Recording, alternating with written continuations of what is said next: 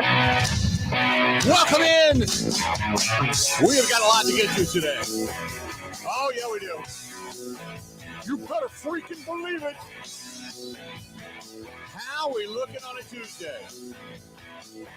Kind of a nippy Tuesday, to be honest with you. Phil Michaels Show, back at it today. And, boy, I had a great time yesterday. I'll talk about that coming up in a minute. We got cut down day today for the Green Bay Packers, which but 3 o'clock today is the deadline, and the Packers have to be down to the roster limit, the 53 plus, and they got to begin that process. Isaiah Simmons already been gone, and a couple of people that you just didn't know their names. So they are working themselves down as we speak. And you've got to the Brewers. They get a win, albeit a nail biter, but they got a win. And you take it, 5.5 games up in the standings right now. I will address the critics today. I will address that as well. We're going to talk with our buddy Chuck Freimund from the Locked On Brewers podcast coming up a little bit later on. We got a Badger preview. The Badgers are a couple of nights away from opening up their season against the University of Miami of Ohio Redhawks. Their most famous alum, Ben Roethlisberger, if you didn't know that. I spent a lot of time on that college campus drinking as a youngster. So, you know, not far from where I grew up. But nevertheless, they should take a throttling at the hands of the Badgers. So there you go. So anyway, we got all of that going on. We just got a lot of stuff to get to today. We're going to hear from Luke Fickel, as a matter of fact. I would assume at some point, as the cutdowns continue, we'll probably catch up with Mike Clemens. We're going to talk with our buddy Zach Heilprin today, talk some Badgers, and get ready, like I said, for Thursday night. So we have all of that. Good morning to everybody in the cheap seats. If you want to give us a buzz, 877-867-1670, 877-867-1670. You can find us there. You can text us 608-321-1670, 608-321-1670. Find us over on YouTube. Go to youtube.com. That is youtube.com/Bill Michaels Show. You can track us down and watch us over there. Subscribe. It's absolutely free. And thanks to all who do. We appreciate you. You can find us on Instagram, Facebook, and TikTok, on the Twitch app, the Kick app, the LinkedIn app as well, the Bill Michaels Show. You can email the program, thebillmichaels@gmail.com, the website, thebillmichaels.com, the app, WOZN, the Zone Madison, which is now Wisco Sports Zone. Wisco Sports Zone. Also, you can find us on Spotify, Apple, iTunes, Google Podcast after the fact. And then we are on Twitter, at Bill_Michaels, at Bill_Michaels, at Wisco Grant, WISCO at Wisco Grant. You can check out the television show, which I did not realize that many people watched, but apparently they do after spending the day yesterday talking to folks. And you can find us on My 24 TV, 8 o'clock Central Time on Saturday nights, My 24 TV. So there you have it. Grant Bills, I got a question for you. Yes. What did I do yesterday? You were an active contributor and participant at the Fisher House golf outing. Thank you which very much. You told me about later on in the day. I couldn't remember yesterday morning. I was going to say, because you had no clue where I was. And I'm like, I told him like 4 times on the air what I was doing. You were talking about, I was playing with a group, our friends from Levine Iceburner, the law firm. Now, Brent Iceburner is on the board of directors of Fisher House. And Kristen, it's a long story, but Kristen's bank sponsored a foursome, of which she never asked me to play. So I'm like, okay, I'm kind of a man without a country here. So she went and had her foursome, and it was her clients. I don't blame her. So Brent Iceburner called me and said, hey, would you like to play with us? My dad's going to play with us, and I've got another friend of mine, Bill Baker, who's going to play with us. And we had a great time, but they're avid listeners. And I said, oh, that's great. Okay. So, yeah, I'd be happy to. And we ended up 10 under. We actually played pretty well. So as the day started, we're on, I don't know what it is, third or fourth tee, because we teed off at 10 a.m. Third or fourth tee. All of a sudden, Brent's dad's phone starts blowing up.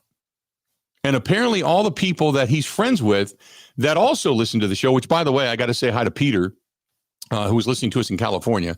Peter listens every day. He's a transplant, and he listens every day over the internet out in California. So hello to Peter. But they start calling him going, does Grant have no clue where Bill's at? And I said, no, wait. I'm like, no, I told him like 3 times on the air. This is what I'm doing. We got the Fisher House golf outing. You know, I said, there's no way he's saying that he doesn't know where I'm at.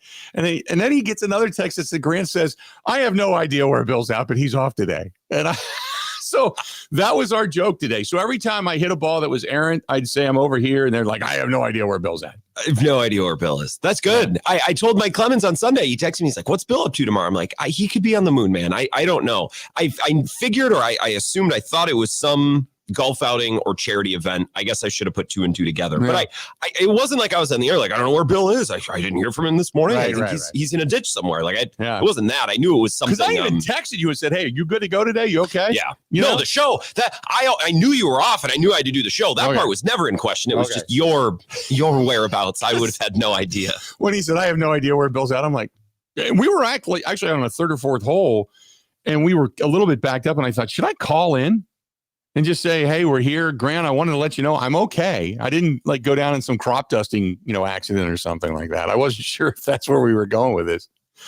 But okay, so that's what we did yesterday. We had a great time. They raised a ton of money, had a ton of golfers. You couldn't ask for much better weather.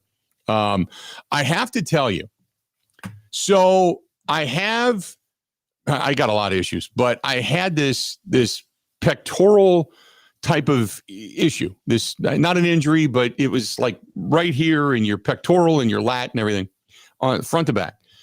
And so a friend of mine said, hey, have you ever worn a compression shirt? They help. It's just like with compression socks or whatever when people wear them for their ankles or feet or whatever. I said, no, I haven't. So I ordered a couple, and I ordered them a while ago, right?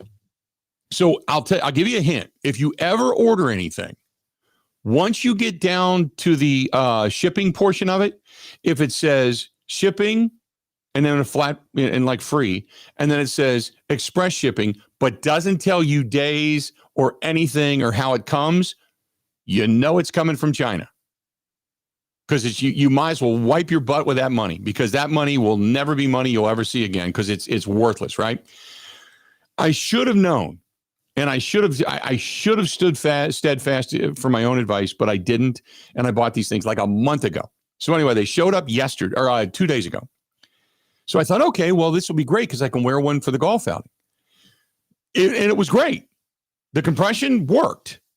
The problem was they're short, which means that it only comes down like just below or just above like your waist. So it's not that I'm like fat, right? But when you wear a compression shirt, it's like putting a rubber band on your body. And so I wear this shirt and I'm like, man, this thing's just not long enough. So every time I would swing the club, the shirt would scooch up and like this roll of gush was between the compression shirt and my regular shirt. It looked like it was smuggling in an inner tube. Like a spare tire around. I look like, and it was like accentuating anything that you have. And I literally looked like the fat kid in the pool with that inner tube. All I needed was the little dinosaur head that pops up that I'm swimming around in. It was awful. So I'm just giving you a little hint. Don't buy compression shirts from China. Yeah, a crop top. So yeah, that's exactly what it turned into.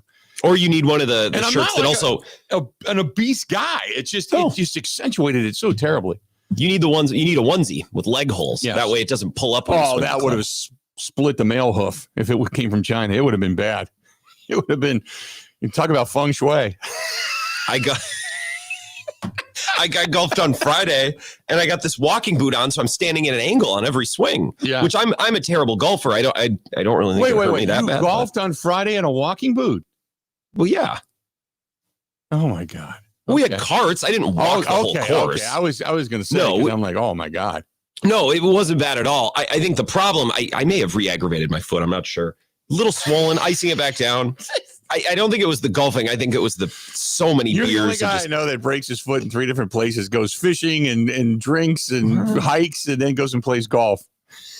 It was for my buddy's bachelor party. What was I supposed to do? I need to support my friend. But every tee box, I'm like, I'm standing at an angle. You should have been hanging with the stripper, getting sympathy.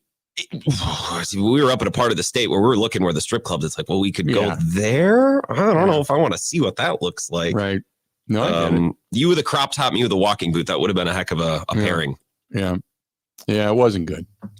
There you go. Okay. That's the pairing you see coming down the back nine from the clubhouse. And you're like, let's get our bill. Let's settle up. If you were smart, you would have walked in and went, look what happened to me.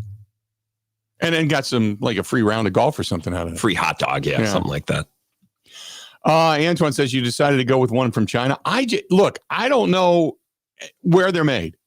I couldn't honestly tell you. I just went with the one that had the highest ratings. That was it. That was what I went with. And it wasn't until I went to click through for the shipping that I noticed it offered express shipping, but it didn't tell you the days.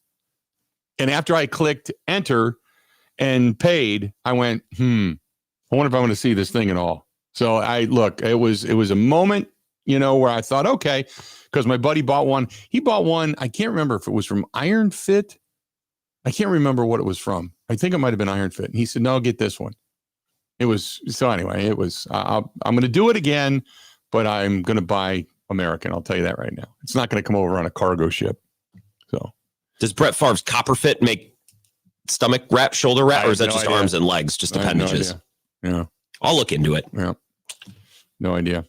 So big day today, cut down day for the Green Bay Packers. Everybody in the National Football League, 3 o'clock Central Time, 4 o'clock Eastern, has to have their rosters trimmed. So throughout the day, we'll be paying attention to who is and is no longer with the Green Bay Packers. Isaiah Simmons cut a little while ago. So that is, breaking news, I guess, if you want to call it that, considering we weren't on the air when it actually happened. But nevertheless, we'll pay attention throughout the day as the cuts continue. So we'll be watching. So I don't know. This is from On Sayer, who said, I'm hearing rumors about Romeo Doubs being cut by the Green Bay Packers. Can you confirm? No. Look, people have been talking about, we were talking about this with Mike Clemens last week. And no, why would you cut Romeo Doubs? I mean, maybe they do. I don't know, for whatever reason. But I can't imagine why. Someone wrote a column at Bleacher Report, call it, and it was like the best players who could be on the block with their teams, and Doubs is included in there. It wasn't sourced. Right. It was just like he's coming up on a deal and he was unhappy last year, which I guess, but you don't cut a player with 1 year left on their deal when they're in their prime. You have to ask, right. Well, here's the other thing. You have to ask yourself, is Julian Hicks, Malik Heath, Will Shepard, Isaiah Nair better than Romeo Doubs? Because Christian Watson's starting on the PUP list. So then you move McCole Hardman in. That's your 6 wide receivers right there. That's another thing. They're banged up. They can't afford to just get rid of wide receivers right now. They need these guys. My answer is 99.9% of me says no, it's not going to happen. Just so you know, I don't know where people are getting this unless he makes $3 million, $3.5 million this year. Right. That's not the type of player you cut to save money, not at his age and on his contract. Then Stan says, what about Isaiah Simmons? Everybody thought he was going to be such a good find. At the time he just never, once he hit the field, he had a couple of shining moments, but it was kind of like, there was nothing there that gave you pause to say, man, you got to keep him. There was nothing there that would do that. And everything that he was potentially to be was never really lived up to. Nick says, did you get a chance to see the Bob Uecker tribute? I did. I thought it was really well done. There was a couple of awkward moments. Bob Costas would make a statement as if it was a question, and you would get that long pause. And then the Mark Antanasio moments were a little awkward because he's not that great of speaker to begin with. And Bob said a Mark and basically gave it to Mark, and Mark just sat there and stared at him to the point that Bob Costas finally had to say, I figured you would have something, But beyond that, I thought it was really well done. Mark's anecdote was kind of funny, but it was basically like, when I bought the team, Uecker was thinking about quitting. Right. And I had to convince him not to. Well, I understand that because I know now I do too. You look back on it and you go, wow, really? But I understand it because Bob and Bud Selig were really good friends. I mean, he called him buddy, So those two guys were really, really, really tight. And Bob was tight with the family. And I think Bob looked at it as, man, I'm getting up there. And how many years am I going to have left doing this? And do I want to just do something else? I've got, it's not like he needs money. Maybe he just wanted to go do something else because he just didn't know how the new owner was going to be. You're talking about a businessman, not a baseball guy coming in and taking over the team. And, so I can kind of understand it. I did find it funny how Bob said, I'll give you half an hour, and believe it or not, Bob was that way. Bob was cut to the chase, get rid of the crap. Let's go. And, then it all worked out. But yeah, I thought that was a rather funny moment.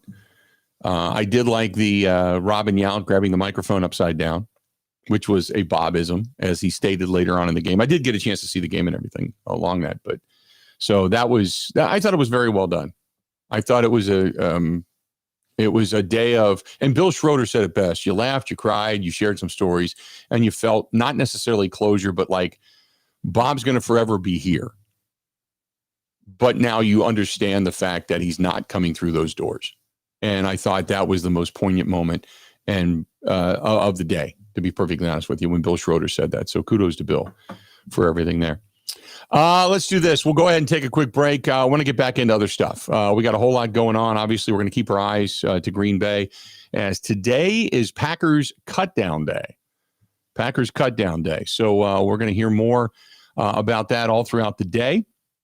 And then from there, we're going to talk a little Brewers baseball coming up about an hour and 15 minutes from now. Chuck Freeman's going to be here. I will address those critics of the Milwaukee Brewers. Got that coming up. Don't go anywhere. Got a whole lot more of the Bill Michaels Show on this Tuesday edition coming up next. Covering Wisconsin sports like a blanket. This is the Bill Michaels Show on the Wisconsin Sports Zone Radio Network. The Zone Blitz pregame bash is back. Every Wisconsin home game 2 hours before kickoff at the Blue Moon Bar and Grill. And this year, do I have something special for you? It's a perfect snack for game day or any day. Wenzel's Farm Pro Snack Sticks. Come see me and I'll hand you 16 grams of protein to fuel you through the day. Wenzel's Farm offers that and so much more, crafted in small batches using premium cuts of meat, perfectly seasoned, and naturally hardwood smoked. Check out wenzelsfarm.com. Made by pros for pros. The roll screen, the ability to roll a window screen up and down like a shade. Pella invested in this breakthrough when the business was born and has introduced the world to innovative, game-changing designs ever since. Hi, I'm Gina Della from Pella. Our incredible craftsmen have always been driven by the principles of traditional American values and the desire to enrich the homes and lives of others. They've been at it for a century. When you want long-lasting comfort and reliability, we make it easy for you to trust Pella. Every piece is specifically constructed for you and your home. Pella always designs with innovation and rigorously tests each product for quality and performance. Our team takes pride in constructing quality windows and doors with meticulous attention to every detail. Investing in new Pella windows and doors creates long-term energy savings and durability that lasts for years. And if you order by August 31st, get 0% interest for up to 5 years. Visit PellaWI.com today.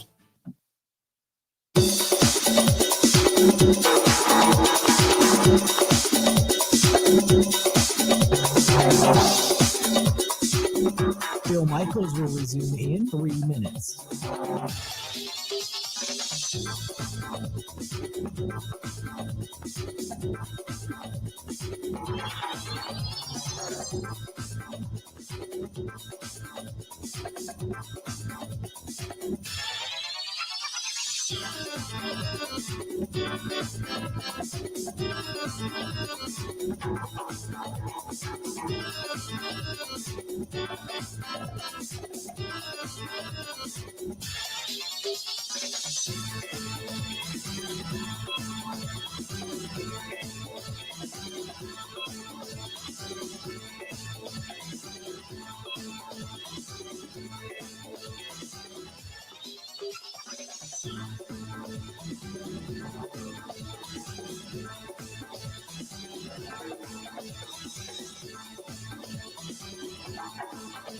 Bill Michaels will resume in 2 minutes.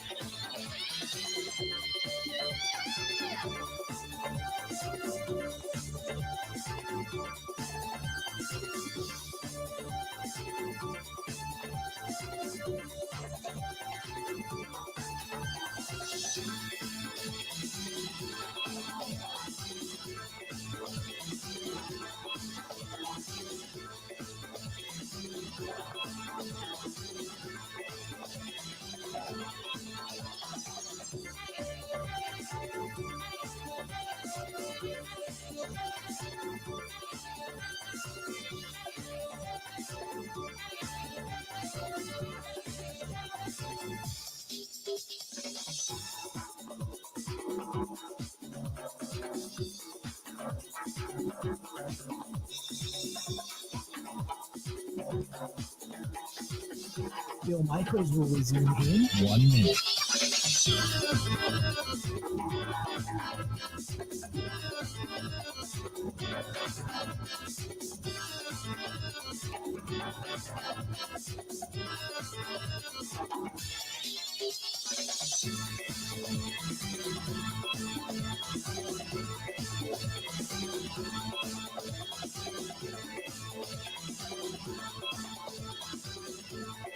Bill Michaels will resume in 30 seconds.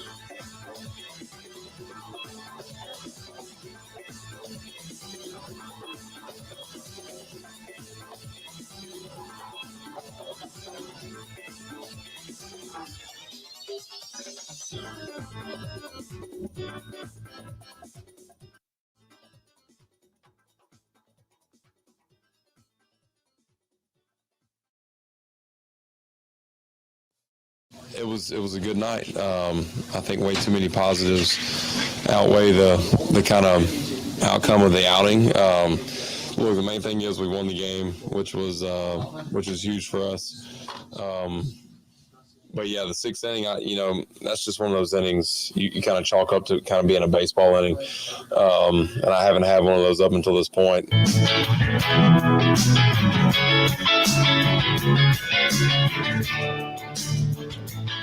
Brandon Woodruff for the Milwaukee Brewers pitched well and then gave up some runs, got shelled, and the Brewers hung on. They got themselves a win, 5.5 games up in the standings right now. We are creeping in, by the way, and less than a week away. We are 5 days away from the 18th annual Big Unit Poker Run. Two things. One, if you have not registered, get registered. The weather is going to be fantastic, 75 and sunny. You can't ask for much better weather than that. Secondly, bring friends. Third, if you would like to volunteer, if you can't ride with us, there are a couple of volunteers we do need at the end of the ride, just to deal cards. That's it. Just to deal some poker hands. If you know a little bit about poker and you want to be a part of it, but you just want to deal some poker hands, we need about 4 people. And we have 6 right now. We need about 4 more. That's it. So if you know how to do that, you want to come down, you want to be a part of the fun and the post-ride festivities, we would love to have you. And it would all basically be about 2 hours worth of work of just sitting at a table and dealing some poker hands. But nevertheless, it is going to be a great day coming up this weekend. And we begin staging at 8 a.m. We kick stands up at 11 a.m., fully escorted by the police department. We have gotten their thumbs up. And we've got the great part about it was I got the list yesterday. I think we've got something like 18 police officers this year that are going to be guiding us. So that's fantastic. So we are doing really well on all of this. And we cannot say thanks enough to the Milwaukee Police Department, the Milwaukee County Sheriff's Department, and all along the way that are going to be helping us make sure that every rider gets through everything they need to get through completely safe, shut down roads, all that kind of good stuff. That is our good friends from the police departments and municipalities around us. But please come down and join us for this great ride, this great cause. And we do it for veterans, military members, and their families. And we raise a lot of money each and every year. We would love to break our record. Last year was our record, over $20,000 out of this event we donated to Fisher House, Wisconsin. We'd like to get it up to about 30 this year if we could. So please come and join us. Please come and ride with us. 18th annual Big Unit Poker Run. You still have time to get pre-registered and also get in for the drawing for that autographed guitar. All you got to do is go to bigunitfoundation.com. That is bigunitfoundation.com. Get registered now. Get your paperwork out of the way. And then all you got to do is roll in, go over to the breakfast bar. You're going to be good to go. We got some opening ceremonies beginning about 10:30 and then kickstands up at 11. Go to bigunitfoundation.com. So there you go. So real quick, I wanted to get into this. The Brewers lose a couple of games, and people act like the world is crushing down.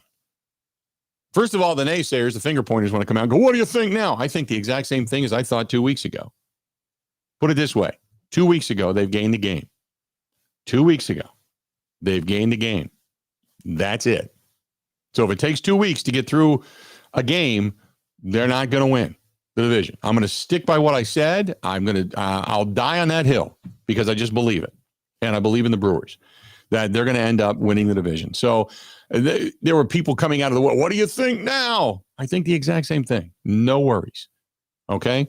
The biggest thing about the Brewers has been they've had some injuries. They've had some really weird lineups, and their bats have been a little less than productive. But what's odd about this is the bullpen has looked a little taxed. There is nobody right now that needs a day off more than the Milwaukee Brewers bullpen does.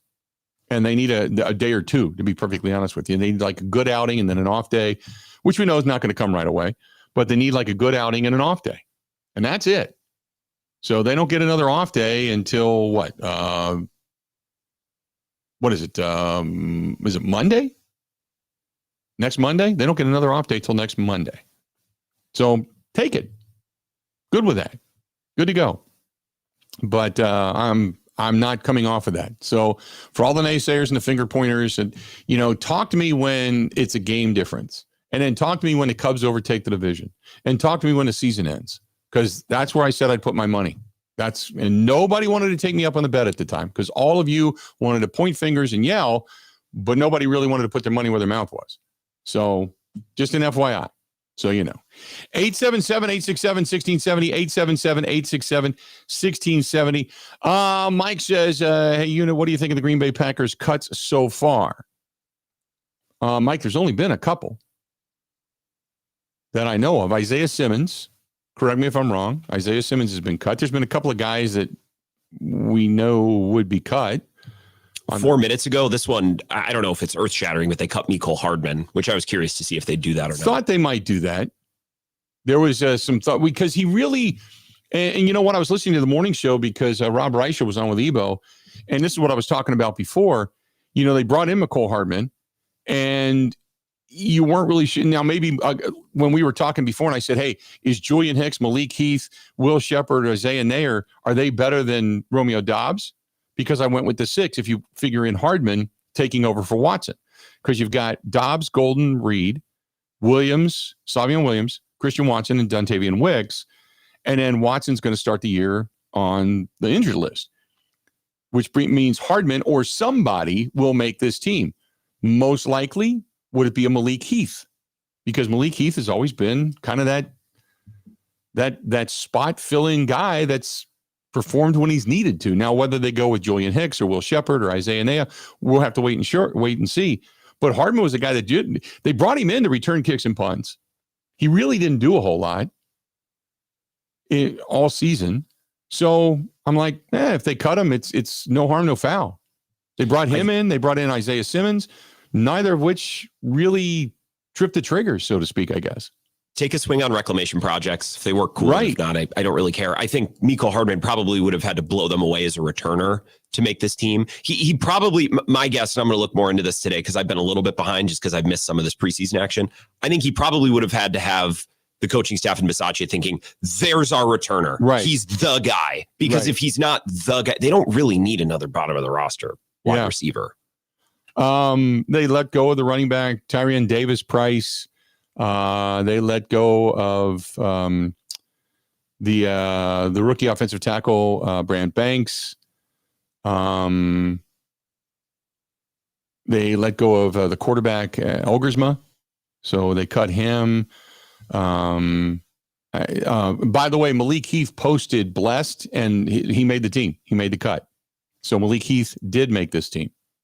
It's probably him versus Hardman. That was probably the battle, or you're only getting at one of those two, probably. Right. I guess, right? Right. Yeah. So there you go.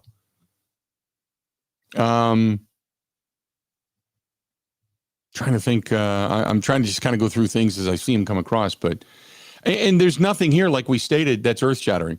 Hardman's not earth-shattering. Simmons, not earth-shattering. There's nothing there. You get into some of the offensive linemen, maybe. Could there be a surprise there? We'll have to wait and see. But it's just how is it that Isaiah Simmons was a top 10 pick? He showed a little bit of potential, but there wasn't much there. You know what I mean? How do you go from? I guess my question is, how do you go from a top 10 pick to fall off that much?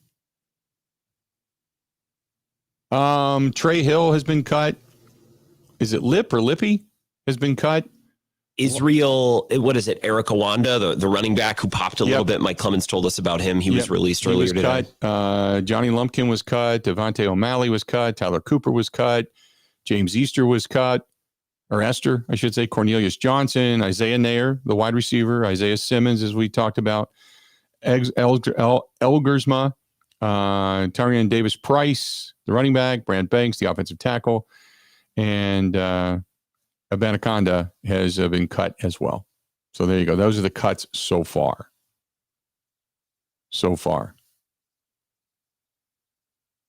Hardman, like you said, has been cut as well. I think Hardman and Simmons were probably the two names because those are the free agent, the reclamation projects that we're kind of following. Maybe let's see if Jacob Monk makes the team or some of their other recent offensive line draft picks. But other than that, I don't want to say that this has been a boring camp or a boring cut down day so far. There's still time. I just don't know there were a ton of high profile battles on this team. We're kind of looking more on the fringes. Right. So that's who has been cut thus far.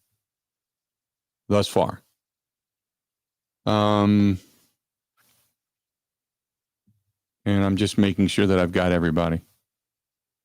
Nothing out there right now that is earth-shaking from any other team that I see. I know the Panthers cut Chris Barnes. He'll probably end up with a new team. He probably won't even go through the waiver wire. Somebody will pick him up right away.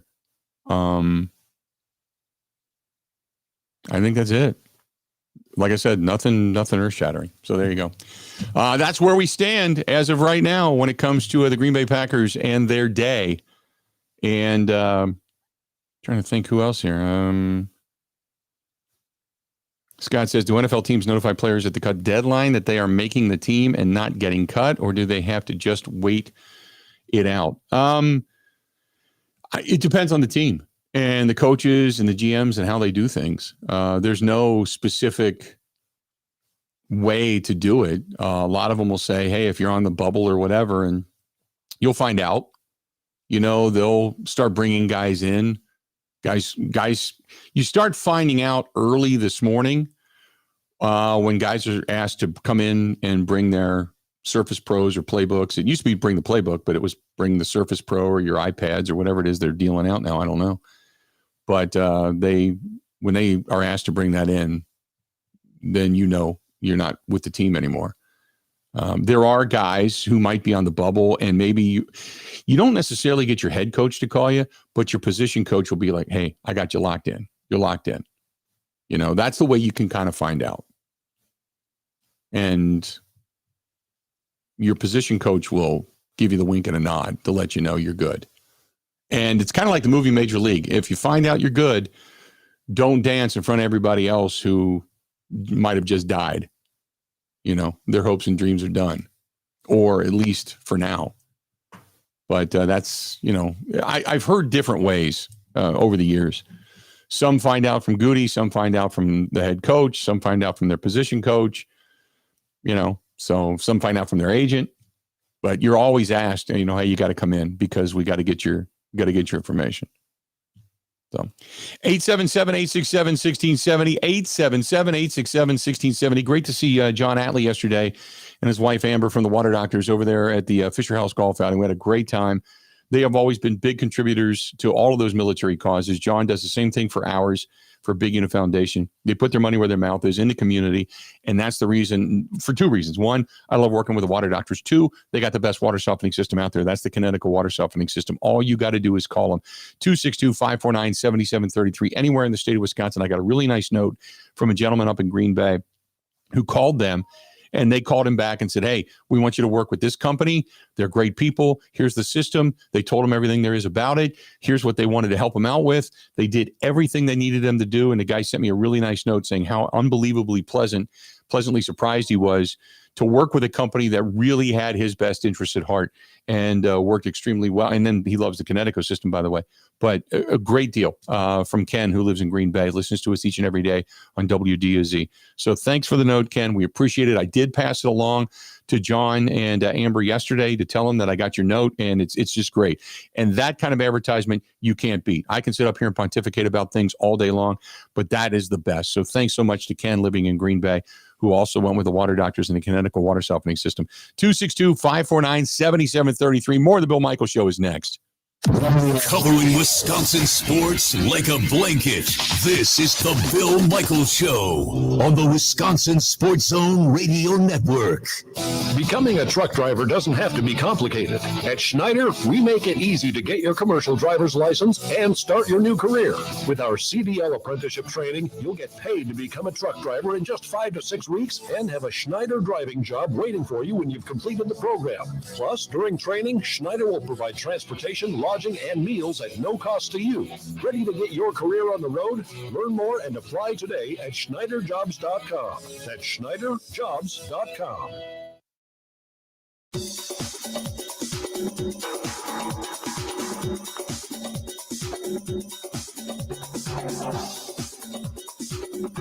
Bill Michaels will resume in 5 minutes.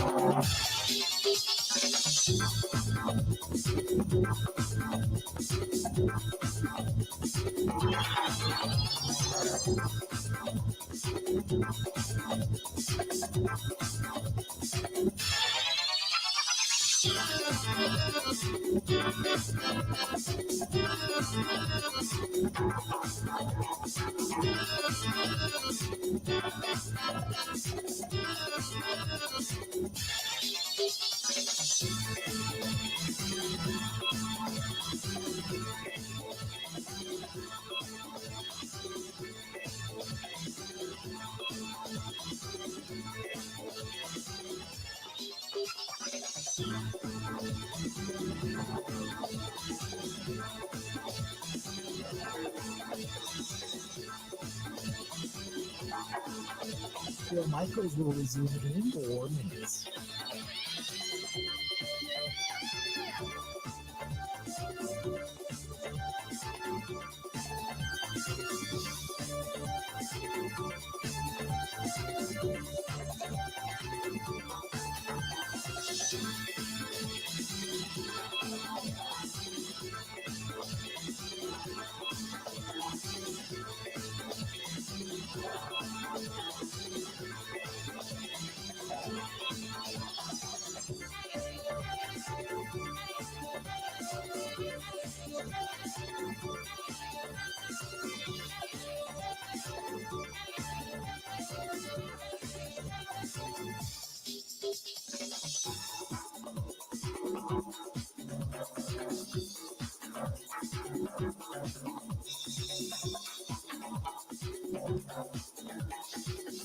Bill Michaels will resume in 3 minutes.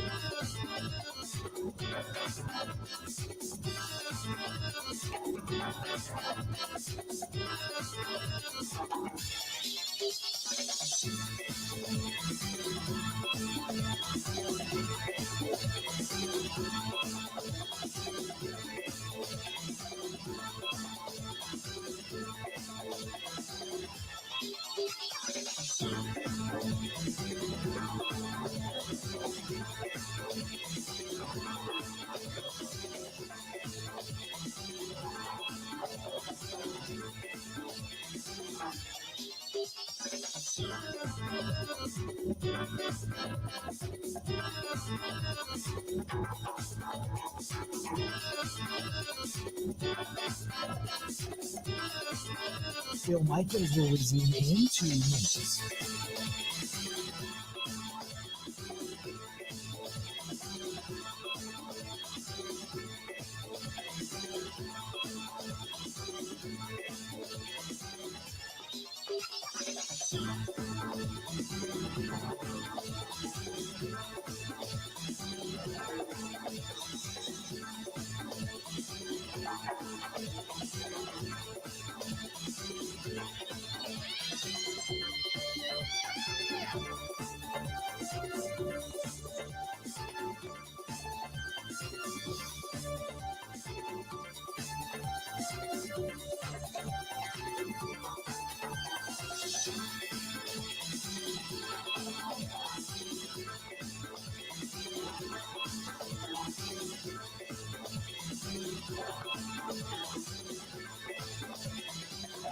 Phil Michaels will resume in 1 minute.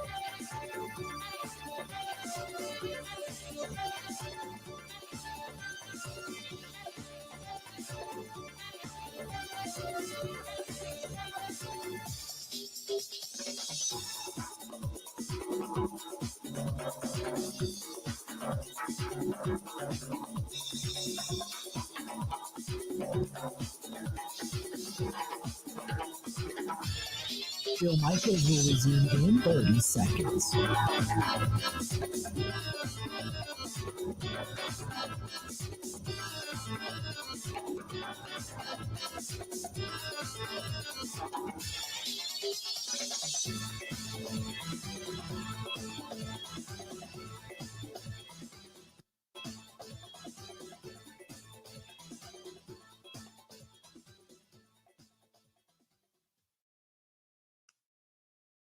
Jeff Hafley is a sicko. He is a psychopath. I love it. I mean, exotic pressures. Jeff Hafley is clearly trying to set the tone here and saying, look, we're just because it's a preseason game doesn't mean we're not going to call our stuff. We're going to try. We're going to attack. It's a mindset. And the Packers forced 4 turnovers in this game. They did everything that they set out to do. They were dominant in the first half. And it wasn't just like the first quarter, okay, it's 10-0. But then they win the second quarter when it's backups against backups, also 10-0. The Seahawks don't score until late in the fourth quarter. The Seahawks didn't convert a third down until halfway through this game, more than halfway through this game. So, like, the defense for some of the questions that you had, I think early on, some of the effort, and weren't playing all their guys. This was what you wanted to see. The sacks, the turnovers, attacking the ball aggressively, getting the ball out.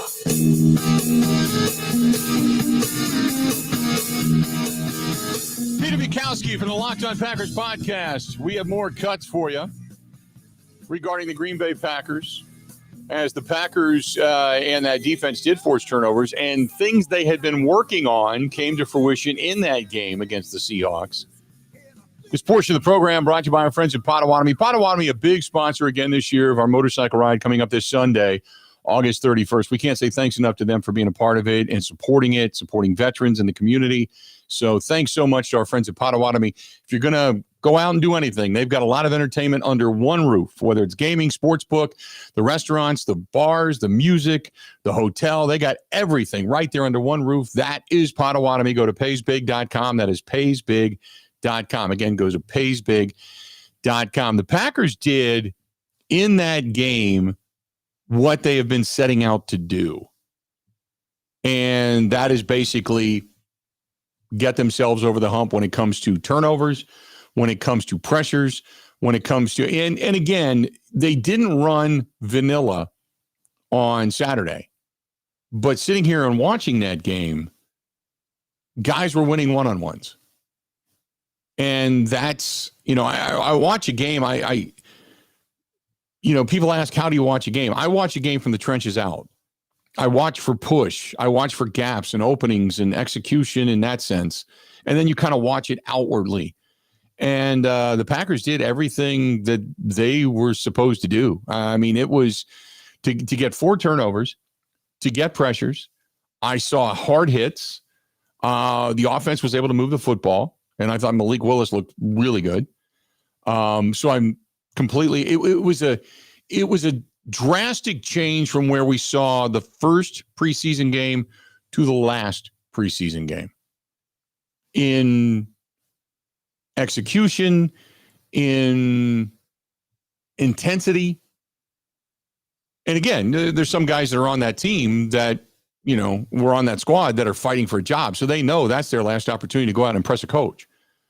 But in that sense, for the Packers to play the way they did, I didn't walk away like, wow, what a team.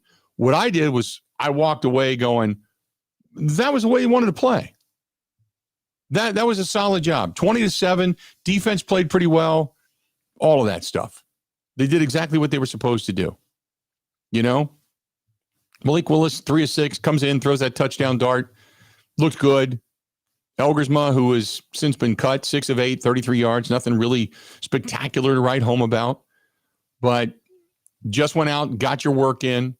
I thought Emmanuel Wilson looked like Emmanuel Wilson, So all that good. But defensively speaking, to hold the Seahawks to 15% on third down, to get on and off the field, to go out and be efficient, do your job, and get turnovers, I thought was really solid. The only discrepancy in this whole thing was, to be honest with you, was the Packers only put up 206 yards, total net yards.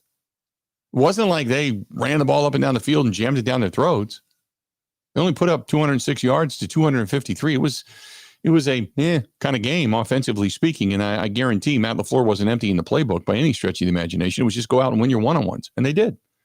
They did. It wasn't huge, but the fact that they really dominated time of possession by 35-43 to 24-17, the fact that, as you heard there, they didn't give up a third down conversion for a first down until third quarter, I thought all in all, they did really well.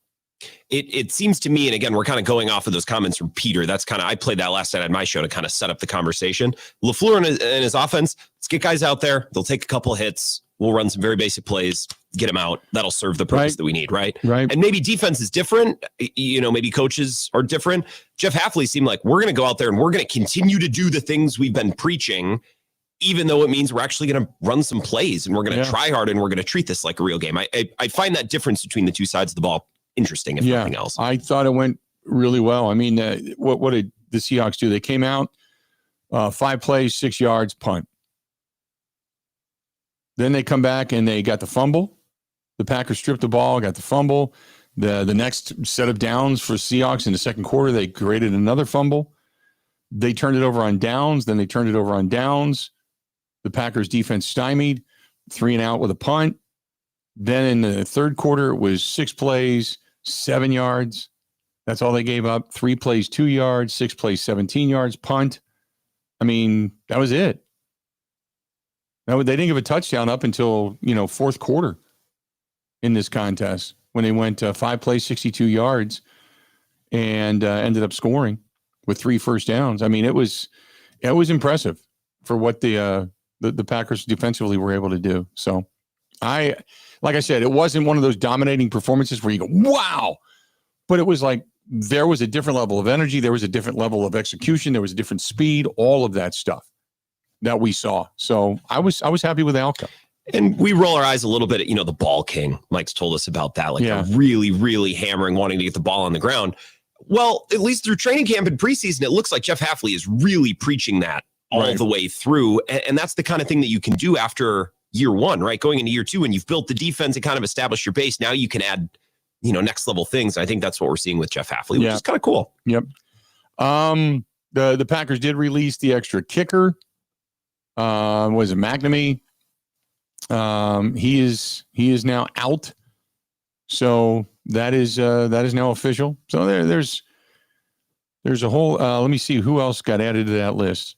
So McNamee, Will Shepard, Jalen Simpson, Julian Hicks, Amar Johnson, Lacita Smith, all have been released as well. So to go through this, Lip, Trey Hill, Lip, JJ Lip, Johnny Lumpkin, Devontae O'Malley, Tyler Cooper, James Easter, Cornelius Johnson, Jalen Simpson, Will Shepard, Mark McNamee, the kicker, Julian Hicks, Amar Johnson, Lasita Smith, Mekor Hardman, Abanaconda, Israel Abanaconda has been released, Brant Banks, Tyrion Davis Price, the backup quarterback, Elgersma, Isaiah Simmons, and Isaiah Nair, the wide receiver, have all been cut by the Green Bay Packers so far. That's where the list is. I believe it stands right now. So this is from Kent, who says, do you think it was good getting rid of Elgersma? They may bring him back. I would assume they're going to bring him back to the practice squad. So I just think they needed to cut down. Probably wanted an extra spot there. They'll probably bring him back to the practice squad. And he also says, what do you think about Trey Hendrickson and McLaurin signing and Jerry Jones still not talking to the agent of Michael Parsons? I was surprised. Two things. I thought McLaurin would come back. The Hendrickson deal surprises me a little bit because all they did was say, we'll give you $14 million more this year. And he went, okay. So he's at least getting paid in the same realm as some of the other top pass rushers. But the weird thing is he's a free agent at the end of the season, unless the Bengals, tag him. Little weird. I thought for sure that they would go, although he is over 30, so they get another year out of him. But I thought it was a little weird that that's all they did. So again, he's got another prove-it year upcoming for Cincinnati. The whole thing. I started watching. Grant, have you watched? And I know we got to go to break. Let's do this. I'll go to break and then I'll come back because I know I'm running a little bit late. Stay tuned. We got a lot more of the Bill Michaels Show next. This is the Bill Michaels Show on the Wisconsin Sports Zone Radio Network.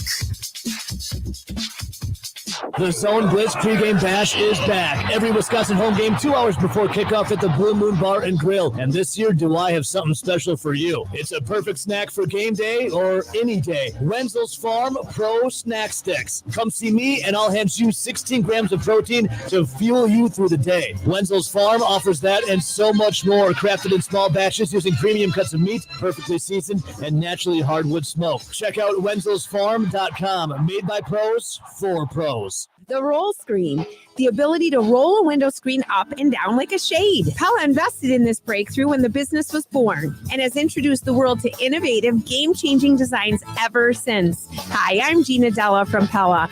Our incredible craftsmen have always been driven by the principles of traditional American values and the desire to enrich the homes and lives of others. They've been at it for a century. When you want long-lasting comfort and reliability, we make it easy for you to trust Pella. Every piece is specifically constructed for you and your home. Pella always designs with innovation and rigorously tests each product for quality and performance. Our team takes pride in constructing quality windows and doors with meticulous attention to every detail. Investing in new Pella windows and doors creates long-term energy savings and durability that lasts for years. And if you order by August 31st, get 0% interest for up to 5 years. Visit PellaWI.com today.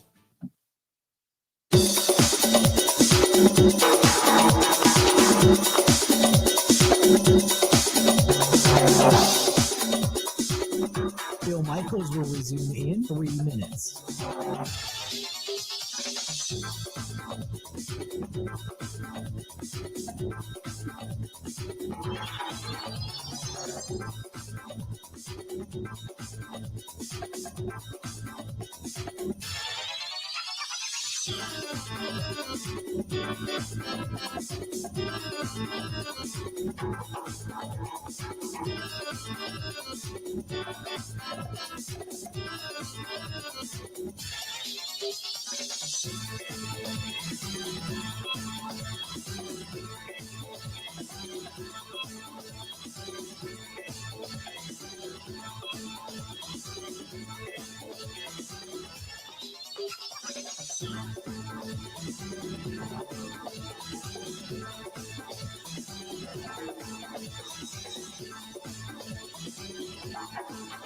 Bill Michaels will resume in 2 minutes.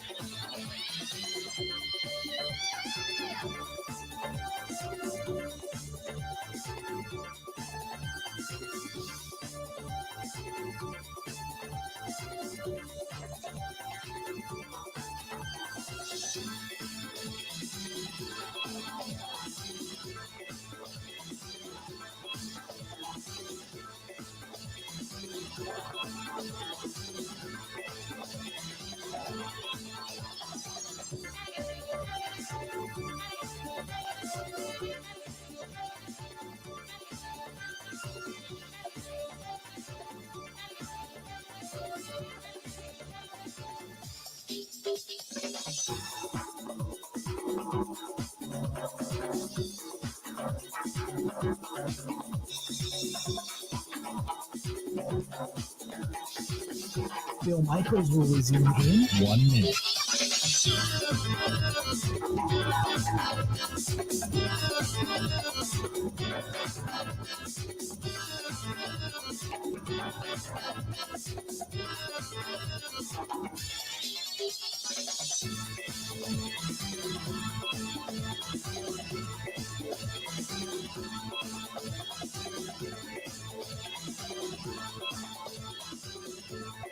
Bill Michaels will resume in 30 seconds.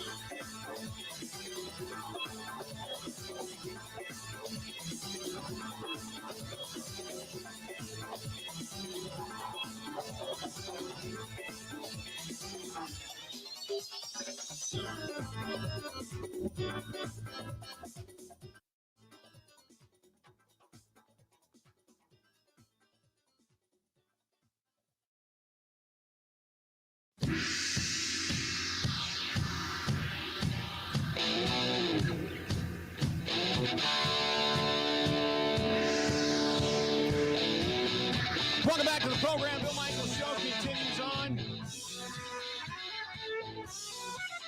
That fast, we got an hour now. We still got three more yet to go. So don't go anywhere. We're going to go ahead and take a quick break. We're going to come back. Coming up in the next hour, Chuck Freeman's going to be joining us. We'll talk about the Brewers with the Locked On Brewers podcast. Bottom of the hour.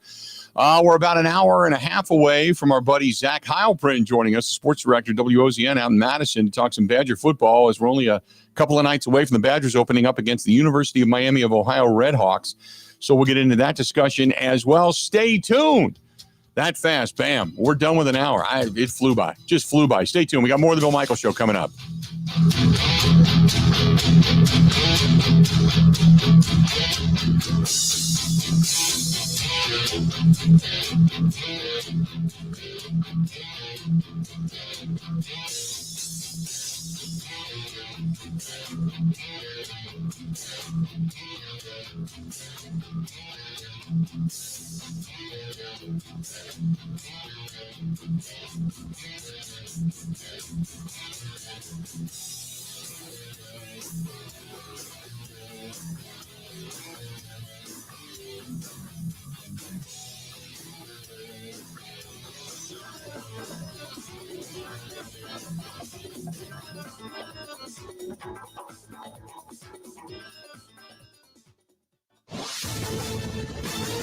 This is the Wisconsin Sports Zone Update. Well, last night the Milwaukee Brewers would score 5 runs in the third inning, then give up 5 runs in the sixth, but hang on to win, beating the Diamondbacks 7-5 in American Family Field last night. Both Caleb Turbin and Andrew Monasterio would homer, while Christian Yelich had 2 hits and 2 RBIs, while starting pitcher Brandon Woodruff would go 5 2/3 innings, giving up 5 earned runs while striking out 8. Here's more from him. It was a good night. I think way too many positives outweigh the outcome of the outing. Really, the main thing is we won the game, which is huge for us. But yeah, the 6th inning, that's just one of those innings you kind of chalk up to kind of being a baseball inning. The Brewers sit 5.5 games above the Cubs for first place in the NL Central, and we'll have Jacob Mizorowski on the mound tonight. First pitch will be at 6:40 against the D-backs. Turning to the Packers, today they must get the roster down to 53 men for cut day by 3 o'clock. They have already made one move, cutting wide receiver Kawan Baker to make room for offensive lineman Darian Kennard.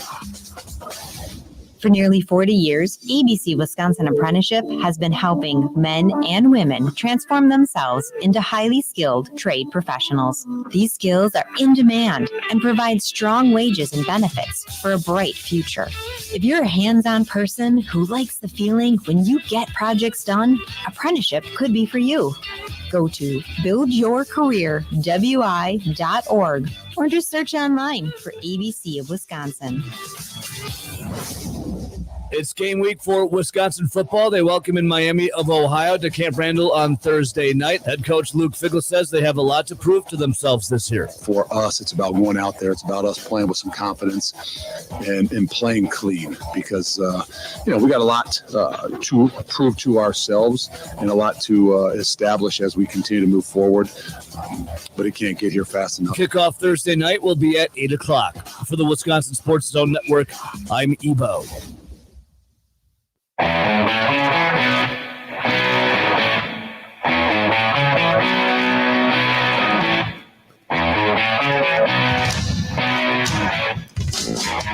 Welcome in. Beautiful Tuesday. Boy, this run of weather, this makes up for the flooding. I could go for about 10 more degrees, but man, it's nice out. Bright blue skies, sunny day. It's going to be like this all the way through, what, Labor Day, I think? Got a chance of a shower at some point, but like I think on Thursday. But that's it, man. What a great run we're on right now. Take it. By the way, for those that are wondering, the weather forecast for Sunday, if you are a motorcyclist, no reason now. If you're waiting for the weather to see what it's going to be, there's no reason now to not sign up, because the weather is going to be 73, 74 degrees, mostly sunny and almost picture perfect. Just please come out and ride with us.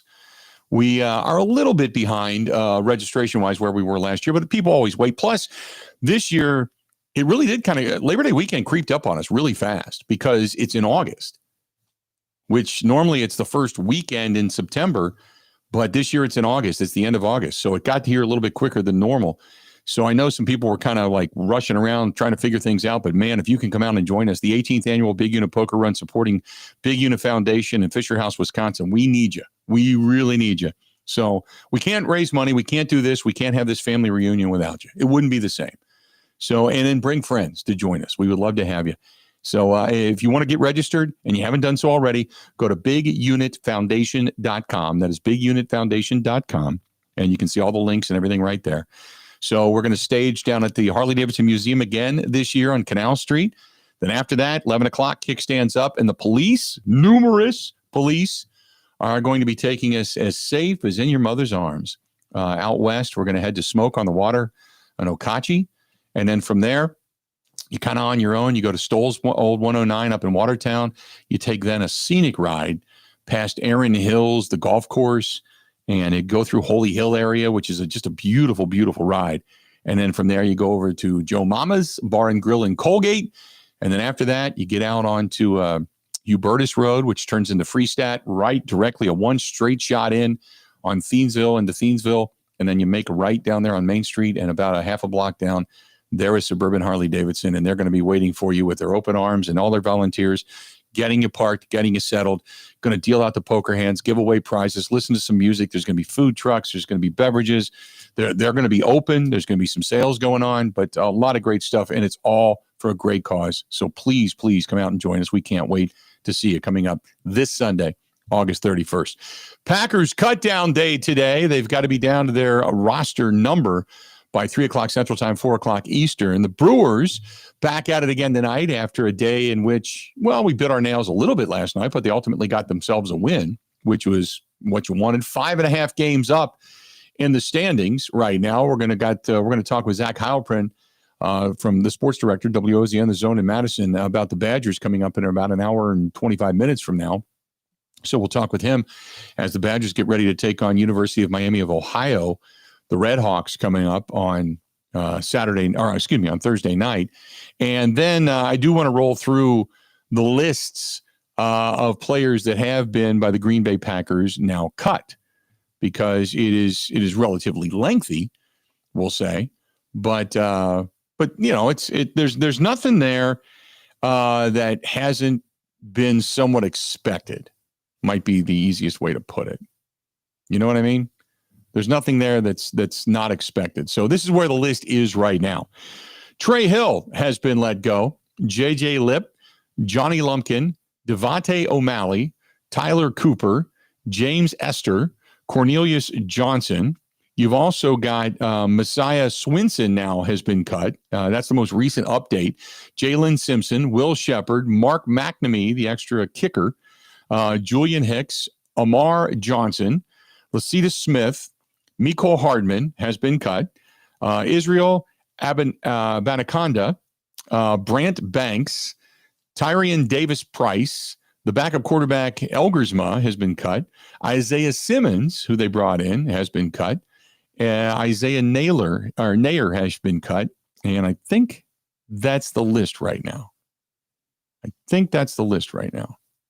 As far as we know. So if anything else breaks throughout the day, we will keep you up to date. At some point, I would assume we'll probably hear from Mike Clemens. But that's the list right now. for all paying attention and kind of checking names off the list. So there you go. 877-867-1670, 877-867-1670. If you want to find us, please feel free. Go ahead and do so. Also, didn't really talk a lot in the first hour. What I did say about the Euchre celebration over the weekend, because obviously I wasn't here yesterday, I thought it was really well done. I thought Bob Costas did a terrific job. I thought all the people on the dais did a really good job. I love the fact that they recognized the current broadcasters, and specifically so Ken Sommerfeld, who has been the longest tenured in the broadcast booth with Bob. Probably him and Bill Schroeder. Those two guys have been the longest with Bob Euchre. And Bill, Grant, were you a little bit surprised that Bill wasn't down there on the stage? Bill Schroeder? Yeah. So I don't know. Maybe they felt that they really had to keep it to a tight 3 or 4 people, because you assume that it's going to go a little bit long, and I think it went about 10 minutes long. But some people were questioning the inclusion of George Brett. I mean, it's cool to have a Hall of Famer there. I think some folks were wondering, like, well, why not have another Milwaukee person down there? We're picking nits. I thought it was great, but these are just things that, people are asking and talking about. When he explained why, then you went, oh, okay. Yeah, I get it. I agree. You would have loved to have seen more players down there with him. More guys that he was close to. They had Yount and Yelich. They didn't really have anyone from in between. There was no Braun or Field or anybody from that era. That was just it. I thought that would be a Ryan Braun, and there wasn't. Now I'm sure at some point everybody's had their video opportunities, because there was a lot of people that said what Bob meant to them throughout, from the time he passed until that event. But I just thought it was well done. And it could be conflicts. It could have been, scheduling and things like that. I mean, I don't know. I couldn't tell you. But I thought it was well done. There was no nits. Like you said, it's kind of like picking nits. To me, it was like, no. My first thought was, I thought Bill would be down there, Bill Schroeder. But then I thought, that's not necessarily Bill's bag, and certainly not Kent's. Sommerfeld. I was surprised that Ken was on the radio broadcast. He talked. I have 60 seconds of him telling a little bit of a story. I don't know that I've ever heard him crack a mic before. That was surprising to me. Yeah, Kent. Kent is a broadcaster too. Kent did Marquette women's basketball for quite some time. I don't know if he still does or not, but I know he did Marquette women's basketball for a long time. So it's not like Kent is unfamiliar to a microphone, but Kent has been with Bob the longest, for sure. 39 years, I think. Yeah. Right? So he was the one that introduced me to Bob, as a matter of fact, when I first got to town. So but I thought the event went really, really well. I loved the footage, and I have to admit that I knew they had the private ceremony and celebration back when Bob had passed. I did not realize he was buried in the cemetery up on the hill near the VA. I didn't realize that, because I kept thinking to myself, where did he get? I don't know if I just didn't read it or it didn't register, because I kept thinking to myself, why do they keep showing the cemetery? Because that's people that were in the armed forces, and it never registered to me. And then when Brian Anderson said Bob Euchre just buried a stone's throw away, I went, oh, okay, now that makes sense. It tied it in. And that made it even more surreal, because you think to yourself, not only is Bob there, but it's almost like he's just overlooking the ballpark at this point. And I thought that was really cool. So I didn't realize that, but like I said, I must have just missed it, completely blanked out on that. But I thought the whole thing, the ceremony, the video footage, everything they did, I thought it went really, really well. I thought it was a good day. The disappointing thing was they gave up a lead and lost the game. That, are you worried about the back end of the bullpen? I just think they're tired. Yeah, I think we need to remind ourselves that they've played a lot of games now in a row. Right. I'm not concerned about the back end of the bullpen because I think we've seen all year when those guys are healthier and on a schedule, they're great. Mm-hmm. I'm more concerned about the starting rotation not being as effective recently because I think that stresses every other part of the team. Right. If you can't get Miz or even like Priest or Peralta consistently, at least through 4 or 5, it's going to tax the bullpen more and it's going to raise the degree of difficulty for your offense. So it all kind of starts for me with the starting pitching. I don't know if anybody's been keeping track, but if they can't get the ball over the plate, and begin to struggle like that, that's the beginning of the end. It's not like they're getting a hell hit out of them. It's they're giving up walks, putting themselves in bad situations, and then giving up hits that drive in runs. It was like I sat there, and I was watching, going back to the Cubs series through yesterday, and I'm like, walk, score, walk, score, walk, score. I'm like circling like 4 different instances in the last 4 or 5 days where you give up the walk and you're nibbling and you just can't find the plate. It's like suddenly control has left for a brief period of time. And it's the walks that are killing them. It's the base on balls that are killing them. It's not like they're powering the ball out of the ballpark and are giving up, 4-run blasts, grand slams, and because they just can't get guys out. It's the walks that are killing them. And then obviously, Trevor McGill coming in and getting hit. He was getting hit. But yeah, it's like some teams are just a tick faster and they're catching up to them a little bit. Or maybe like you'd mentioned, they just haven't had time off and the bullpen's a little bit burnt up. So there, you talk about somebody that needs a day of rest, and that's the bullpen. And what Ashby did last night was absolutely massive for them. He looked, and we complain about Ashby, and there's times where he just drives me wild because his stuff is nasty, but it's the walks or it's the throwing the bases. He was unbelievable last night. Right now, they're also feeling the absence of DL Hall because he's that other middle reliever where, okay, if Miz can't get through 5, you bring in DL Hall, he pitches 2 innings and you still kind of stay on track. So they're feeling his absence too, especially now that some of these starters are struggling to go deeper. Yeah, exactly. So I'm not worried. I'm not freaking out. I'm not jumping off the bridge like some are. It's okay. It's okay. So I'm good. They're 5.5 games up. And for all that kind of went crazy, if you go back, it was the 10th of August, when I said it's over. The 10th of August. We are now on the 26th. 16 days later, the Cubs have gained exactly 1 game. 1 game. That's where we stand. So I'm not worried about it. I'm good because if they gain in those 2 weeks, if say they gain a game a week, they got 1, 2, 3, 4. 4 weeks. 4 weeks in a couple of days to gain the 5.5 games back. Even if they gained a game a week, they'd still fall short, the Cubs would. And that's an average. That's the average.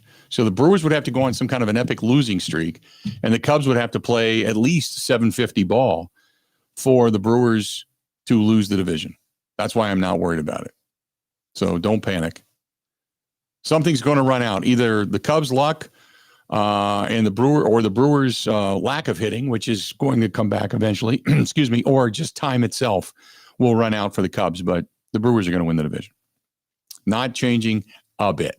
So, 877-867-1670 coming up bottom of the hour. We'll talk more about all of this. And our buddy Chuck Freimund from the Locked On Brewers podcast is going to be joining us. So don't go anywhere. Got to say thanks to our great friends, Marquardt. Marquardt RV, they are huge. They have been great this season. Their service has been impeccable, but more so than anything, they have been right there walking with us in lockstep when it comes to raising money and being charitable for our friends from the military, their families, first responders.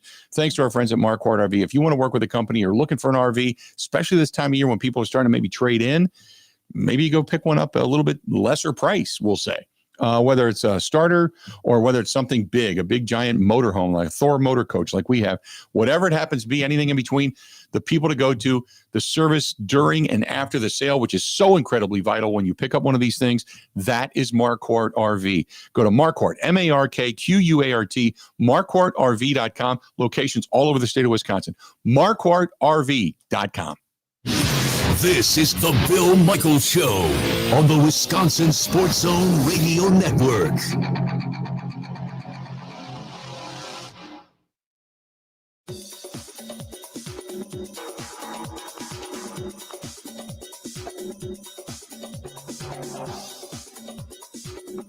Bill Michaels will resume in 3 minutes.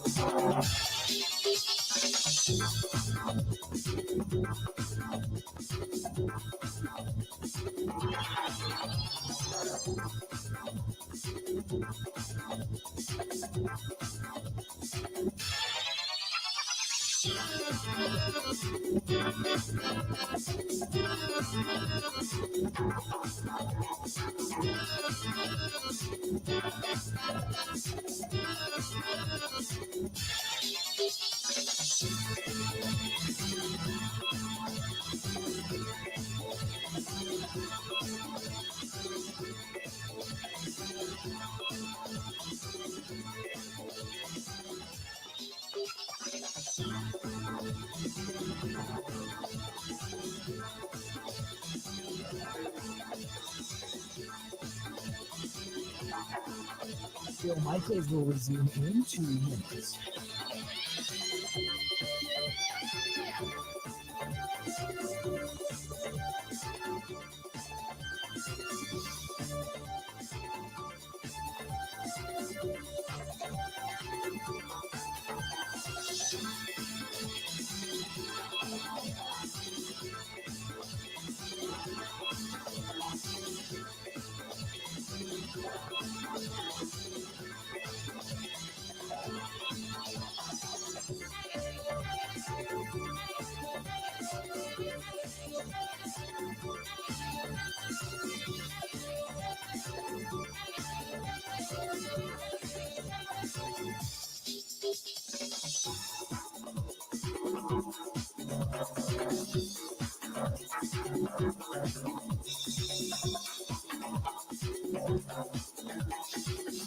Bill Michaels will resume in 1 minute.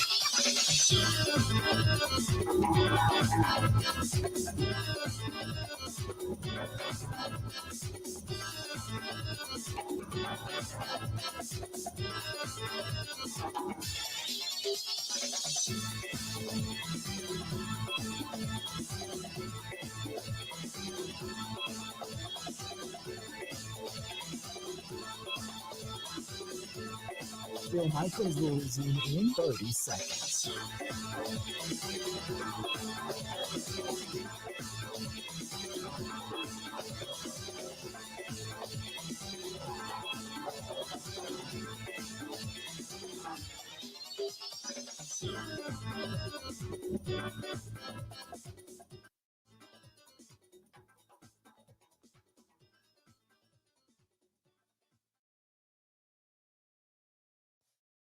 What is your favorite Bob Uecker call that you had a chance to be the engineer for over, which is, for 39 years? Easter Sunday.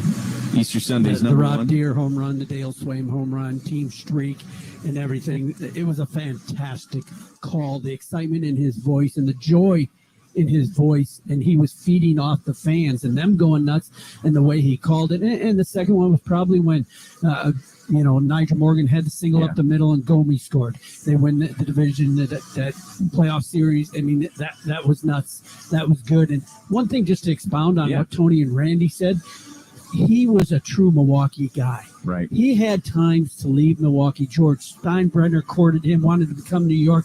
Here's a guy who grew up on 10th and Meineke, was in the Brave system, and he was true a Milwaukee guy. And if you're from the Midwest and from Milwaukee, you understood that was Uke, and he wanted to be where he was in the chair broadcasting Brewers baseball.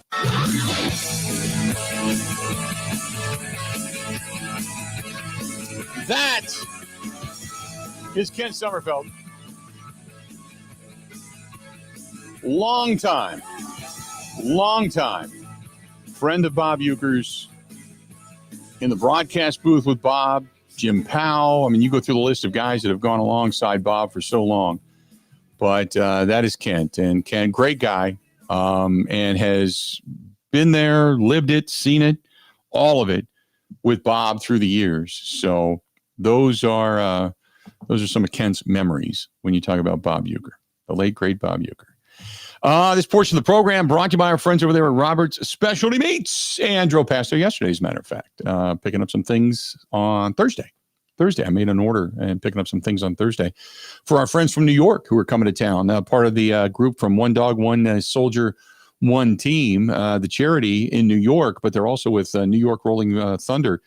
And they're coming here because they just believe in what we do, and they love coming to Milwaukee and into Wisconsin. So I thought, we'll treat them right. They're going to be here at the house on Friday.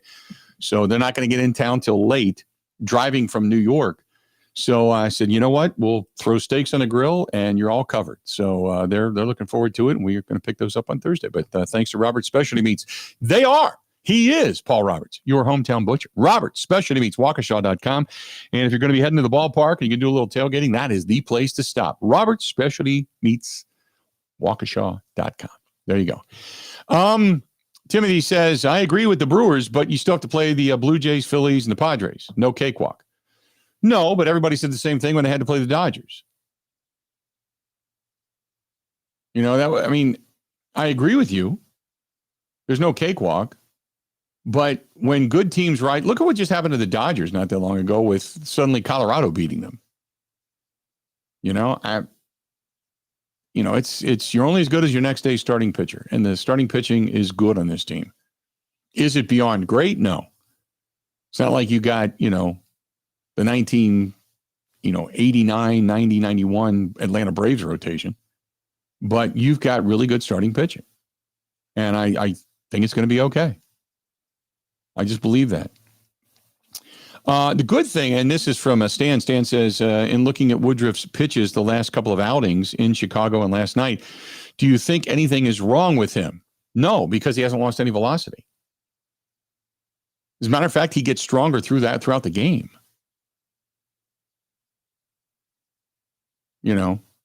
He was in the upper 90s last night in the sixth inning. I don't know if his speed, I was mostly listening on the radio. I don't know if his speed fluctuated throughout, but I was watching his numbers in that last inning, and he was, I don't remember. I thought he hit 96. I could be wrong. Right. Let me double check that. He starts out like at 91, 92, and then increases as the game goes on, as he gets stretched out.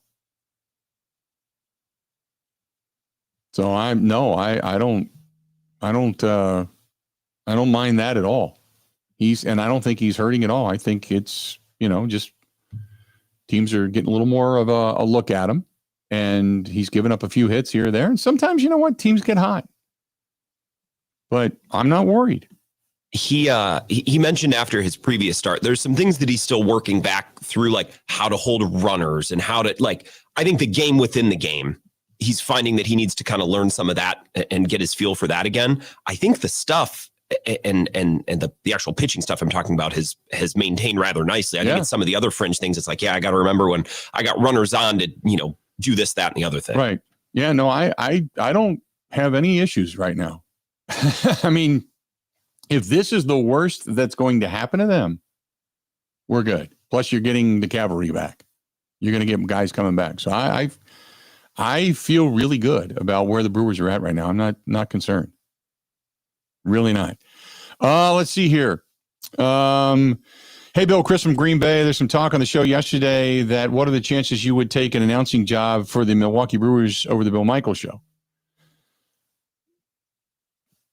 If I couldn't do both, I would stay doing this show.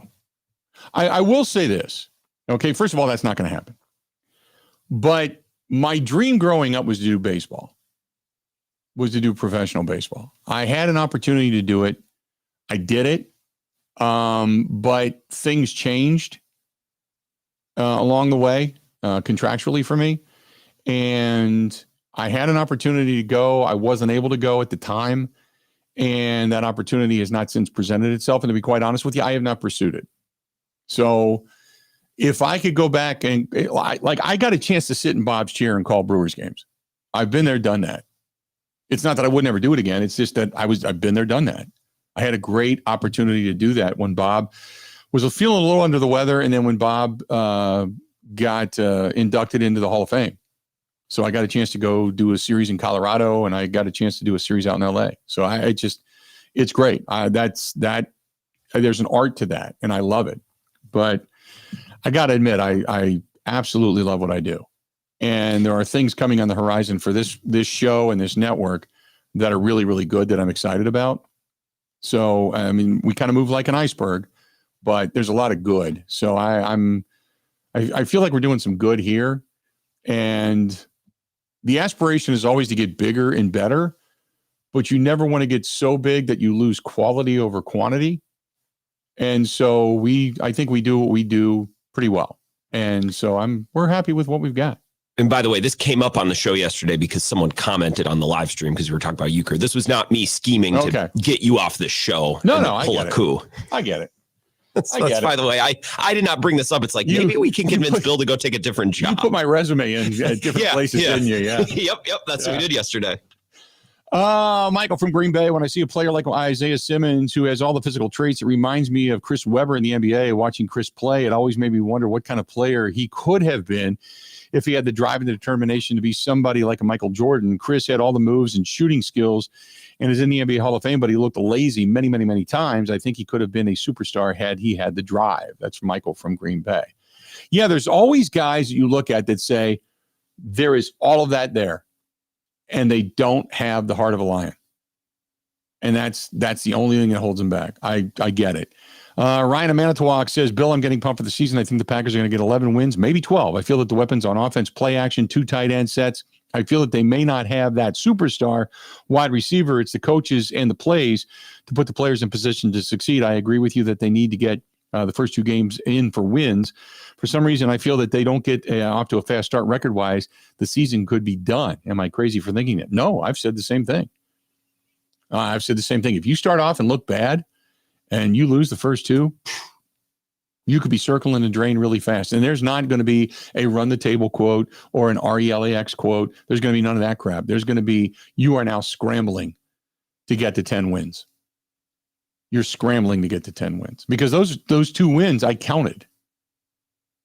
Now you're putting the pressure on yourself and your ball club to go in on Thanksgiving, to which I can't believe they're playing on Thanksgiving again in Detroit. But you got to go into Detroit and you have to then go get a win, which means you have to beat Baltimore at home because the end of your season is not easy by any stretch of the imagination. So I completely agree with you. 100%. Got to stack those wins early. Yes. It's going to be really hard to make them up. Even if you're playing well, it's going to be hard to make those up later in the second half of the schedule. Right. Even a really good team would find the end of this season difficult. Well, and look, there's a world in which the Packers in the last month could go to Denver and lose, could go to US Bank and lose to Lamar Jackson and the Ravens at home. And if they battle tough, I think back to the Super Bowl year in 2010, where they played a lot of those games and just lost. I could come away from those losses thinking, man, this team is good, though. Like, this team is really good. But if you don't beat the bad teams and don't stack wins early when your schedule's easier, it's not going to matter because you're going to be fighting for your playoff life. We won't be able to worry about, the quality of a win or a loss in the last month. Absolutely. 877-867-1670, 877-867-1670. Give us a shout. We'd love to hear from you. Coming up next, we're going to talk with our buddy Chuck Freimund from the Locked On Brewers podcast. Chuck is going to be here, and I'm sure he doesn't have concern. I'm saying it right now. No concern, no wavering, no panic. Nah, baby, nah. No panic right now as a Brewers fan. All brought to you by our friends at Point Brewing. They don't have any panic up there either. They know. When we crack championships, or when we crack the division, let's start there. Let's start small. You got to walk before you run. Let's win the division, then move on, win the series, then move on, win the NLCS, then move on, then win a championship. Each time we can be cracking open something right here, brewed in our own backyard. Point Brewing excellence since 1857. Raise that glass, baby. Covering Wisconsin sports like a blanket. This is the Bill Michaels Show on the Wisconsin Sports Zone Radio Network.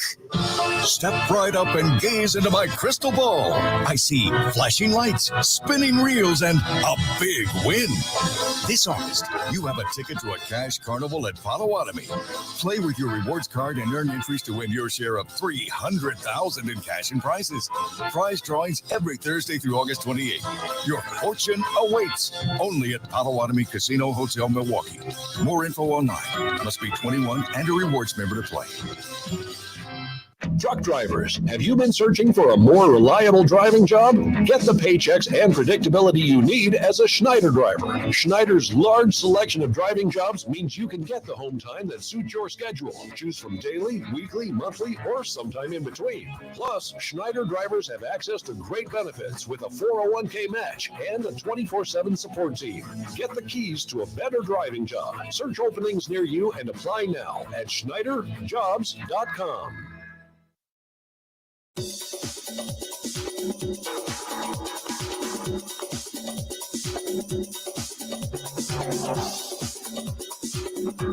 Bill Michaels will resume in 5 minutes.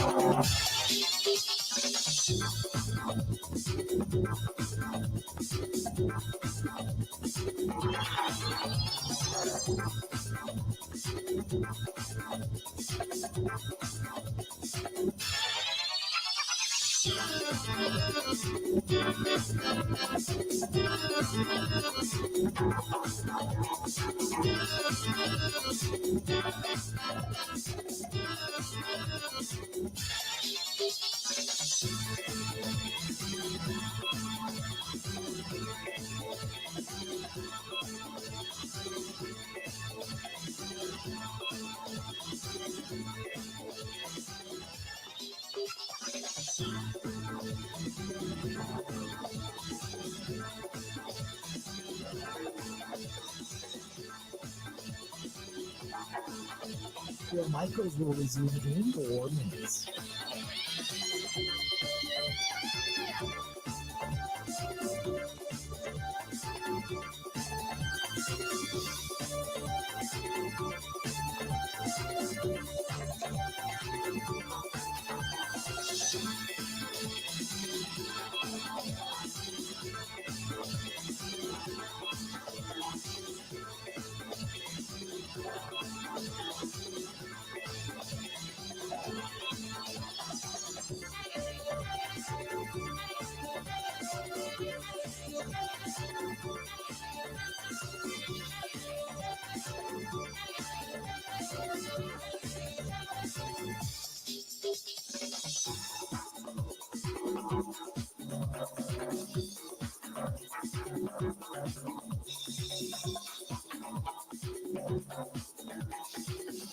Bill Michaels will resume in 3 minutes.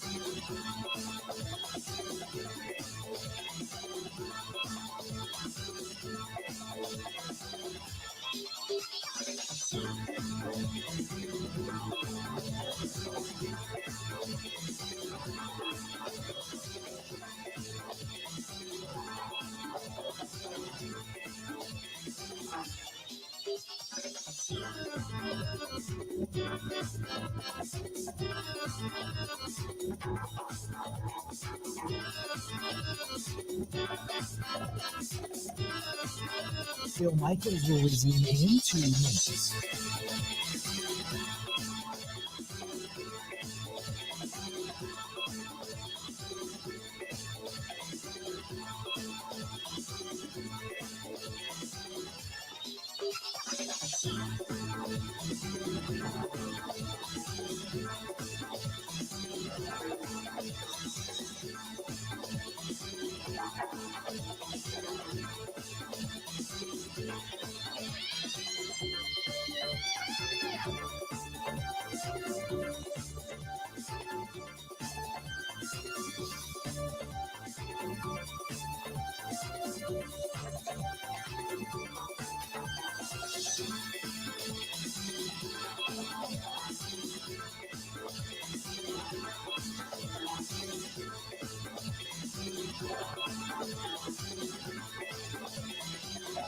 Bill Michaels will resume in 1 minute.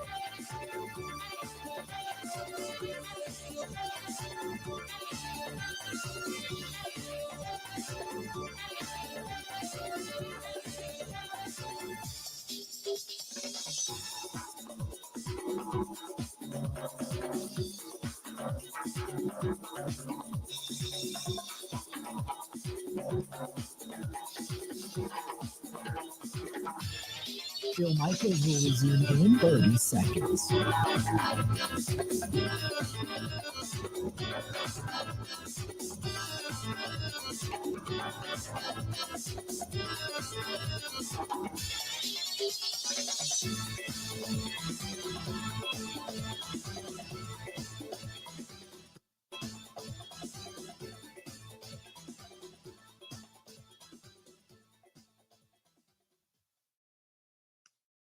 You know what I mean? Like, who makes that play? You know, he's got a great wingspan. If you watch him in pregame when you guys are out there talking to each other, farting around on the fence there, you know what I mean? You know, when you're doing that, you're supposed to be working and watching BP and thinking of things you're supposed to be doing, and you guys are all talking to each other, playing grab ass and doing what you do, chewing gum and talking about each other's garb. Watch Uribe shag. He's out there shagging, doing whatever. It's really good. Welcome in. That is the voice of your manager, Pat Murphy, of the Milwaukee Brewers. When we are grab-assing, Uribe is out there shagging. I love when he makes fun of the beer. Oh, you guys are eating your snacks and farting around with your bubble gum. Right. Yeah. Okay. We're grab-assing. There you go. I have to admit, I have never grabbed ass when it comes to other media members. Just throwing it out there. But there is some farting around. I will say that. Some of you are nasty. Talk more about the Milwaukee Brewers. Let's bring him in as he makes his weekly visit from the Locked On Brewers podcast. Chuck Freimund is here. Chuck, how you doing, pal? Well, you guys never miss a beat that just tag the media, don't they? Yeah, I know. These guys, you know, and there's radio people and TV people in that scrum too. It's just not, you know, people think it's just writers. It's always writers, right? Press box is radio and TV. Yep. It's the whole conglomeration of people. That's absolutely true. You got it. So, Chuck, is there anything about this team right now that worries you? Oh, no. I mean, you know, they're a good team. They're a real good baseball team. I don't think you have to worry. I wouldn't get too all bent out of shape that they were, you know, they lost 6 out of the last 9 heading into last night. You know, those things happen. I just feel like, you know, the people have been, you know, we all have been spoiled because they had won 40 or 50, and that you're just not going to keep winning games like that. Right. You're going to go through, you know, this little stretch they've gone through. Man, I'll tell you, I heard it on DMs. I heard it on Twitter. I heard it everywhere. Oh, here we go. Same old Brewers. This lead's going to be gone by next week. I mean, really, we got to relax, man. They're still the best team. They're not playing like the best team in baseball, but they still have won 82 games. Right. We got to cut a little bit of slack here in the last week. They're playing hard. Yeah. You know, I mean, if people would look and say, well, the Dodgers were picked as the best team in baseball, well, they went through a stretch in which they were just awful. As a matter of fact, they lost 2 out of 3 to the Rockies. So, you know, I would assume that people in LA are jumping off the bridge as well, but they're still considered one of the best teams in baseball. So, no, the best team that is in baseball is the Milwaukee Brewers, and I'm not jumping off a bridge, and I still think they're going to win the division. I put my money where my mouth is. And I even said earlier today that they went through 2 weeks and a couple of days, and the Cubs gained exactly a game. So I'm not concerned about all of this because the Cubs would have to play like 750 ball. The Brewers would have to play sub 500, and I don't think that's going to happen. So I'm not concerned. I guess, you know, Trevor McGill getting lit up a couple of times, a little bit of a lackluster offensive performance, but you've also had different lineups. You have had guys that have been down, guys that are nursing things, trying to get back. I'm not concerned about this team. I think right now is a little bit of a scatter shot when it comes to who's going to be on the field each and every day. Oh, yeah. I mean, you look at some of the guys they've been running out there.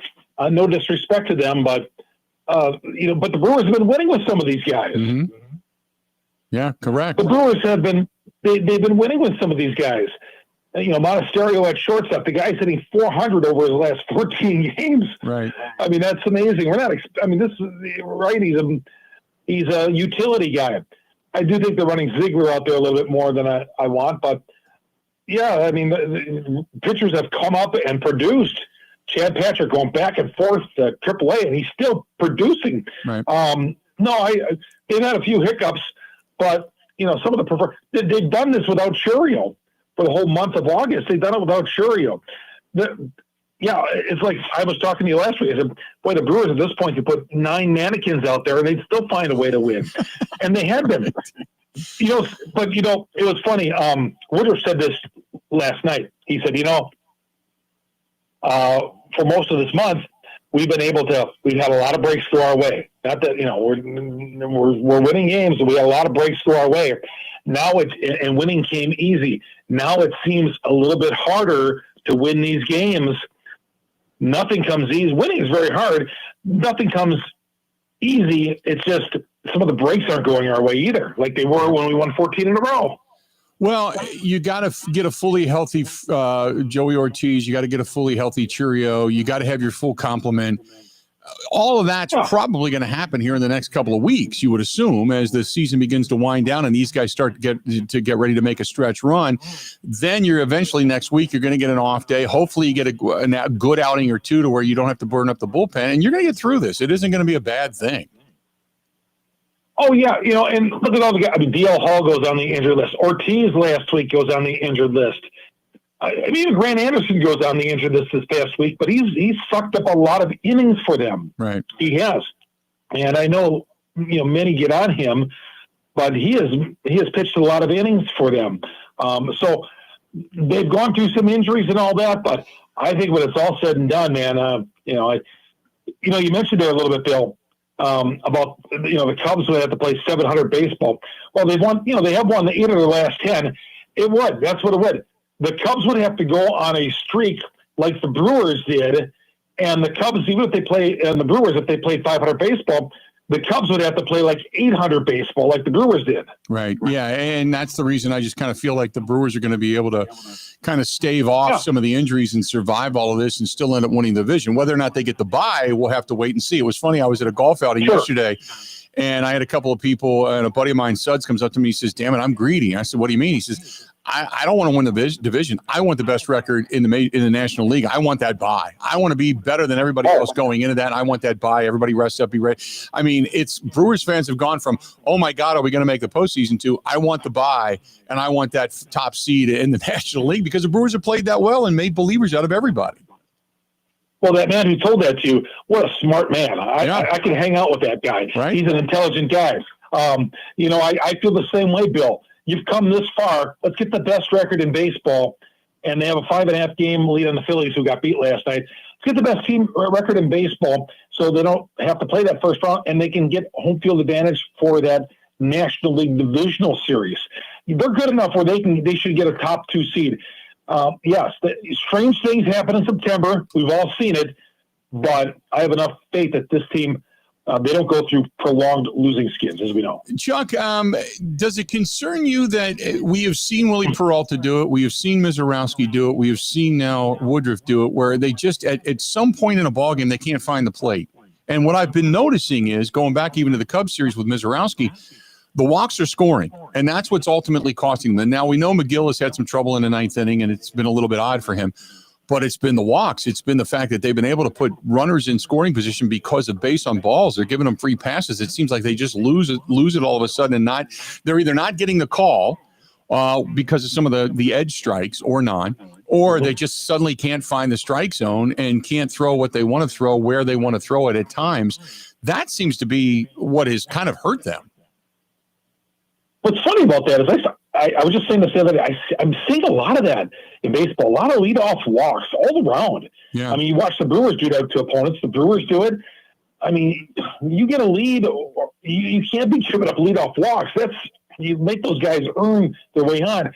It's just like, I feel like I see a lot of that where, hitters come up and work the count, and the Brewers do a great job of that. But a lot of teams are doing that. They're giving up. They're giving up first batter walks to start an inning, and then it just kind of snowballs from there. You can't be doing that. And, you talked about Freddie the other night, Freddie running that high pitch count on Saturday night. Mm-hmm. He's cruising along. He's got 96 pitches through 5 innings. He's back to doing that again, and that's something that can't happen because that taxes the bull. You already have Mizorowski, who's going tonight. Mizorowski has not gone more than 4 innings, Bill, since early July against the Dodgers. And I know he had a little span on the injured list, but it's been almost 2 months, he's gone more than 4 innings. Yeah. And he's had some big bats where he struggled to be able to get a guy out and ultimately gave up the walk or the hit. Well, you look at his last game, we talk about the walks. He did that against the Cubs last week at Wrigley. He walked the bases loaded, and then, bam, Michael Busch hits him with a 3-run double, and that's game, set, and match right there. Right. Yeah, and that's been one of the concerning things out of some of the guys in the starting rotation. And again, I don't think this is a negative trend. I just think that this has happened all at once. And it's kind of bunched it up to make it noticeable, but I still think they have got some of the best starting pitching that is underrated in the National League, and I think they're going to be okay. Talk to me right now about the guys that are there, the mainstays, Turang, Yelich, certainly Blake Perkins, who's been able to play outstanding outfield. The fact that Vaughn is still doing what Vaughn's doing, the catching battery between Jansen and Contreras. I think they're stable in a lot of those areas right now, and that's going to be the rock we're going to lean on until the rest of the guys come back.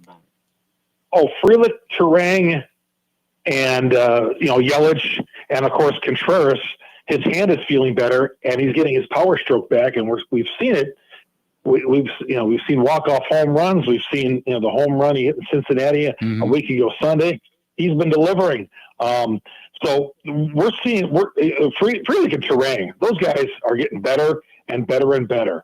Turang he got 8 home runs for the month of August, and we're not counting on that guy to hit home runs. And he's one of the major league leaders in home runs for the month of August. But they're there's a couple of guys like Vaughn has tailed off a little bit here recently. He was so on fire. He's tailed off a little bit. He's regressed a little bit. But he's still, you still count on him, and you still need him, and he's still a good player. But a few of these guys, Perkins had a big base hit the other day, but he had been off the injured list. He was 0 for his first 14. But for the most part, we like last night, they had 5 singles early on in that game, and that's what they had been doing for most of the summer. Single. Like Murphy likes to say, woodpeckers. They just peck at the other team. Yeah. Chuck, where can they find you? When can they find you? Well, Locked On Brewers, you get it on Google, Spotify, Apple, wherever you download your audio podcasts, any of those platforms. We're on all those platforms. And, of course, go to YouTube, our Locked On Brewers YouTube page. Search Locked On Brewers on YouTube. You'll see it there. Please subscribe. All the content is free. And we're talking 30 minutes of Brewers baseball every day. Each and every day. There you go. Chuck, always a pleasure, my friend. We will talk again real soon. And I had a couple of guys at the golf outing yesterday said, I love it when you have Chuck on. So you got fans out there, man. Well, I hear the same thing in my podcast. People tell me, they DM me, they say, hey, when are you going to be on Bill's show? And I say, Tuesdays at 11:30, man. And they look forward to it. Excellent stuff. Chuck, always a pleasure, pal. We'll talk to you soon. You got it, Bill. Thanks. There you go. Chuck Freimund, Locked On Brewers podcast. Go to YouTube. Go to youtube.com/Locked On Brewers and find the podcast there. Going to go ahead and take a quick break. We're going to come back. We got a lot more to get to. It's always great to get Chuck on, talk a little baseball. Going to get you caught up as to what is and isn't going on in Green Bay when it comes to cutdown day. And the Packers are going to be getting ready for the upcoming opener at home against the Detroit Lions. So a little bit of an off week this week. They're going to be practicing, but a little bit of an off week this week. And then you get down to your routine, start getting things set coming into next week. But they're going to have a cast of characters that will not be there or may come back as practice squad players. We'll have to wait and see, but we'll continue to update you as the ongoing stuff in Green Bay when it comes to cutdowns. So stay right where you're at. Got a whole lot more of the Bill Michaels Show.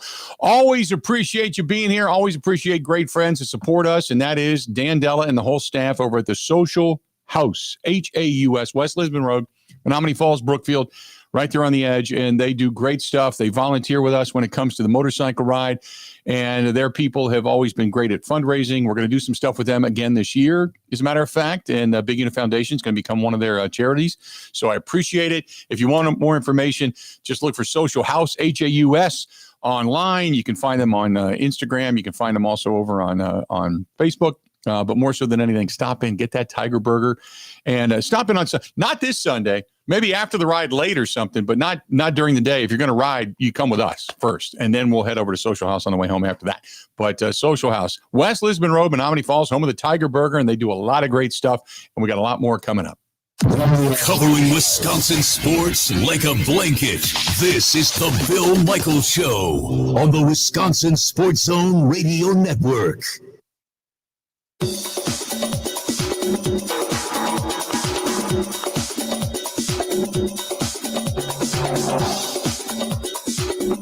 Bill Michaels will resume in 3 minutes.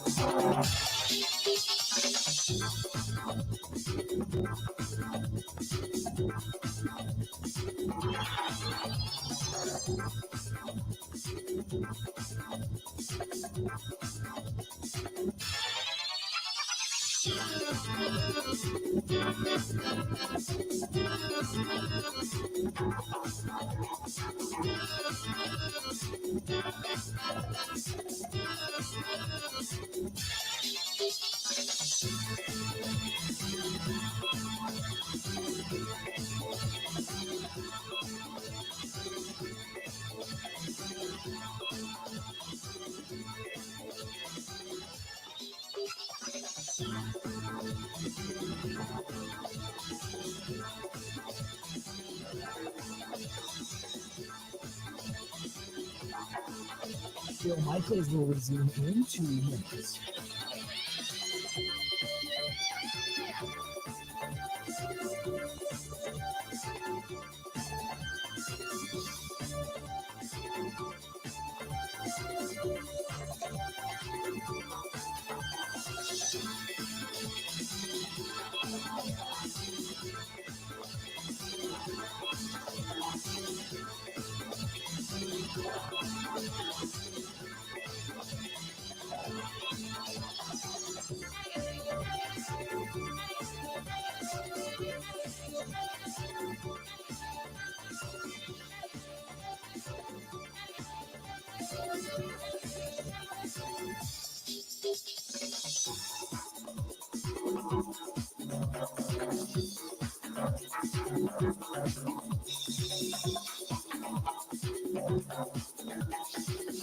Bill Michaels will resume in 1 minute.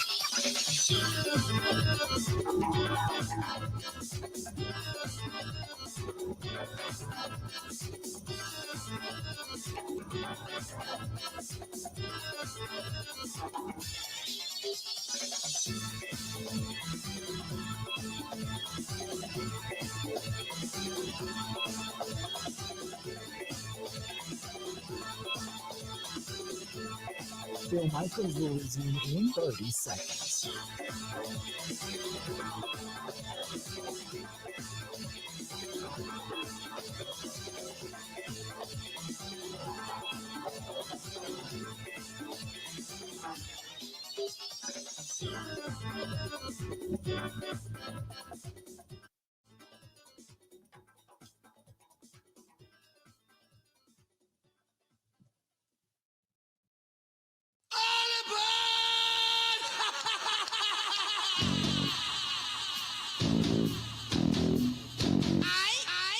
Welcome in.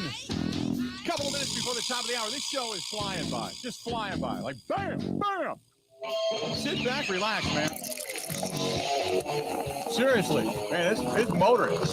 Speaking of motoring, this Sunday we're going to be doing it. We're going to end up partying out at Suburban Harley-Davidson in Thiensville. We cannot wait. And taking it a little bit out of the city. I get it. But we want to put you on a really nice ride. It's our 18th annual Big Unit Poker Run. We teamed up with Suburban Harley-Davidson, the famous wheelie dealer out there in that original building, 50-plus years in business. And we went with them. They gave us a call. They said, hey, we'd really like to be a part of this and kind of bring it home, so to speak. And we said, let's do it. And so we got a great ride, but more so than anything, they are the ones that said, we will open up. We'll put some stuff on sale. We'll bring in food trucks. We got some vendors, all that kind of good stuff. Come on by, and we got Six Pack Sammy on the stage. We're going to have a great time. Going to have a fabulous time at Suburban Harley-Davidson this coming weekend. And the weather's going to be beautiful. Cannot wait to have everybody. And even if you don't ride, please come out and join us. Okay, I put that offer out to everybody. We love it for all the bikers. If you know a biker, man, get it on. Let's go. Get it on. Yeah, get it on. Come with us. We want you to ride with us. But at the end of it, if you don't ride and you still want to come out and be a part of it, you still want to come out and hang out and just say hello, and you want to listen to some music, want to have a beverage, want to get some food, whatever. Make a donation, whatever. Come on out. Suburban Harley-Davidson this Sunday in Thiensville. They're going to open up their doors to us. They're going to open up their lot to us, and we are going to have a fantastic time. We cannot wait to have you be a part of this coming weekend for the 18th annual Big Unit Poker Run. And thanks to the staff and management, Todd and everybody, and Aaron for promoting it, everybody from Suburban Harley-Davidson. Go to suburbanharley.com. That is suburbanharley.com. Again, suburbanharley.com. Good stuff. I want to get back to those that we know are on the list as far as those who have been cut loose by the Green Bay Packers. We don't have, as of right now, who they're going to be bringing back when it comes to the practice squad.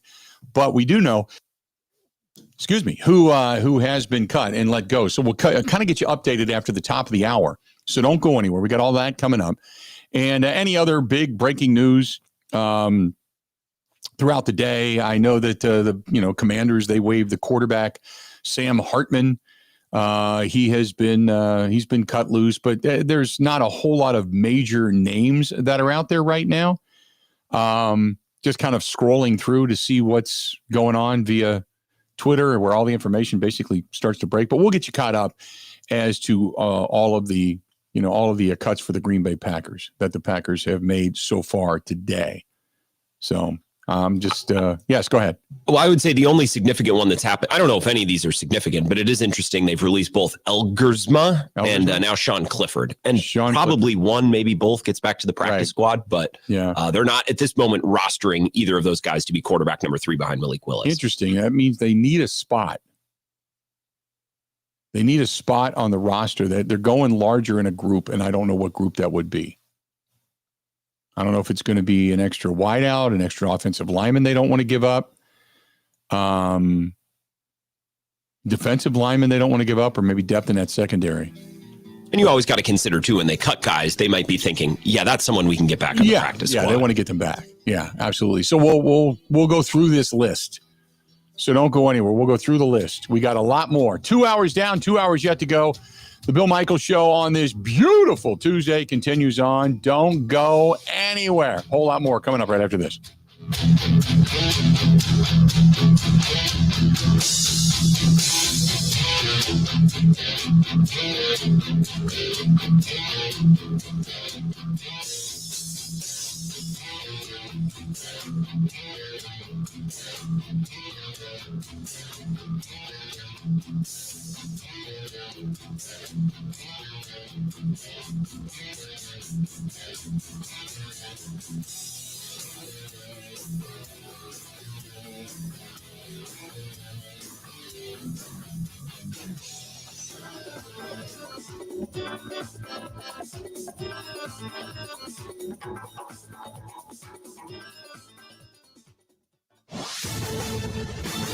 This is a Wisconsin Sports Zone update. Well, the Brewers are back in action tonight as they open a series against the Diamondbacks at American Family Field. They do so having lost back-to-back series for the first time since early June. They've seen their lead in the NL Central drop to 5 on Chicago, which swept the Angels over the weekend. Manager Pat Murphy acknowledged the recent struggles. Since that 14-game streak, we've kind of not piled on and not. Now, we did hit some balls that got caught both yesterday and today that you go, woof, things aren't going your way. We had that in Chicago, too, but we hit some balls good. We did some really good things. We played good, but, our bullpen's a little bit beat up, probably. They're not as sharp, but a couple of those balls go right to somebody. We're not even talking about it. Tonight, the Crew will send Brandon Woodruff to the mound. He's 4-1 with a 2.47 ERA. Gave up 3 runs in 4 1/3 innings the last time out. Arizona counters with Eduardo Rodriguez. He's 5-7 with a 5.40 ERA. Gave up 4 runs in 6 2/3 innings in his last outing. The Diamondbacks have actually won his last 4 starts. First pitch is set for 6:40. Rural Mutual Insurance, keeping Wisconsin strong. Get insurance from a company who knows Wisconsin and cares about your community. You may know Rural Mutual Insurance as the #1 farm insurer, but did you know they also offer competitive home and auto rates? Visit ruralmutual.com to learn more about products and discounts. Rural Mutual Insurance, keeping Wisconsin strong. Well, the Packers preseason is in the books after Saturday's win over Seattle. Now the attention shifts to tomorrow's 3 p.m. deadline to have the roster down to 53 players. They'll have to clear one more spot than expected after trading a late-round pick to the Eagles for offensive lineman Darian Kennard. And it's game week for the Badgers. They're going to open the season on Thursday night against Miami of Ohio. Kick is at 8. With this Wisconsin Sports Zone Network update, I'm Zach Heilprin.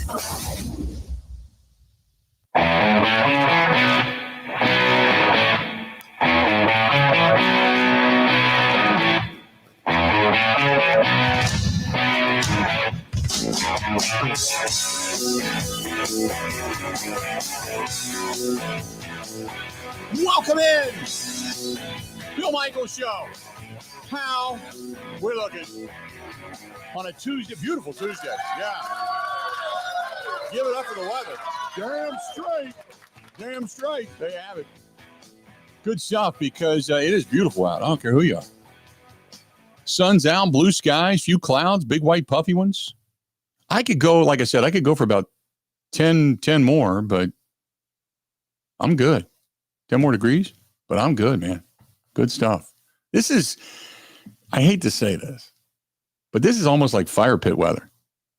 You get a great day, sunny, then at night, a couple of logs on the fire outside. Yeah. Beverage. Listening to the ball game.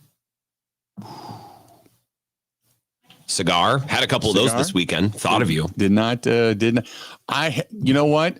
Here's a cigar story for you real quick. So I got the crew from New York coming to town. Now, last year when they were here at my house, I had a friend of mine got me some cigars that I should not have, we'll say. Really good Monte Cristos. And I had them in my humidor. And one of the guys that was here from from New York said, hey, can I get a cigar? I said, I got some good ones in there. Go get them. Now, they're not in wrappers. These are all unwrapped and the whole thing.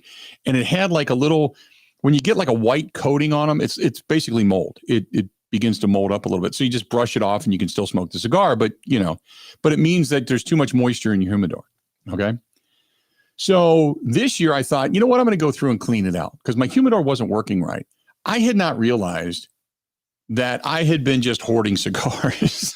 So I ended up, this is sacrilege. So anybody that's a cigar aficionado, please close your ears. So I went through everything that I really don't smoke. Okay. Some stuff was old, some stuff I would never smoke it. And you can't just walk out and hand it to Goodwill, I threw out probably 200 cigars. And my humidor is now down to about 110. But I threw out about 200 cigars.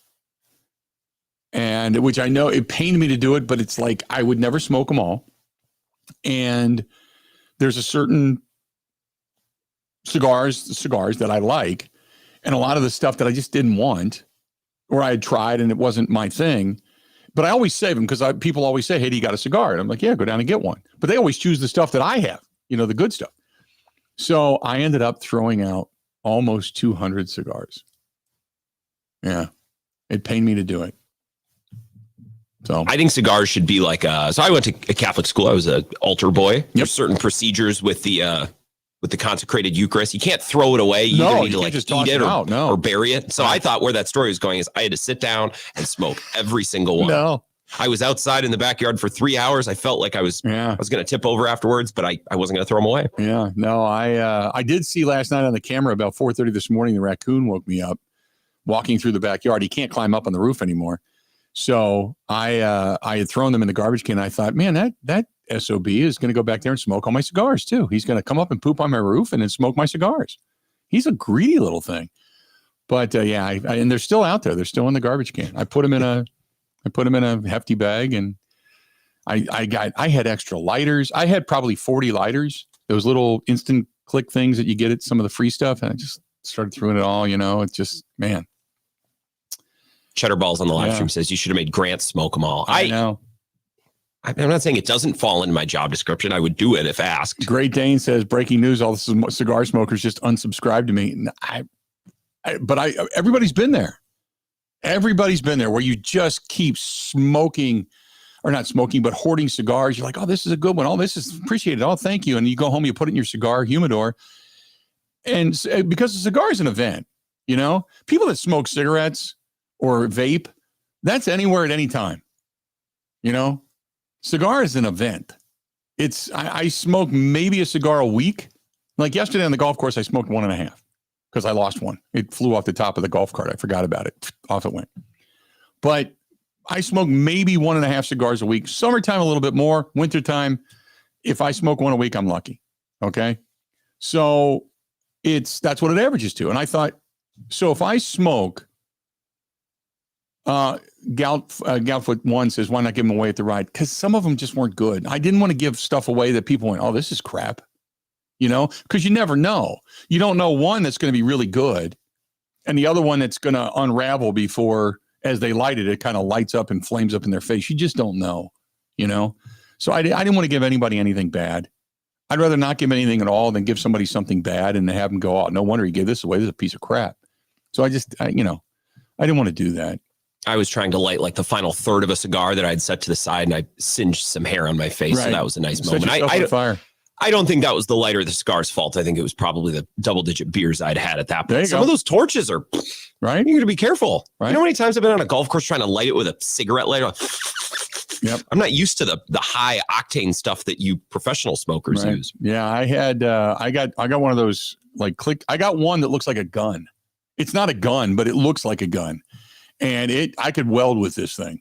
Hell yeah. Yeah, I could weld. And I'm not kidding. I could weld with this thing. This thing is unbelievable. It's a 5-flame, looks kind of like a handgun, but it's a 5-flame cigar lighter. You can light it from like out here, you know, like 4 feet away from you. It's that strong. It's amazing. But anyway. Kit, may I give you 2 pieces of breaking news? Yes, let's get caught up on Packer stuff. So, well, one is Packers related. One is bigger than, oh my God, it's the story of the day. They've released Kadeem Telfort. Okay. So that is news. Add that to the list. And it also has broken on Instagram that Travis Kelce and Taylor Swift are engaged. Now, how nice is that? Okay. You have about the same amount of things to say about Kadeem Telfort and Taylor Swift's engagement. That's kind of where I am too. Yeah. All right. No analysis, nothing. If I gave it credence to the point where I say I don't care, then people would say you care because you're talking about it. It's big news. But it doesn't matter to me. You know, I don't know. It's not a big thing. Had I known this, I would have drafted Kelce last night in our fantasy draft. He made it to like the 7th or 8th round. It's crazy. Here you go. The bigger news is the Brewers 2026 schedule just dropped. They have a ton of breaking news coming in right now. Yeah, they open up with the White Sox at home. And then the Tampa Bay Rays, and then the Kansas City Royals, and then Boston. This is so stupid. It's all American League for the first, 10 games? So stupid. For the first 12 games of the season, then they get the Nationals, then they've got the Blue Jays, then they get the Mariners, then the Tigers. So they play a majority of March and April in the American League. But they open up at home. On Thursday, March 26th, get your tickets now, against the White Sox, kind of reviving, at least attempting to, that old rivalry with the White Sox. So they get the White Sox at home, the Tampa Bay Rays at home, an off day. Then they go to Kansas City and Boston, playing in Kansas City the first week of April. Oh, there you go. And in Boston, yeah, there's a freeze your stuff off. But at least they open at home. So the Brewers open up at home. So Thursday, March 26th, I'm making the announcement now. We will be live at Stenny's, Second and National Walker's Point, down there for the Brewers opener. Just so you know, we will be there live. And here's the other thing. I don't know why they give you the off day after it, because you're playing in a domed stadium. You don't have to worry about a rain out or a snow out or anything. Just, you got the game. Why not just open on Friday? But because I'll tell you this right now, for everybody that goes to the game on Thursday, a lot of people ain't going to work on Friday. Because if you've ever been out on an opening day game, so you know, ain't happening. Ain't happening. There you have it. Let's do this. We're going to take a quick break. Why? Because coming up, we're going to hear from Luke Fickel. Luke Fickel. Going to hear from Luke Fickel, head coach of the Wisconsin Badgers. Don't go anywhere. You're going to want to hear this next. Ready? This is the Bill Michaels Show on the Wisconsin Sports Zone Radio Network. The roll screen, the ability to roll a window screen up and down like a shade. Pella invested in this breakthrough when the business was born and has introduced the world to innovative, game-changing designs ever since. Hi, I'm Gina Della from Pella. Our incredible craftsmen have always been driven by the principles of traditional American values and the desire to enrich the homes and lives of others. They've been at it for a century. When you want long-lasting comfort and reliability, we make it easy for you to trust Pella. Every piece is specifically constructed for you and your home. Pella always designs with innovation and rigorously tests each product for quality and performance. Our team takes pride in constructing quality windows and doors with meticulous attention to every detail. Investing in new Pella windows and doors creates long-term energy savings and durability that lasts for years. And if you order by August 31st, get 0% interest for up to 5 years. Visit PellaWI.com today.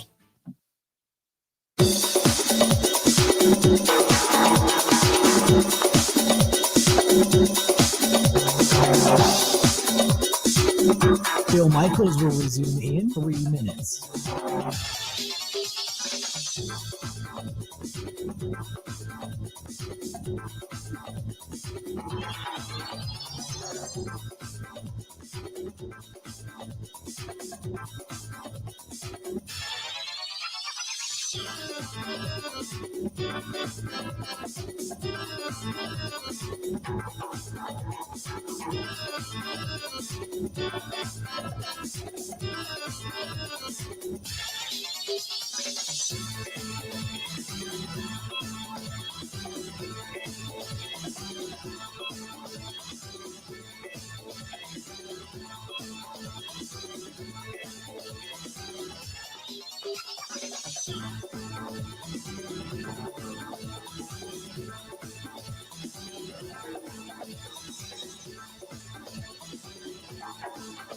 Bill Michaels will resume in 2 minutes.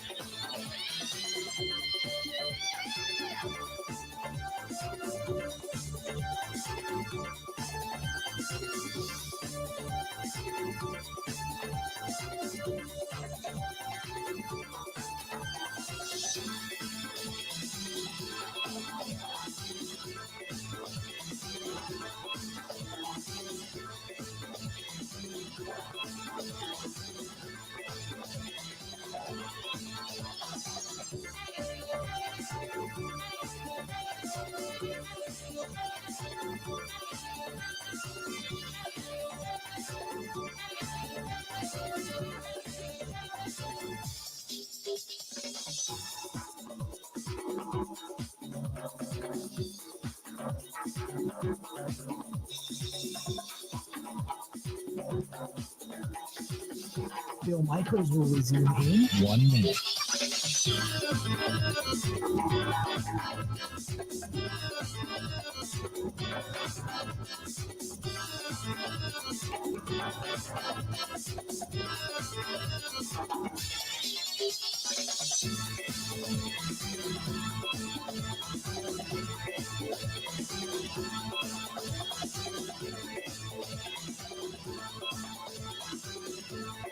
Bill Michaels will resume in 30 seconds.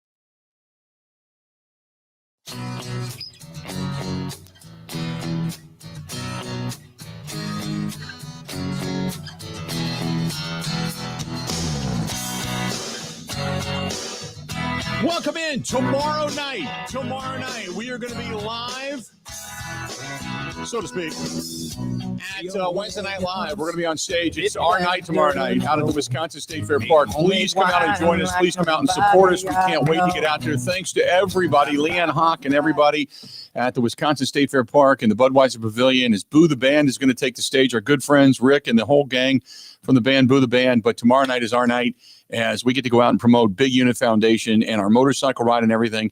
You can come out and support us. We really, really, really would love to have you there. Tomorrow night, Wednesday Night Live is back. Gates open up at 6. Music starts at 7, goes till 10:30. We are going to be there tomorrow night. They're back at it. Boo the Band tomorrow night at Wednesday Night Live. God, we can't wait for that. Can't wait. Should be a beautiful, beautiful night. Beautiful night. Let's do this. Luke Fickel, head coach of your Wisconsin Badgers, talking to the media. Take a listen. Obviously, welcome back. It's good to see some smiling faces. Not that you weren't at camp as well, but obviously great time. Week 1 of college football for us. Like week 0 was last week, but week 1 of college football. And like everybody knows, a lot of unknowns. And I don't just mean about our opponents. I think that's the unique thing. Today's day and age of college football, I'd say a lot of people, in particular people that have new quarterbacks, a lot of things and unknowns, even after 30 some practices. For us, through all of spring football, the majority of our team, 30 some practices through fall camp, and still a lot of unknowns, just how things are really going to, how it's really going to, people are going to play together. And so it's an exciting time. It's a challenging time because even as you start to dive into your opponent, there's a lot of unknowns with them as well. That's like always been that way in game ones, but I think in particular, even for a team like Miami of Ohio, who I think I know a lot about, playing them every year. Chuck Martin's done a great job, I don't think, over the last 13 years. So there's some consistencies there, but so as you go to personnel, same thing they're probably saying for us. There's a lot of unknowns as they look at what they're going to see and we look at what we're going to see. But ultimately, game 1 in particular, it's about focusing on yourself. And for us, it's about going out there. It's about us playing with some confidence and playing clean because, we got a lot to prove to ourselves and a lot to establish as we continue to move forward. But it can't get here fast enough. Luke, can you give us an update on Tucker Ashcraft and how's Jake Renfro in terms of Tucker will not make it. I don't know if we officially know how long he'll be out for. Jake should be good. He's practiced, I think, the last 4 or 5 days. So he looks good and he looks healthy.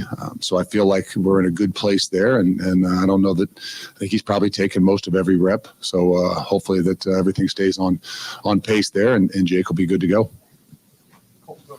Luke, you mentioned the unknowns. Is that maybe the most challenging part of week 1? Or like, how has that maybe changed throughout your coaching career, like the challenge of week 1? Week 1s are always different, right? I mean, whether it's new staffs, whether you're playing somebody that's new, I think just over the last 3 or 4 years of college football, just as much of turnover as you have, whether, at the quarterback position in particular, but just in general, as much turnover as you've had, there's a lot of unknowns. And like you said, it can help in a lot of ways. You got a lot of older guys. I mean, we got 30-some guys, 32, 34 guys that are technically in their last year of college football, which would entail make you a very old team, but yet a very few of them have played together for significant time. And so with that being said, there's a lot of unknowns and how guys just kind of handle the situation, how they mesh together.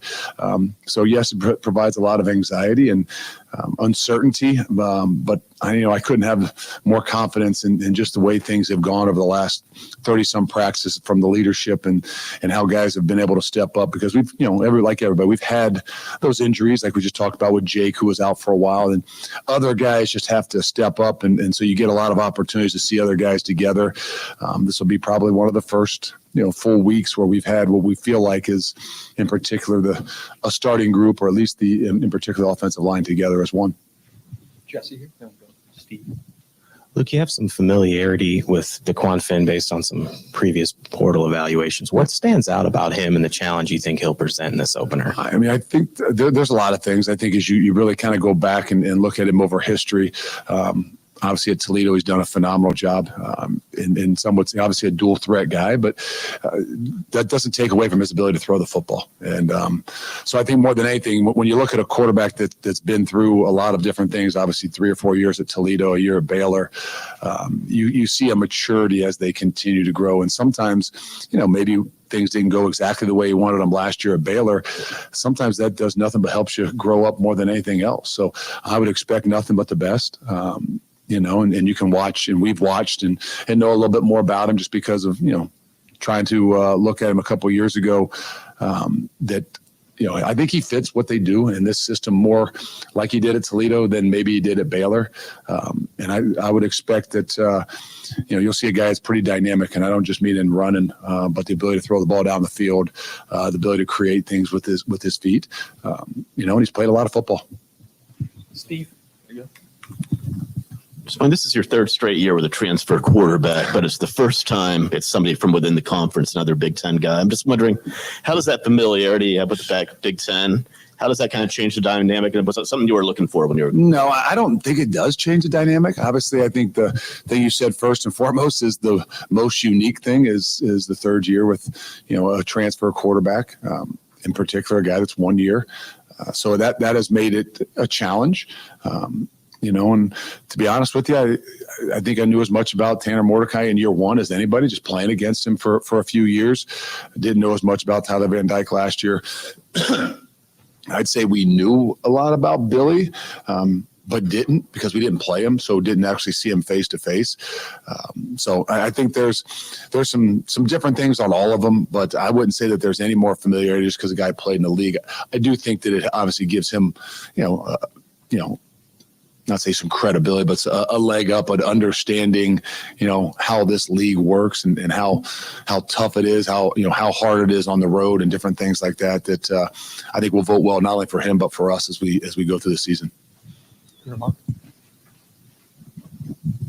With Jake coming back, I guess I'm just wondering, what's your thoughts in terms of how vital it is to have him, back in with the group? Well, I mean, obviously the center, anything down the middle of your offense and defense is so critical. And everybody talks about the quarterback, but I mean, it starts, right there in the middle. There's a reason that Jake represented us and went with us to Vegas, to the Big Ten media days. And it has a lot to do with just, leadership. It has a lot to do with his ability to communicate, but also has to do with his play as well. And so having him back the last, 4, 5, 6 days, I think has been a boost. But there were some guys that stepped in there that did some really, really good things. And I think sometimes those are the tough things through camp. Those are the frustrating things that are going to happen, but those are the things that make your team what they are, because it's rare to go through a season without having some of those injuries. It's rare, in particular on the offensive line, which we've been fortunate the last couple of years to not have as many of those things. But the challenge is how do people grow? How does other leadership step up? I think that's helped Joe Brunner even step up more as a leader, of 2 weeks or 2.5 weeks or whatever it was that Jake was out. It made Riley Mahlman step up even more, because even though those guys have been here for a long time and are a core nucleus to what it is that we do, and not having someone that kind of becomes a little bit more of the voice just by nature of a center, it makes those guys get into a position where they have to be a little bit something, different. They have to take over that role. So I think it's helped us in a lot of ways. Playing together, maybe they've missed a little bit, but it's I know there's a pick me up just knowing that they've got that group of guys back together. Look, I don't know if you were involved in the depth chart in the packet here, but a lot of oars there, including a kicker. Do you know who's going to be the kicker for you guys? And Yeah, what determine that? Makos is going to start off kicking for us. I don't know. You sent me that last night. There was I think I only sent one thing back, but yeah, I noticed. I couldn't even figure out if the oars were across or was down. So I don't know if that's part of week one, and you give a lot of unknowns. And it's been a battle. Those guys battled through the spring. I think in the long run, we'll still see. The great thing about college, you still have some of those flexibilities with games to be able to play. But we know that both of them we feel are really, really good. And as you continue to always plan and look for the future, to be able to have one back was something that was going to be possibly important to us. So right now, obviously, Vekos is the kicker. He'll start off playing and doing that way in the game, but we'll still continue to push both those guys and give them opportunities. Here, Jesse. Mike Tressel talked before camp began about emphasizing getting more TFLs, more takeaways, limiting explosives. Those are presumably all important for any defense. But based on what you've seen this camp, what gives you confidence that this defense will be better in some of the areas where it's been a struggle? I mean, I'm not one that's going to sit here and overpromise. I think we've hopefully realized that over the last couple of years. But I do feel like we're in a better place, and I mean that even structurally. Everybody wants to say and is going to say they want their guys to be aggressive, and I think that has a lot to do with it. But it's also about what the things that you do on a consistent basis and the expectations that you have for guys. I just feel like no matter what up front, it's where it starts, and we have a lot more size, we have some more length, and to be honest with you, we have some more experience. And I think that's where even outside of who's to say where how talented are they, and do they have the ability to get up the field? Do they have the ability to make, like, when you've got some more size and you've got some more length and you've got an incredible experience, I think it gives you a better chance for us to have confidence to, be able to be more aggressive with them, as opposed to, concerned about, like we said, hey, well, the quarterback is a threat. And yes, it is, but there's a balance to what you're doing and how you do it. And I think for anything over the last 30 some practices, there's been a confidence build in allowing those guys to be more aggressive, but now they got to go out and do it. Dylan Jones and Darren, you're probably following that unknown category to some degree because they haven't done it consistently to this level. Do you feel pretty strongly that you know what you have there? I do, and I don't. I don't know that I would, substitute or say, hey, what would you like to have different in that group? I mean, that is the most competitive group, I think, on our team. Have they proven everything? No. I probably said this, I don't know if I said it publicly, but I think that group in particular has a bigger indication on how we really do this year than just about any other group. Just because, the dynamics of those guys, and can they make some things happen? You can't block everybody, and those guys have got to be able to make some plays themselves and get to the second level. And I think that's just where, as you look a little bit at, through 2 years, is when you've got somebody that can create some things, create energy, be dynamic. I think like we had with Braylon in year one, it gives you a different vibe. I hope and believe that that's what we've got in that room. And I'm not just saying Darren Dill. I think K. Giacomelli is another guy that just can give us some difference, but they got to go out and prove it. I mean, the one position when you don't play live that sometimes I don't say worry, but I know as little about is the running backs. Just the nature of how are they when it's true live? Do they really make people miss in the open field? Can they stay on their feet? What's it like with the yak, the yards after contact? Like 95% of our practices are thud. And don't get me wrong, I mean, thud for us is almost completely full go, especially inside the tackle boxes. But there's still an element of saying, hey, how do those guys create things and how do they handle things? What is it like with the yards after contact? And I feel good, but another one of those situations where I'm not going to overpromise. Like I believe in those guys. I'm excited to see what they can do. But again, we got to go out and do it. Zach here, and then Jim, if you can go back to Nick. Luke, you got a couple true freshman inside linebackers in the 2 deep with Cooper Catalano and Mason Posa. What have you seen from them in camp, and specifically Mason, because he wasn't here in the spring? Yeah, Coop obviously was there in spring ball and showed up. Just has a natural knack to find the football, which probably would be why he's the all-time leading tackler in Wisconsin high school football. That has truly shown.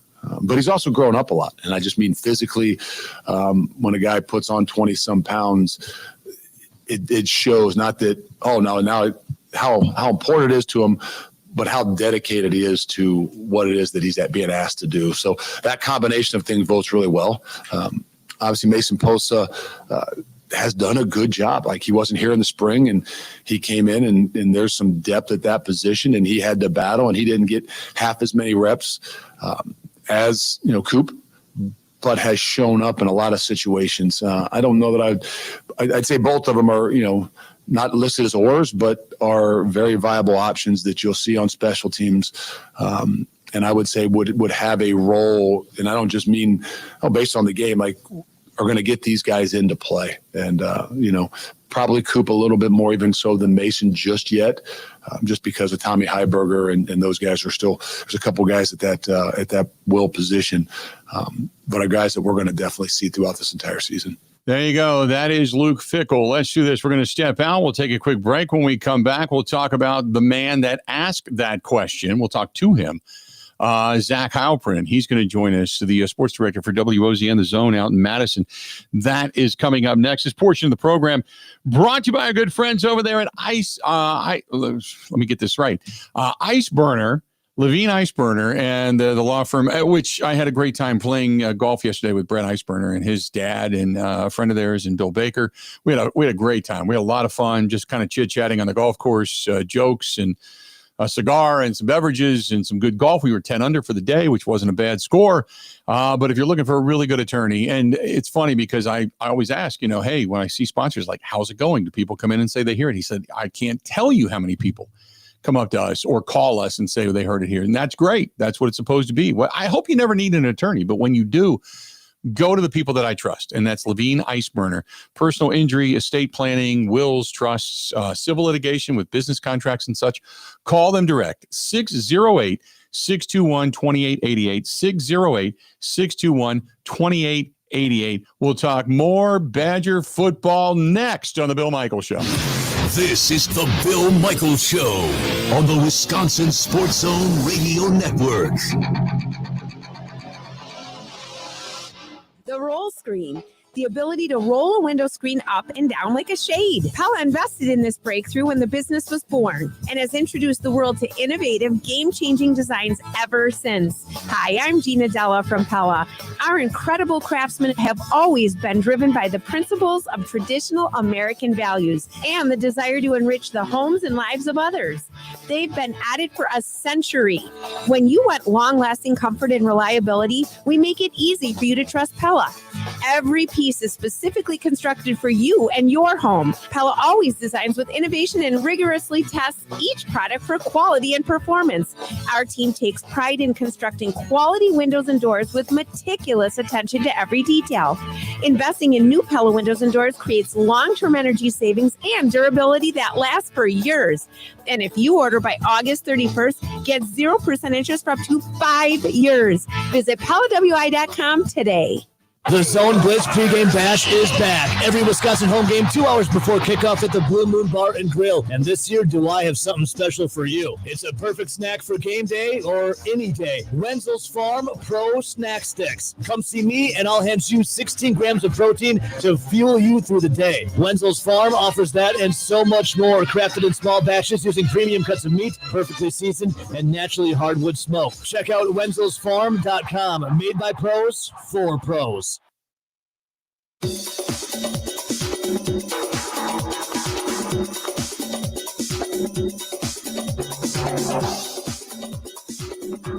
Bill Michaels will resume in 5 minutes.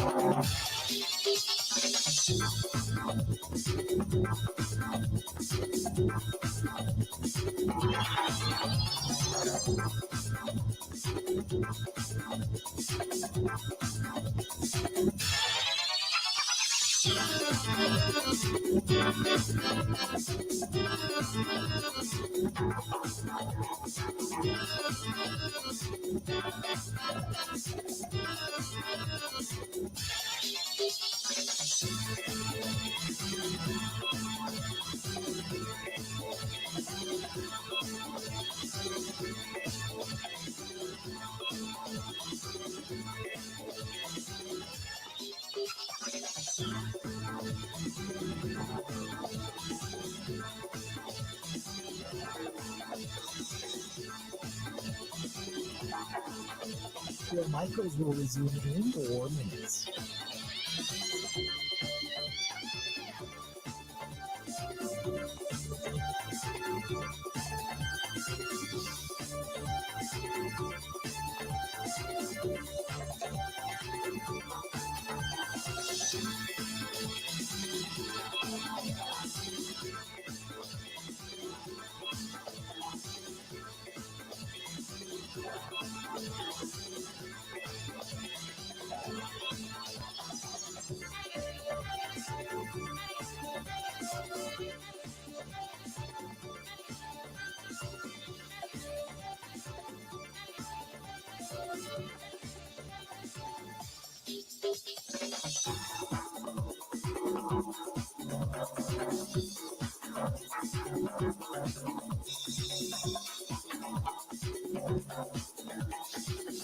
Bill Michaels will resume in 3 minutes.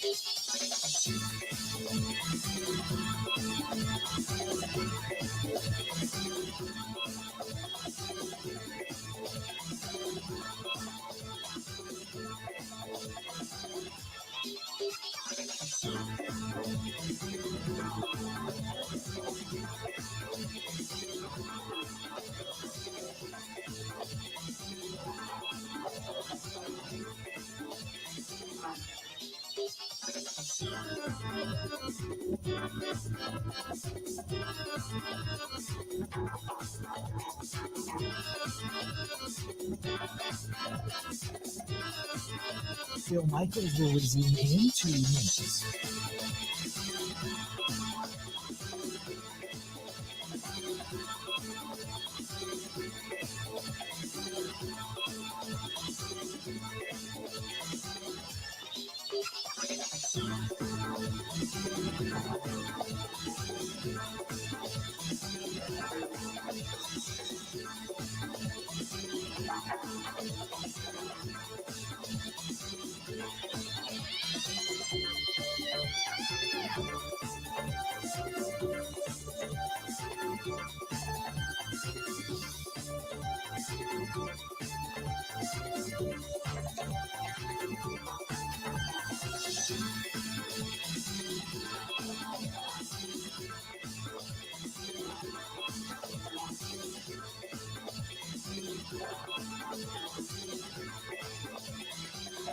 Bill Michaels will resume in 1 minute.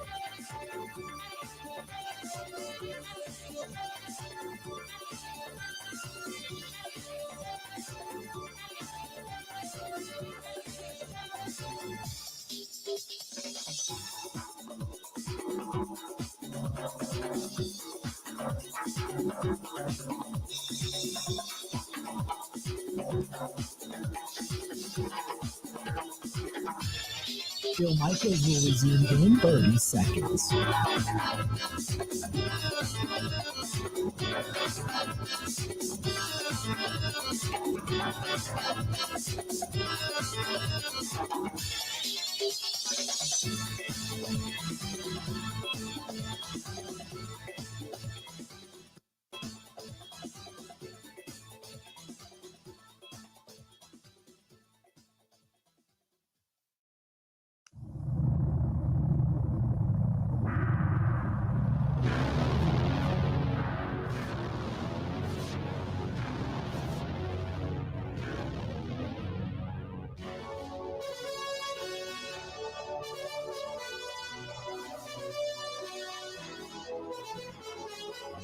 Hey, big night tonight. LD's Barbecue down in East Troy. Fight night tonight. And it's kind of a touching night tonight. There's only so many bike nights left throughout the state of Wisconsin. And they're winding down in East Troy, Wisconsin. And, you know, I don't want to get too morbid into it, but LD Leon, who's the owner, he has made no secrets about his cancer, his battle with brain cancer. And like I told you a while ago, he called me and said, hey, I'm not going to be here on this earth much longer.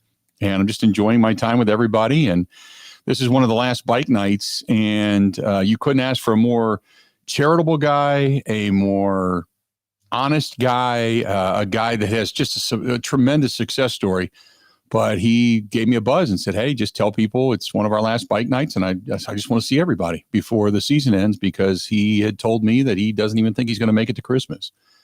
And he's still alive. He's still kicking. He's still fighting. He's still praying. But it's gotten the best of him. So if you're thinking about heading out tonight, maybe LD's Barbecue wouldn't be a bad place to go. I'm going to try to get down there. I got to go up north to Wayne's Drive-In. We're doing the bike night for Suburban Harley Davidson.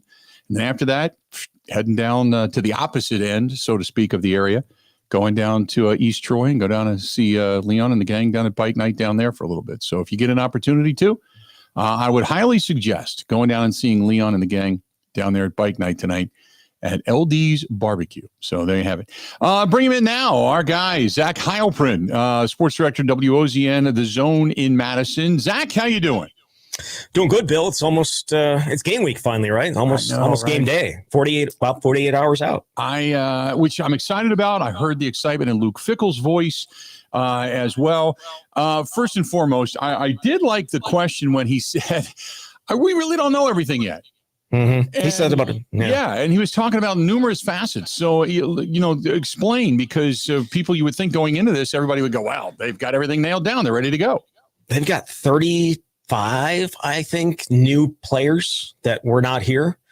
And they've got a new offensive coordinator. And among the players is a new quarterback, right? Billy Edwards Jr. So you have so many new pieces that you don't necessarily know what exactly you're going to see on Friday or on Thursday night. He's hopeful that what they've seen these last 30 practices are going to be what happens on game night, but you just don't know until you get out there. And that's the uncertainty of college football. And it's not just them. It's also Miami of Ohio, who has a whole bunch of new pieces and new faces. Now, some of the coaching and that type of stuff is the same, but just with college football, Bill, the movement around is just making these week ones very, very uncertain. Yeah. The biggest thing ever to come out of University of Miami of Ohio was Brandon Roethlisberger from years gone by. They've been up, they've been down. They've never had consistency at that program. The Badgers are 17.5-point favorites. Let me ask you this, Zach, right out of the show. What are you looking to see out of this for you to go, okay, I think they found themselves at least on the right path for right now? What are you looking to see out of this game? It's funny, we talked about this on the camp. Me and Jesse didn't ask him the same question. We kind of both had the same response, and that is domination.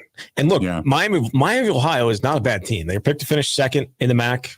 Again, we don't know a ton about all these teams, but they were picked to finish second in the MAC. They have a really good, talented quarterback in Daquan Finn, who was the MAC Player of the Year in 2023, went to Baylor last year. He's a dual threat guy and has run for like 1,800 yards, thrown for 7,000. He's going to be a huge challenge for them. But I'm thinking on the other side of the ball for Wisconsin, offensively, being able to run the ball down Miami of Ohio's throat. And that's who they want to be as an offense. And if they can get out and do that, I think it's certainly a step in the right direction. It doesn't mean that they're going to go and win 7 or 8 games this year, but it's something that they have not done in the last two preseasons or the non-conference seasons these last 2 years. They've been stuck in tight games with teams that are not supposed to be on their level. This is where, in other words, this is where you want to see that change over to the physicality in the trenches really take hold. Absolutely. Absolutely. You are much, much bigger than Miami's front, and you want to be a physical ground and pound team and hit guys with play action, that type of stuff. You got 3 running backs that you like. You've got a couple of tight ends that you really like. Get an offensive line that is bigger than anything that they put on the field the last couple of years. Yeah, go be Wisconsin and go knock the crap out of the guys and make them feel you. That's what they've talked about all offseason, is make them not want to come back for the next play. And that starts Thursday night. With their quarterback being as athletic as he is, this is where not only do you want to see pressure up the gut, but this is also where you want to see the speed of the closing on the outside, where you want to see if indeed you're going to have quarterback pressure, if indeed you're going to be able to drag down guys from behind who do have that type of I can get away from you type of speed, correct? Yeah, he is going to be a problem. I think he's going to have some success. Wisconsin this offseason, what they did was they haven't necessarily lost all the speed that they wanted, but they had to bulk up. Because we know what happened against Iowa last year. It was 300 and some odd yards rushing. We know what Nebraska did. We know what Minnesota did. So they went out and got a whole bunch of 300-pound guys, and they're a much bigger front. But they also have some other body types that I think are probably going to play a bigger role on Thursday night than maybe they will against the Alabamas of the world. A Sebastian Cheeks, a Mason Reiger, some of the guys that are maybe some new names for people that have the athleticism to get after the quarterback. They were the worst in the Big Ten, one of the worst in the country, both in sacks and TFLs last year. And that is just simply not going to be enough this year. They might not get a lot of sacks on Thursday night because of the athletic ability of Daquan Finn, but you would hope that they're at least forcing him to move up and around in the pocket. And that was just something that didn't happen last year. Wonder how big this moment will be for a team that normally plays in front of maybe 10 to 15,000 fans with a 24,000 seat stadium to come into Camp Randall and try to overcome the opener for a Wisconsin Badger team. And don't get me wrong. I mean, I know a little bit about Chuck Martin, their head coach, and he's a guy that tries to, kind of get them prepared for things like this, so to speak, and has talked about this in some of the things that I've seen coming out of Ohio. But this is still to run through that tunnel out of Camp Randall to see, 80,000 standing. That's going to be a different scenario for them. It will be, for sure. I think I just go back to the quarterback. Bill, he might be older than Grant. He is in year 7 in college football. Yeah. He is the same class as Graham Mertz. Yeah. He is the AJ Storr of football. I mean, you're right. AJ Storr is like a kid, like a baby compared to how long Daquan Finn has been in college football. And Grant, did you have something you want to say about? I was just going to say this quarterback sounds experienced and traveled and hardworking and not in a walking boot. Hopefully not in a walking boot. I'd like to avoid that. Bill, did you guys talk about the McDonald's thing from this morning? No, I did. Did you see it? I did. Yeah, my goodness. I heard about it. Yeah, he is going to be in such a bad mood for the rest of the day and probably the rest of the week after not getting his sausage egg McMuffin. Is that what you were hoping for? Just wanted a sausage biscuit. It didn't even need egg or cheese or anything. And because he showed up 15 minutes late, or excuse me, 15 minutes after we first got the email, he didn't get in. Now he's just going to be he's been in a horrible mood all morning. I'm not in a horrible mood. I'm excited to hear from Tourette's today. Just angry. This is great Badger conversation that I'm enjoying. I don't know where this is coming from. Either way, Daquan Finn, very experienced. Probably, I don't know if he'll be overwhelmed, but maybe some of the other guys will. Maybe some of their first times walking into a stadium that's going to be, you would hope, have a little bit of an environment. If he's elusive, Cam Perry, Brady Simmons, the transfer, was it Deion Colsey?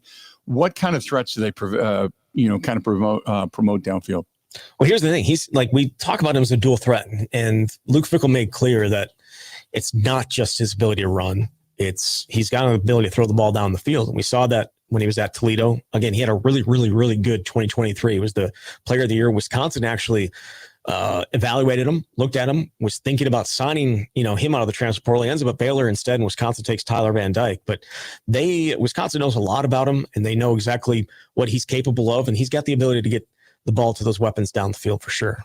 They've got 5-6 seniors on that defensive front, so to speak. They got Silas Walters, who's in the backfield, but they got a lot of experience up front. What do they present, I guess, in the trenches when the Badgers are on the field offensively?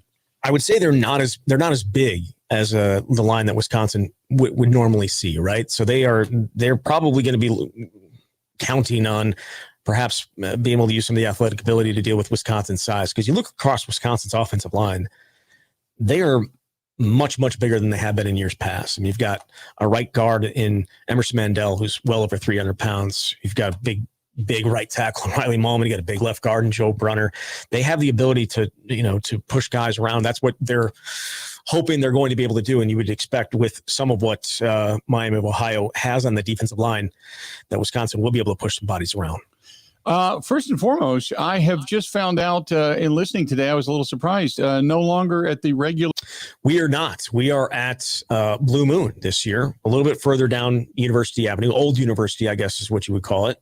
And so Ebo's going to be there 2 hours before every game. And so I love the Blue Moon is amazing. Like if you've been there, Bill, I'm sure at some point in your. At some point, yeah. I just found out. I'm like, are you kidding me? Yeah, it's a great spot for food, but it's also a great spot to watch games. So that's where we're going to be. That's where the zone's going to be for the 2 hours before every game this year. I'm kind of excited about that. It's kind of like they're going back to old school, so to speak. Yep. If you show up for one of these, Zach might grace us with his presence because Ebo and me or RJ, we're not typically enough to coax Zach to stop by before going to the press box. He's got to get there and get his things lined up. Is that closer to or further away from Camp Randall? That is, I think it might be a little bit further away. Okay. It's obviously, it's also in the other direction. Right. So Regent goes out one way, the Old University goes out towards Middleton, and it's right there at the start of Old University where Campus Drive kind of is now. But yes, it's easily within walking distance, certainly of Camp Randall. I wanted to be sure of that because is it now? Here's the next question: is it closer or further away than where they have the media park? The media parking is on the other end, is on the other side. So media parking, I think, is in Illinois. It's gotten further and further away every year. It is now almost all the way down by Park Street. So to walk to the tailgate is one thing because it's on your way to the stadium. This one would be going past Camp Randall and then going to Blue Moon. But I'm going to do that, especially if Grant were to ever show up at this thing. Yeah. Grant is not much of a football guy. He doesn't really like college football. He kind of Saturdays are kind of spent out in nature with him. He just looking for something to fall off of. And all right. Okay. All right. So yes. What do you guys think? What's wrong? Nothing. That's true. I like coming to pre-games. I like hanging out with you guys, but you always have your little pre-game routine that you're doing to go cover the game. Well, it's a work day. Of course. Yeah, you're working. It's a busy time. I forget. Yep. It's a busy time. Now, do we still have the Midwest family at Scotty Bar? The tailgate there? We have a number of tailgates down there through the various stations. I do not have the list in front of me of all the ones we're going to be at, but there are definitely ones. There are definitely ones still on Regent for the sure. Ohio State game. I'm bringing a whole RV load of people that want a charity event. Nope. And nice. But I just need to know where to park this thing. Yeah, well, we'll figure this out. But we have plenty of other spots down there that are a little bit closer, or I should say, on that end of Regent Street, where we have normally been before. Okay, so I because it's not like you can just say it's a compact car. I mean, it's right. So exactly. It's a place to stick this thing, other than where people tell me to stick it all the time. So, just because it won't fit. No, it won't. Nope. It's not going to fit there, Bill. See, well, you never pretty know. confident. I mean, there could be a Diddy party can be thrown. There's enough oil in. Yeah. Let's do this. Zach. On that note, always a pleasure. Look forward to kind of recapping things from Thursday night, and hopefully you're right, and the Badgers get a dominating performance and give everybody a little bit of hope. All right, sounds good, Bill. Thank you. All right, buddy. Talk to you soon. There you go. Zach Heilprin joining us for a couple of minutes on the hotline. Let's do this. We're going to step out. We'll take a quick break because we need one. I took it right down the toilet there.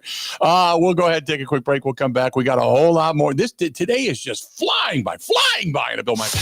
Covering Wisconsin sports like a blanket. This is the Bill Michael Show on the Wisconsin Sports Zone Radio Network. Packers fans, your next quick trip run could score you the ultimate win. Cruising into tailgate season in a brand new Chevy Silverado RST, or blazing the trails on a new Polaris Sportsman 570, or grilling like an MVP with your new Pit Boss Ultimate Liftoff Griddle. Whoa, every dollar you spend at Quick Trip with Quick Rewards earns you a point in the Packers fan zone. So come in and get winning. No purchase necessary. Full details at quicktrip.com/sweepstakes.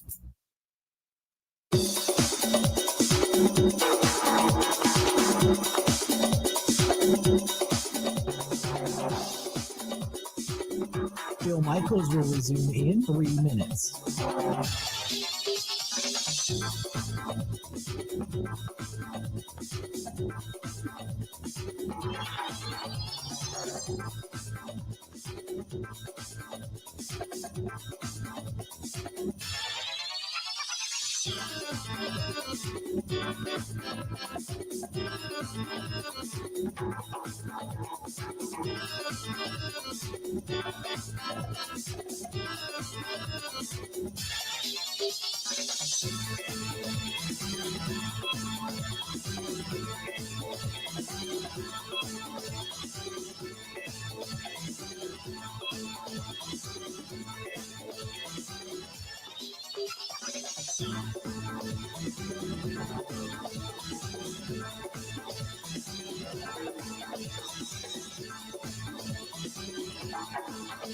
Bill Michaels will resume in 2 minutes.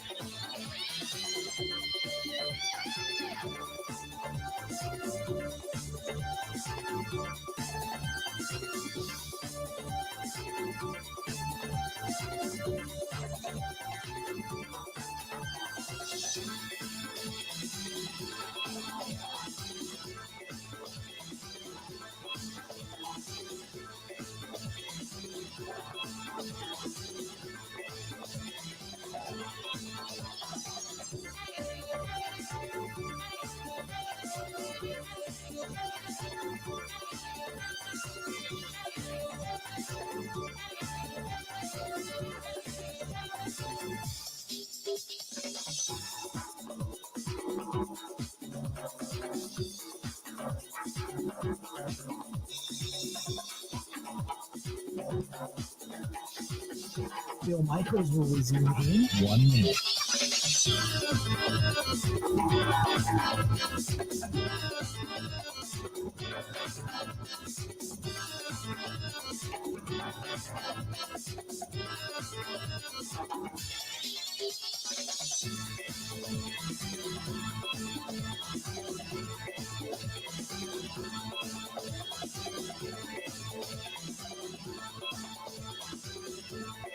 Bill Michaels will resume in 30 seconds.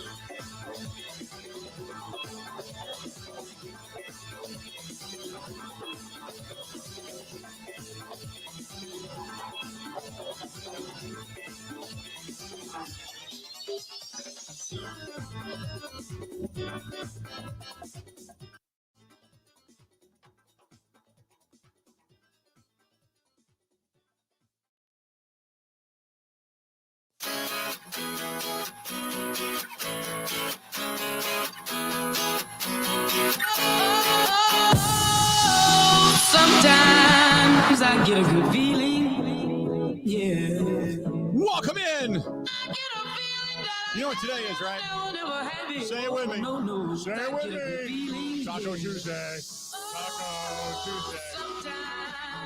Our friends over there at Curly's Waterfront Sports Bar and Grill, Taco Tuesday, they're giving away Brewers tickets tonight. Free darts, by the way. They've got cash raffle and the lake view, and it's patio weather and shrimp, buffalo shrimp tacos tonight. Quesadillas, chimichangas, nachos, all that kind of good stuff. But giving away all kinds of good stuff. And free darts tonight. Free darts, plus the Brewers and the Diamondbacks starting at 640 on the tube. So you can sit outside, watch the boats go in and out over there on Lakeview Boulevard, Pewaukee Lake by Smokey's Bait Shop. Check out some tacos. Yeah, you're good to go. And we're going to give you a date, but we are going to be working and teaming up with Curly's Waterfront Sports Bar and Grill for a meat raffle coming up later this year that is going to benefit Big Unit Foundation. We can't wait to work with them. Love it. Love it. We'll let you know the date of that relatively soon. Hopefully here in the next about 2-3 weeks, we're going to set something in stone for October, November and get it going. But, oh, yeah, good stuff. Hey, we're going to have Mike Clemens coming in at the bottom of the hour. We're going to hear from Pat Murphy. Got a little bit from Brandon Woodruff. We still got another hour yet to go. Don't go anywhere. More of the Bill Michaels Show coming at you right after this.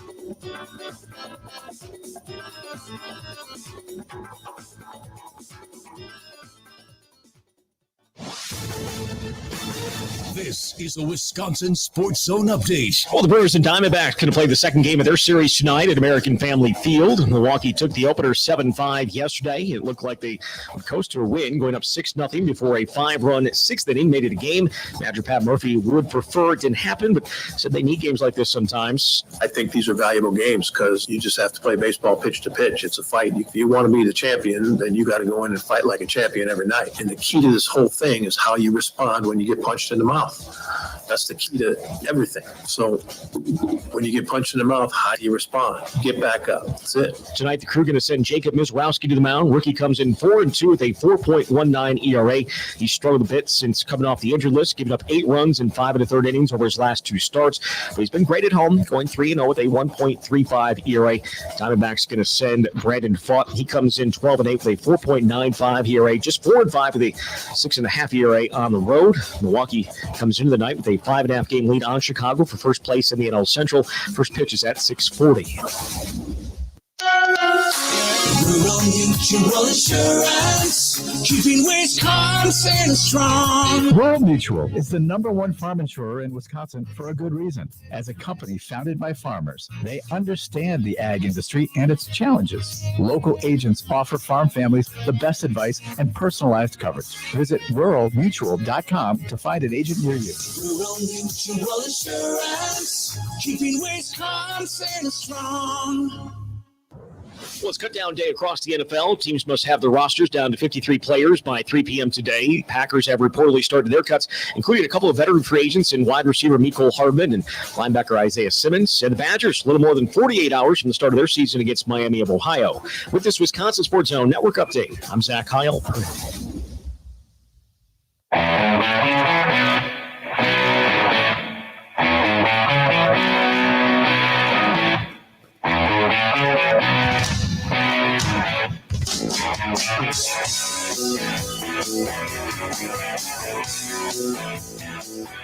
Welcome in.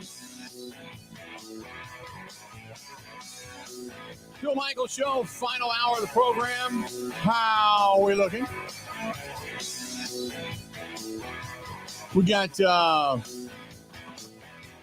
Mike Clemens coming up at the bottom of the hour. We'll touch base with Mike as we continue to kind of look.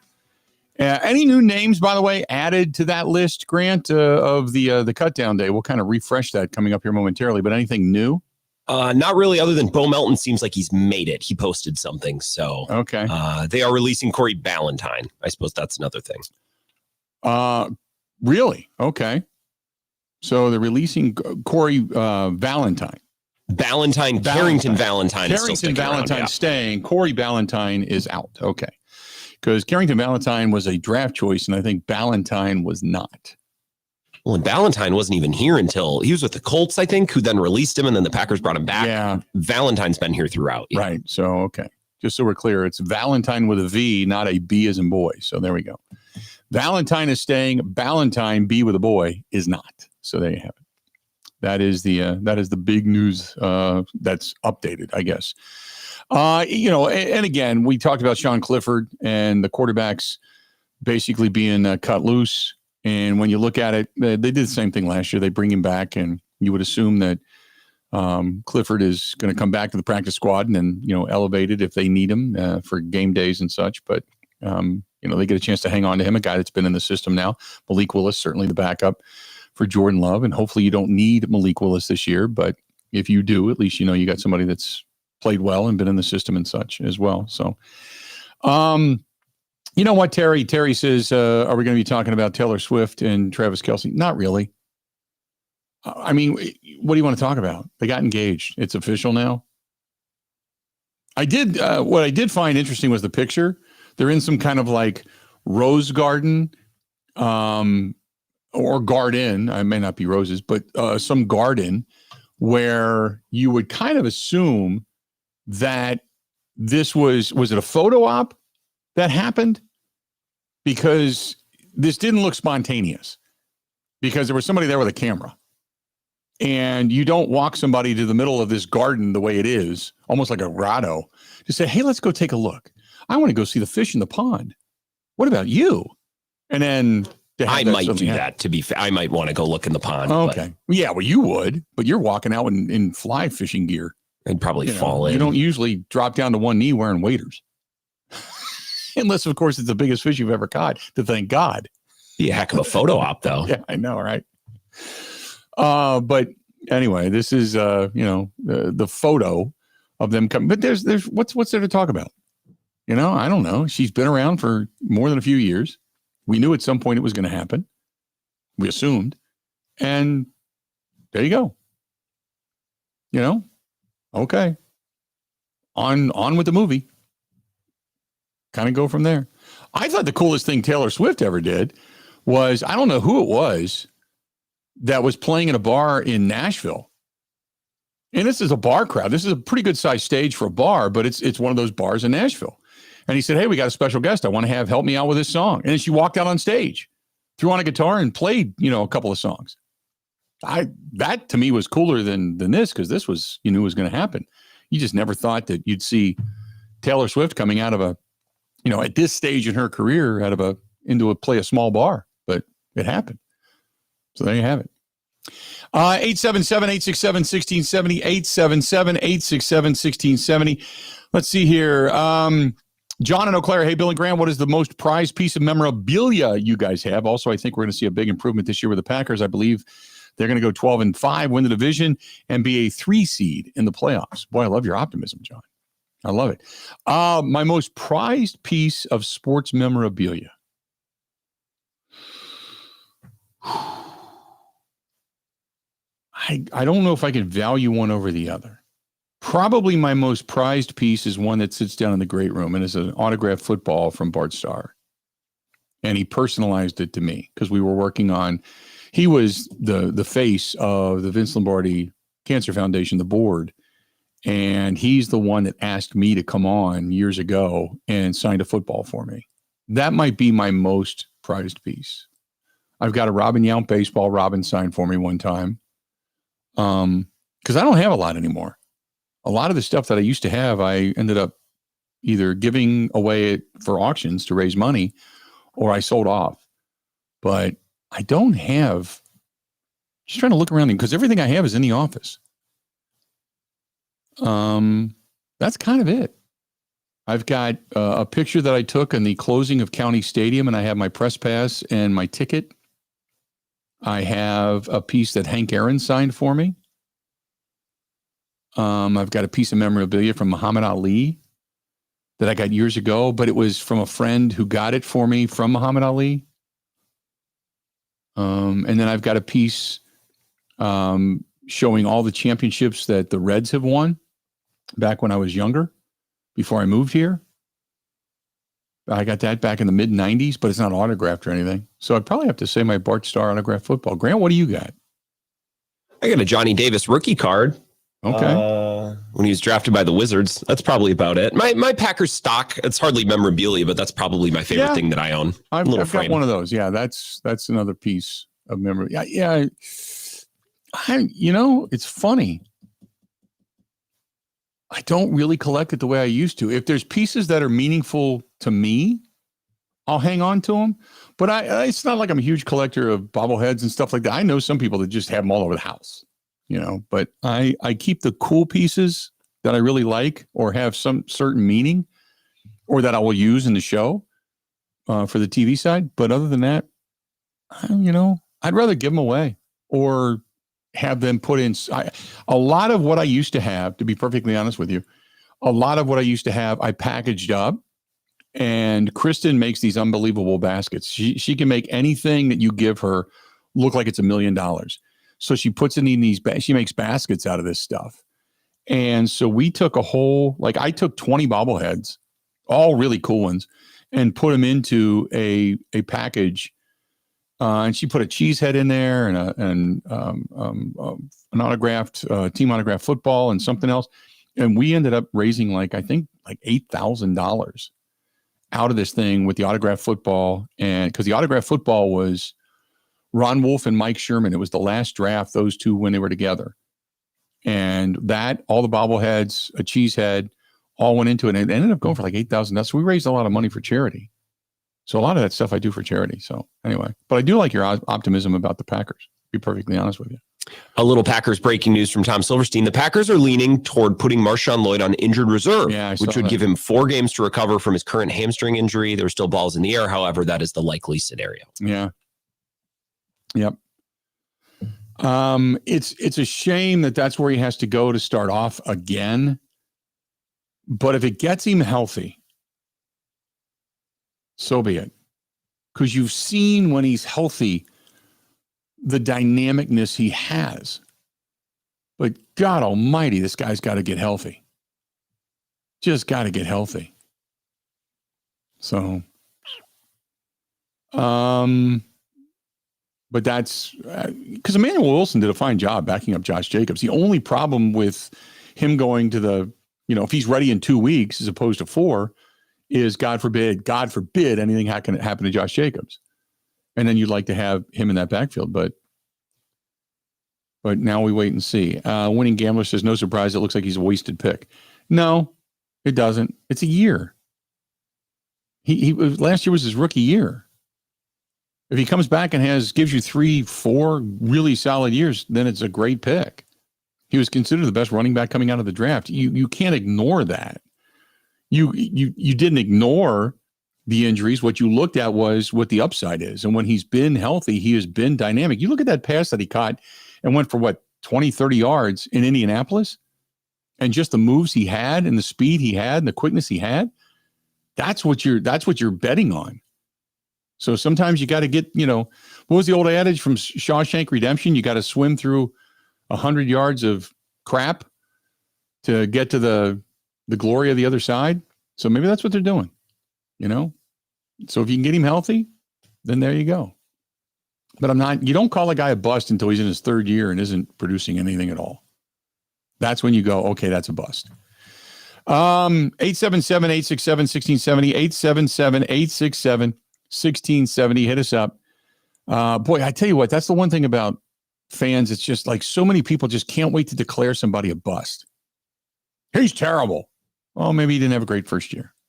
What happens if he comes back and has a really solid season this year after the first 4 games? Then what? Be interesting to know what could have happened down the stretch last year. His Achilles not blown up, or not his Achilles. His what's the appendix? Thank you. Yeah. I was going to say 2 medical experts here. His appendix. Yeah. Right. By the way, the Packers just put this out. It says fans unite and wear white for the Thursday night game against the Washington Commanders. The Packers are looking for a winter warning whiteout game. A winter warning whiteout game against the Commanders. So that just came in. There you go. Wear white, fans unite. Thought I'd throw it out there. So if you're a Packers fan, there you have it. Get fired up, wear your white. Brian from Sturtevant, do you think Marshawn Lloyd could be the Andrew Vaughn or Woody of the Green Bay Packers if he comes back healthy? Yes. To answer your question, yes. Absolutely. That's what they're banking on. 100%. 877-867-1670. Brian's in Sherwood on hold to talk some Packers. Brian, how you doing, man? What's going on? Good. Hey, I'm listening to you guys talk about the pop in 4 weeks, Marshawn Lloyd. Well, 4 weeks gets us to the bye. So that brings up my question. Our record at the bye week, what are the chances of going 4-0? I think they're good. To be perfectly honest with you, here's the reason why, and I'll go through the whole thing. So, and I've gone through this a couple of times, but one, you're going to get Detroit before they get really settled in with their new coordinators. Okay, I know these guys have been on the staff. I know they've been grooming them, but before you get into the rhythm of play calling, before you get into the rhythm of defensive play calling, you've got new coordinators, new assistant coaches. You got a little bit philosophically, a little bit new, voice. So you're going to get Detroit right away. Lambeau Field, 325, big game, CBS. Then 64% of teams that travel on Thursday night lose. So already statistically, you're ahead of the game when it comes to Washington coming to town. So you could start out 2-0. You go to Cleveland, 3-0. At Dallas would be, kind of your trigger tripper, so to speak. You got to go in and play well, but there's still a lot of controversy going on in Dallas. And Dallas could still be somewhat of a mess coming up on that Sunday night game. And then you get to the bye week. I've said you get 2 weeks to prepare for that offensive Cincinnati. Then you go to Arizona. Until Arizona wins, they got to prove it to me. So that could be 6-0. You go to Pittsburgh. I think Pittsburgh's a 50-50 coin flip as to whether or not you go in hyped up to beat Aaron Rodgers and Aaron Rodgers doing the same to you, or you just go in and play your game. You could end up right there. That would be 7-0. And then you got Carolina at home. You could be 8-0 by the time you face Philadelphia at home. I can legitimately, logically make a point for them to be 8-0. Now, do I think it's going to happen? Probably not. I wouldn't bet on it, but I can make a reason as to why you would win a lot of those games. Make sense? Great. I'm with you at 4-0. Thank you. All right, bud. Talk to you. So there you go. Maybe I just sprayed some optimism all over you. How we looking? This is from Mark. Mark says, why are we talking about Travis? I'm not talking about Travis Kelce and Taylor Swift. You guys are I see all these comments. Oh, right? No, we're going to talk about it. You guys are. I never brought it up. You're the ones talking about it. Never brought it up because I don't care. Doesn't matter to me. Doesn't matter to me. What else do we have here before we go to break? This is from Michael. He says, sorry, Bill, I don't see it in what is 10 carries. How can anybody say he's a difference maker on the field? The old saying goes, the best ability is availability. Michael, I'm not saying what I'm saying is when you've seen this guy play, not just in the NFL, but in college, there's a dynamicness to him. That's what they're betting on. The untapped potential that is there right now. But if you've ever seen him up close, if you've ever seen him personal, if you've ever seen him get the ball, he has a quickness and a speed to him. He just does. It's undeniable. But you're right. We haven't seen it consistently. This guy has to be on the field for more than 3 snaps before going down with an injury. So if he doesn't come back, if he comes back this season, he gets hurt again, he's out another 4 weeks, and he gets hurt again, he's out. Then you know what? After 2 seasons, if they can't figure it out, and it's these soft tissue injuries and hamstrings and groins and this, then maybe you either need to, one, send him away like they did with Christian Watson to figure out what the hell the problem is, or 2, you cut ties. One of the 2. But you got to give the guy a little bit of a chance to get through an entire season. So if you got to put him on the IR now or the list now for 4 weeks, I'm all for it. Getting back, because then it would be 6 weeks into the season by the time he comes back and plays against Cincinnati. And it wouldn't be a bad thing to be the 2 and the 1-2 punch against Cincinnati and kind of a punchless defense. Then you may get a chance to see a little bit dynamicness when it comes to him playing against that inept Bengals defense, even though they did get Trey Hendrickson back today. But we'll see. But there's potential there. Just watching his film in college, seeing him come out, seeing what all the critics were saying about him in that draft, and as a 3rd-round pick, saying that the Packers got a bargain if he can stay healthy. We'll wait and see. But I'm not saying he's the next, Emmitt Smith, Eric Dickerson, or Walter Payton. But I'm certainly saying that if indeed he can play from the times he's had the football, the glimpses he's given you, the cuts, the jukes, the quickness, the speed, you'd like to see that healthy for a good period of time so you can see what he actually is. 877-867-1670. Hit us up. Got a whole lot more of the Bill Michaels Show. Bottom of the hour, we have our guy, Mike Clemens, going to be joining us as well. So don't go anywhere. Stay tuned.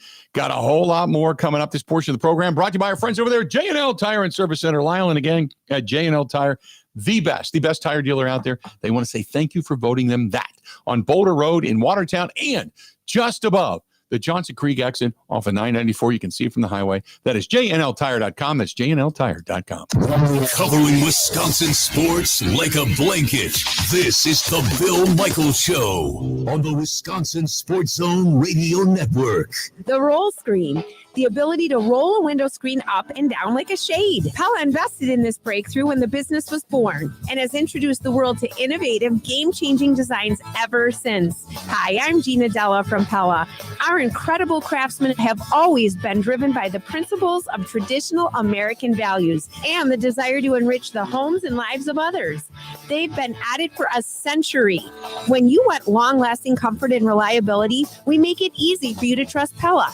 Every piece is specifically constructed for you and your home. Pella always designs with innovation and rigorously tests each product for quality and performance.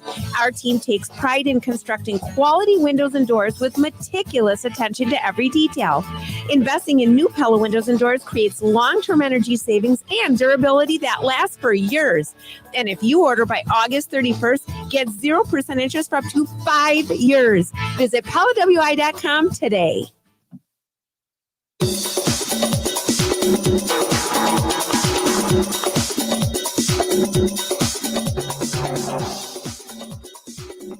Bill Michaels will resume in 3 minutes.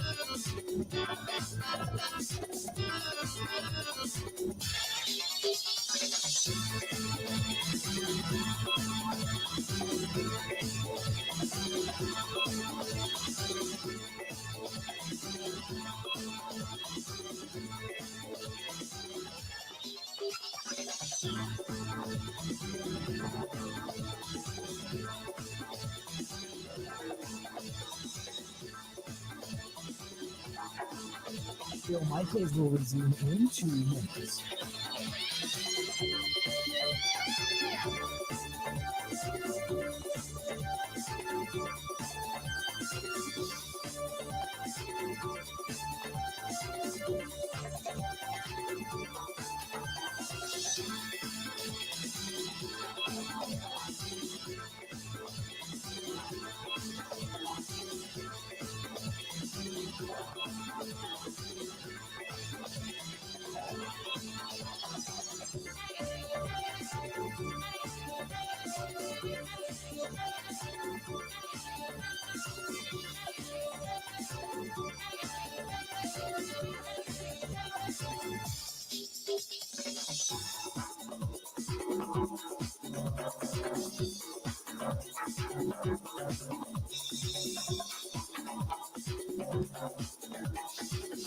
Bill Michaels will resume in 1 minute.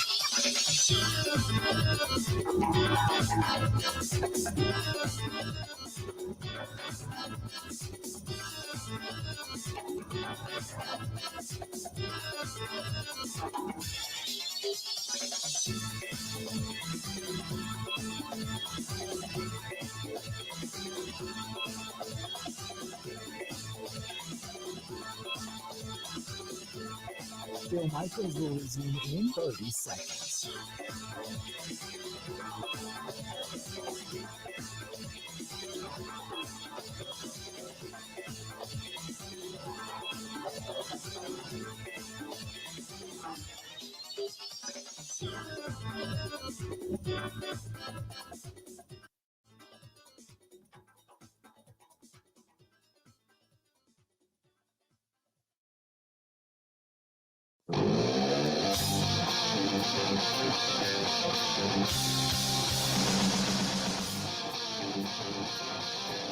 Can't wait for Sunday.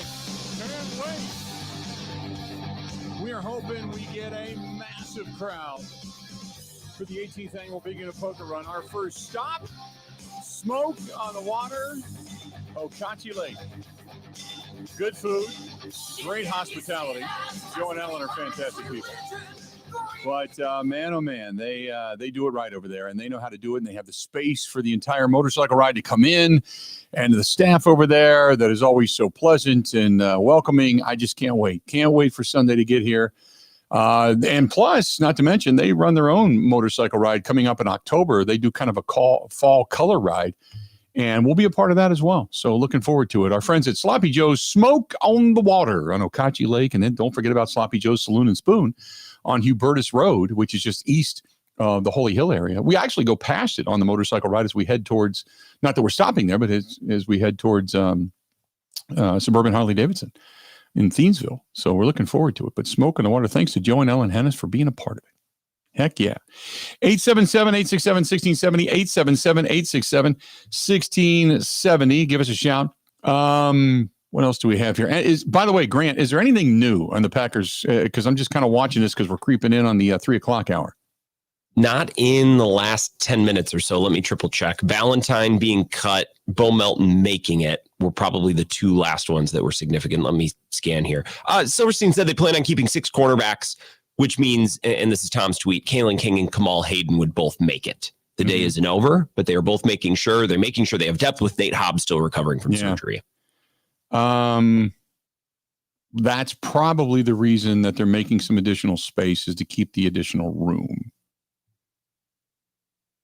So I get it. For those that didn't know, okay, let's go through this real quick.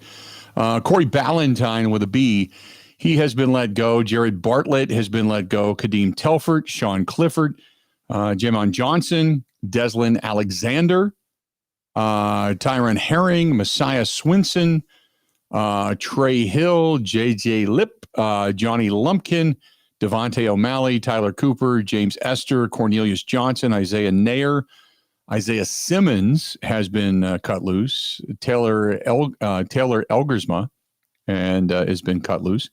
Tyrion Davis Price, Brant Banks, Israel Abenakanda, Miko Hardman, Lasita Smith, Amar Johnson, Julius Hicks, the kicker, Mark McNamee, the wide receiver Will Shepard. Those are all the names on the cut list for the Green Bay Packers.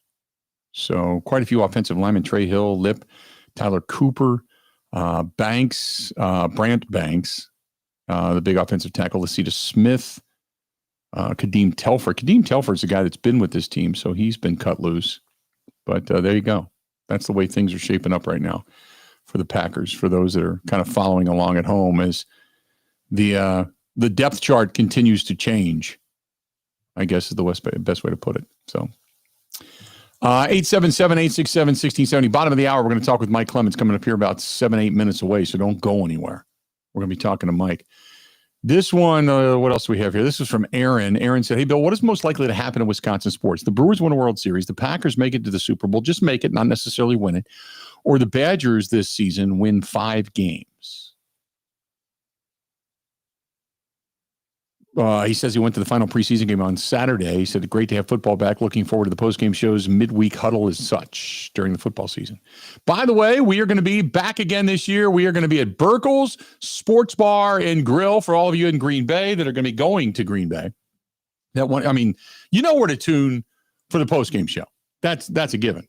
If your station in your area carries the Packers radio network, that's fine, but you know where to tune after the game. You just tune over to us.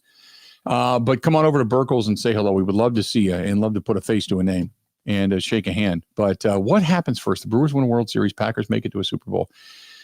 I'd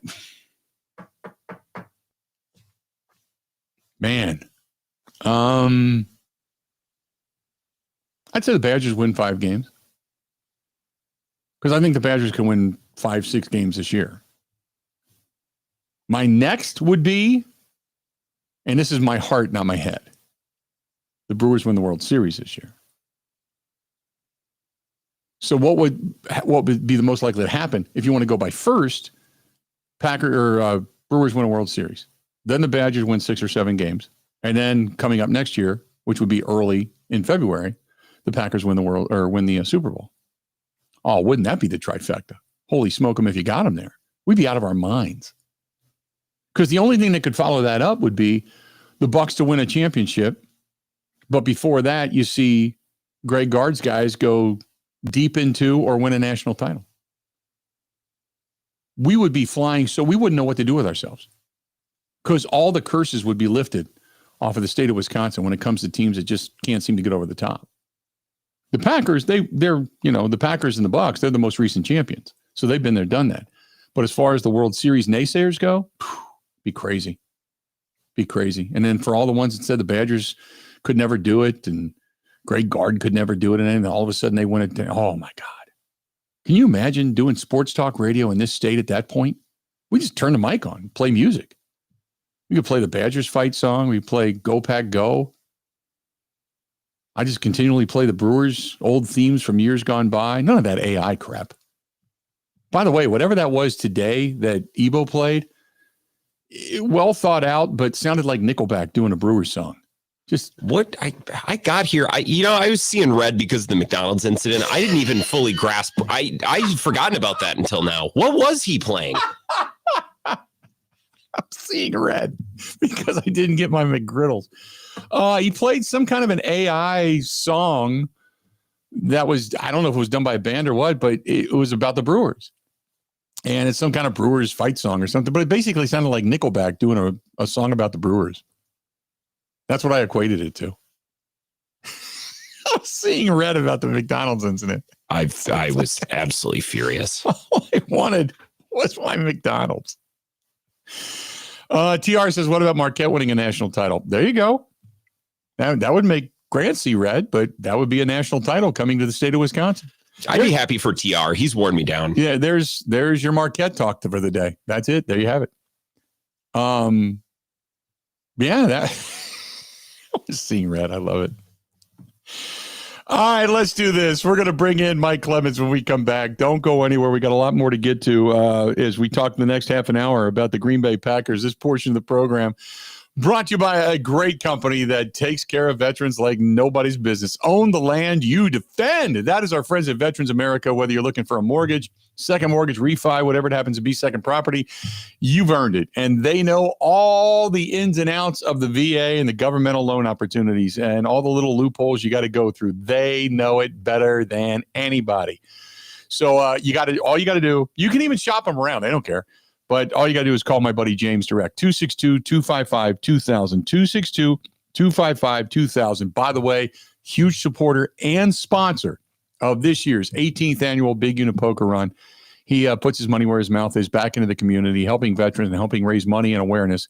But they really do want to work for you, that you have signed on the dotted line. You have earned more than just the title of being a soldier. You have earned your respect and own the land you defend. That's what they believe. Call them direct, 262-255-2000, 262-255-2000. Mike Clemens, next. Ready? This is the Bill Michaels Show on the Wisconsin Sports Zone Radio Network.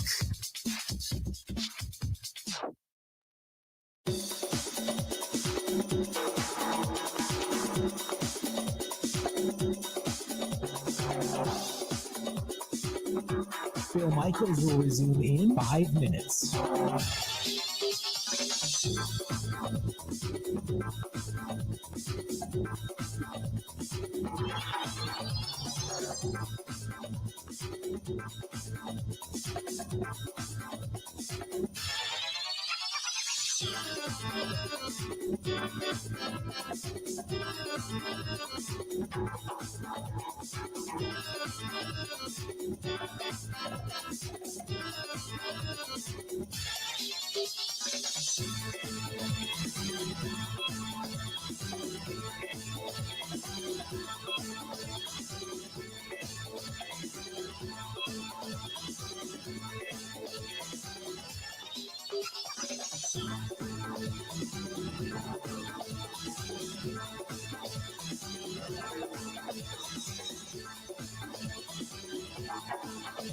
Bill Michaels will resume in 4 minutes.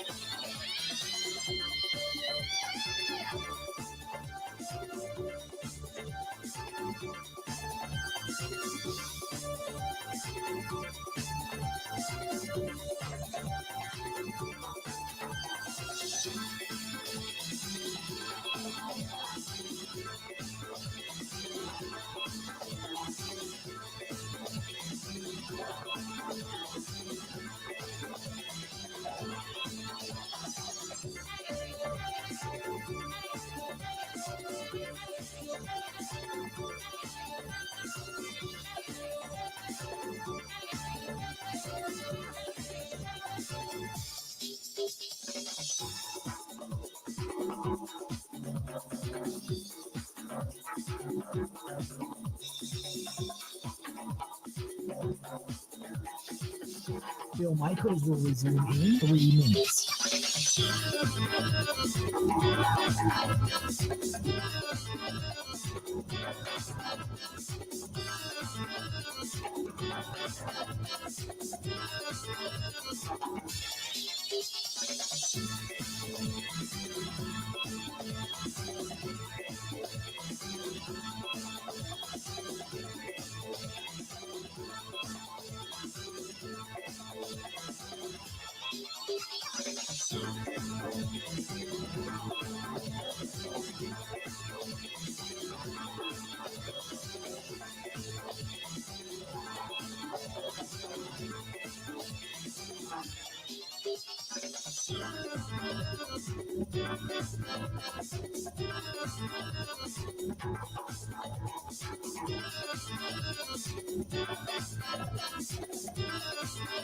Bill Michaels will resume in 2 minutes.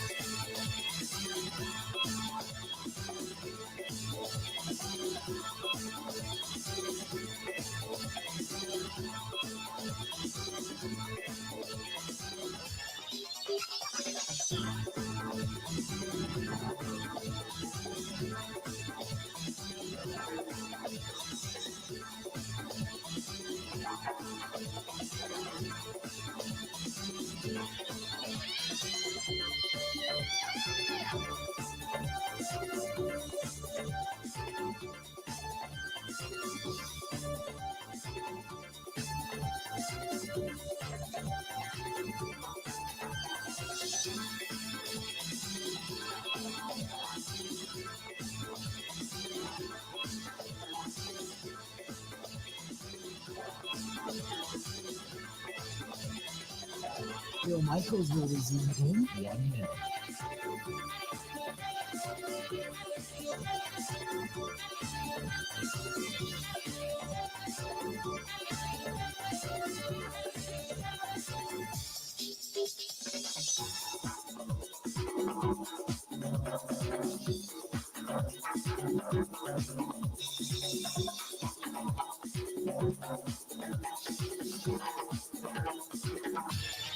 Bill Michaels will resume in 30 seconds.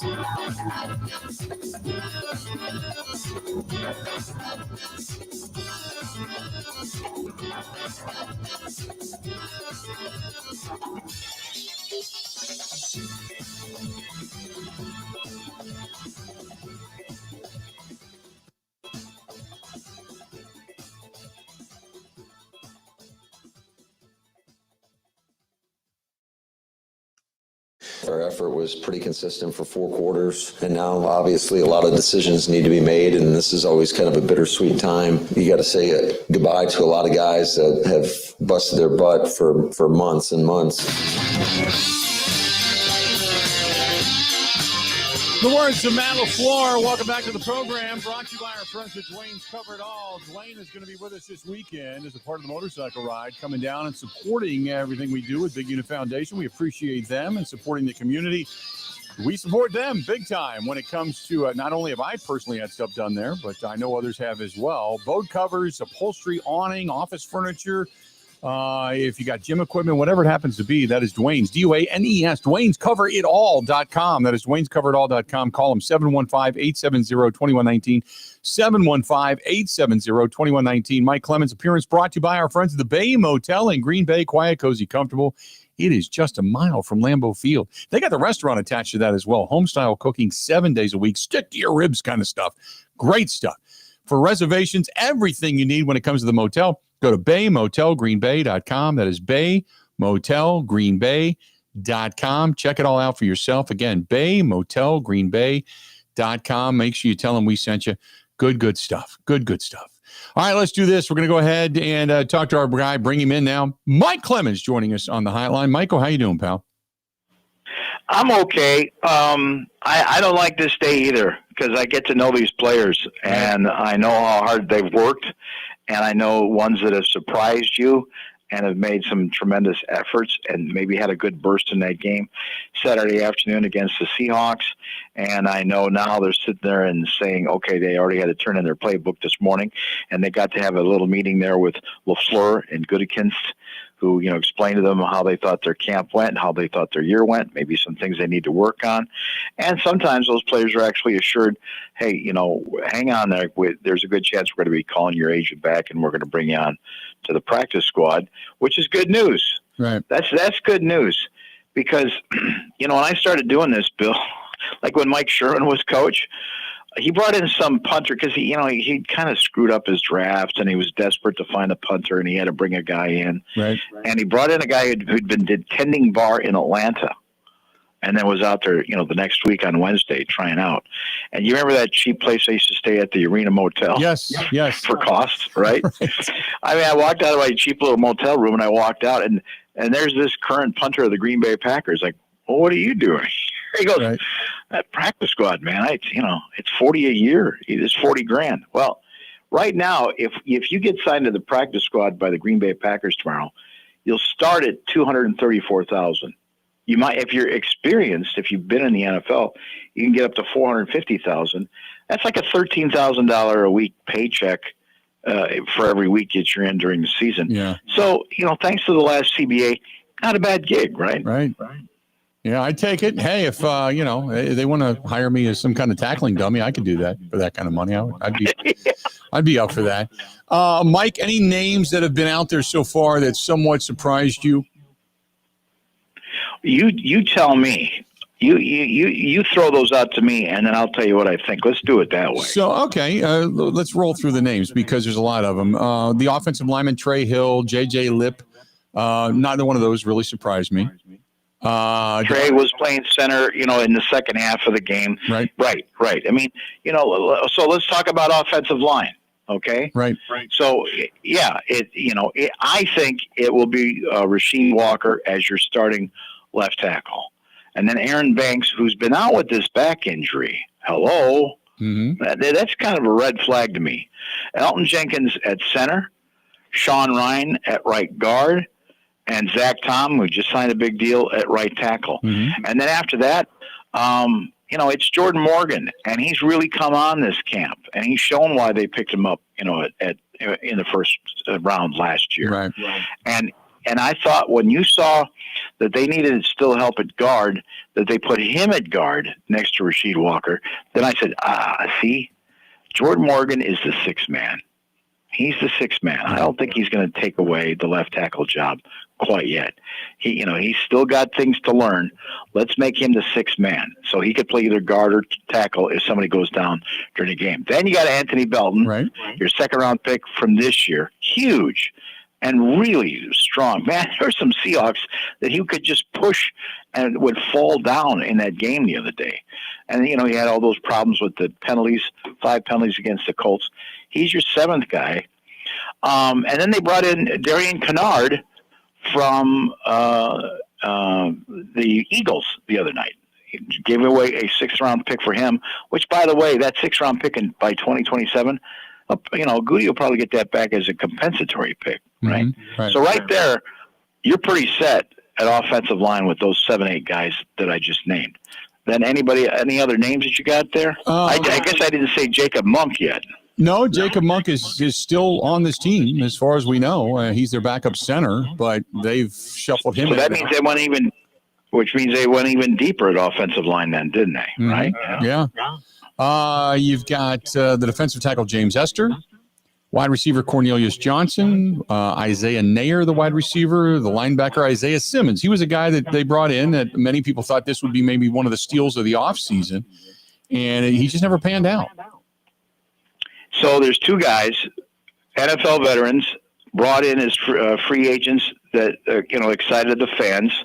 And McCole Hardman, guy that played with the Chiefs, Andy Reid got a Super Bowl ring. He got cut today. And then Isaiah Simmons from the Giants, who Xavier McKinney said, hey, I played with this dude. And no question, athletic freak. And then you talk to him, and he was a little bit more of a, I like what they've showed me here so far, and I think I can find my purpose and whatnot. And at the end of the day, I think I see a guy there that can be this great athlete, but just wasn't quite picking it up in terms of the defense. I don't know quite how he fit in, to that room. I mean, don't forget, the way these guys are being evaluated is not only the 15 snaps they get in a preseason game to see where their game is at, but every day they're being graded on every rep in camp. And so, there's, if you're the position coach with some of these guys, you're like, oh man, there are these, because if you've got a 27-year-old guy with 5 years NFL experience, he's athletic, he's played in 50, 60 games. But if the scouting department sees the same thing, the same athletic performance from a 22, 23-year-old undrafted guy who's going to be cheaper, who you think is ascending with every week in practice, guess who Goody's going to go with?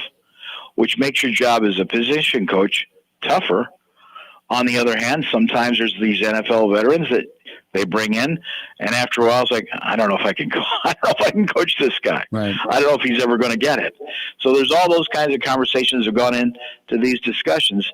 But when it came to Simmons, Christian Welch had a great camp, right? In terms of what they've got for depth there. Tyron Hopper, they're crazy about him. Right. Yeah, he looked really good too. Yeah. And so with Lucas Van Ness and Isaiah McDuffie and Quay Walker and Ezra and Cooper and those guys and J.J. Enagbari and then Hopper, Welch, Simmons is the guy that's looking out. Now, I thought, here's an interesting thing. The guys that cover the team that do such a good job, putting this all down and printing it out there, like Bill Huber from Sports Illustrated, Rob at ESPN, Andy Herman and his podcast, etc. A lot of these guys had Ben Sims gone at tight end. I thought, really? Yeah. Are you sure? Because I see him on all 4 special teams. And as far as I can tell, Ben Sims is still with the company, right? Yep, he's still there. At tight end. Yep. See, that's one that I called That's one that I called. I mean, I'm a little surprised that Isaiah Simmons here today has been released by the Packers and probably not coming back onto the practice squad. And they release some of those guys early in the day. Why? Because they know that they're NFL veterans and maybe they can catch on to another team that's in need now because of injury. So some of those names are the first to go. But with about an hour left to go here, when I see Ben Sims in there, that means I think they're going to go deep at tight end because of those guys can help out on special teams. Yeah, I would agree with you. They've got, let's see here, the quarterback, Taylor Elgersma. He was cut loose. Terry, and so is Sean Clifford.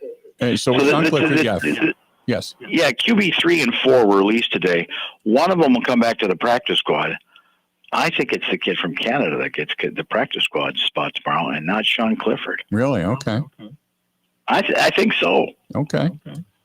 Which they did that with Clifford last year. They cut him loose and then brought him back to the practice squad. But if Elgersman looked good. I mean, there was nothing bad to say about him.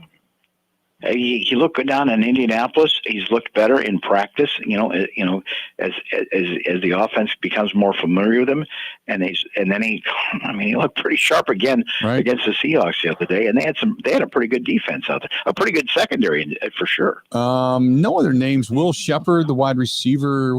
Julian Hicks, the wide receiver. Yeah, let's talk about those. Let's talk about those receivers. Yeah. Okay. So you've been looking at Jaden Reed there with his foot injury, and he's missed 2 or 3 weeks of practice.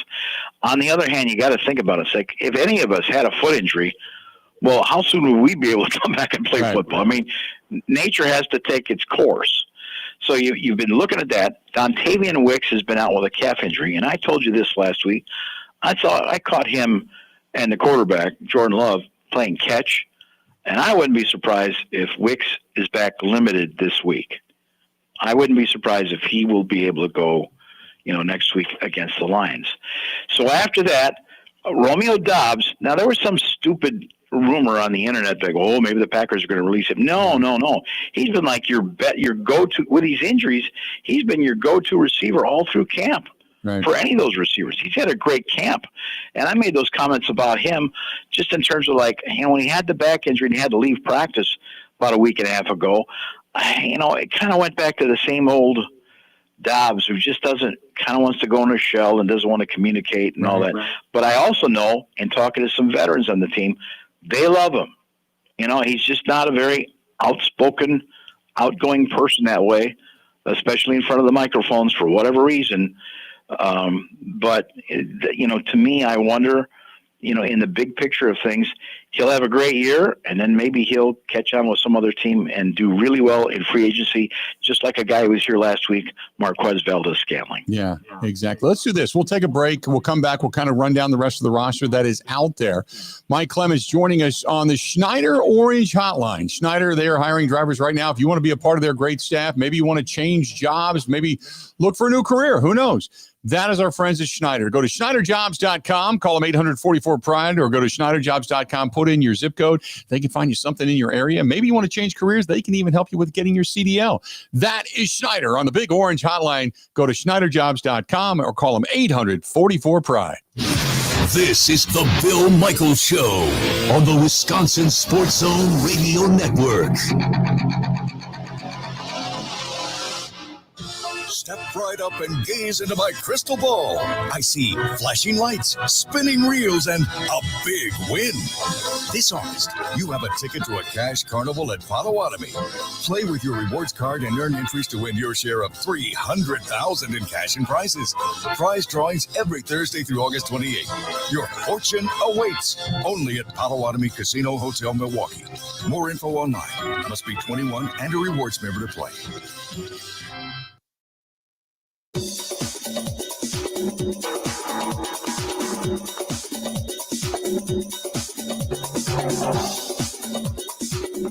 Bill Michaels will resume in 3 minutes.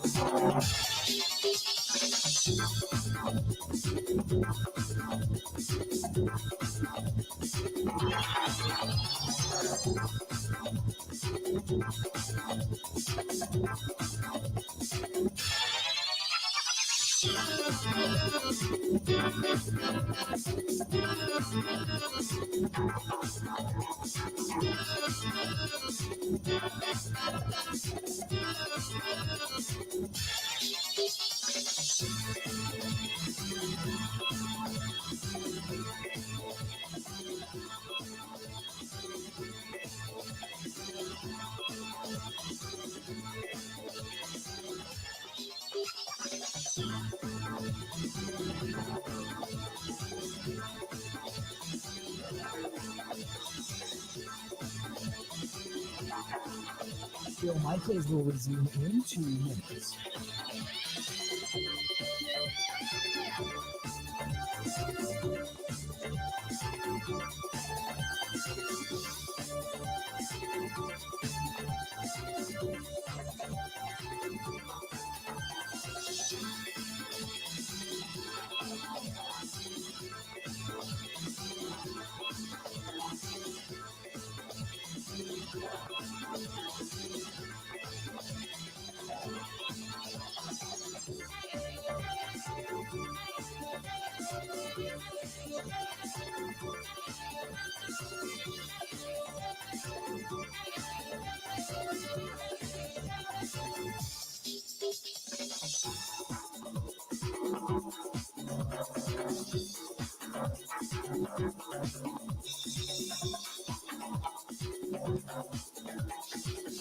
Bill Michaels will resume in 1 minute.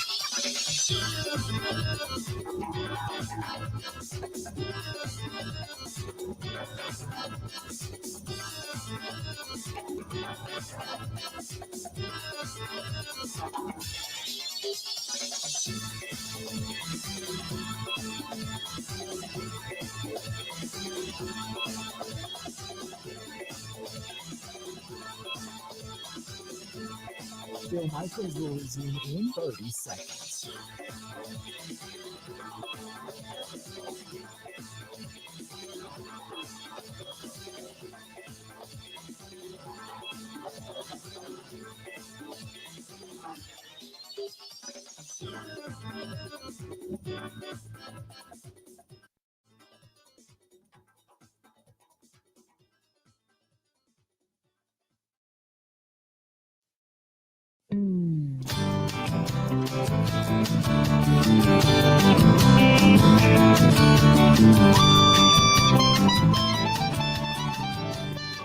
Welcome back to the program.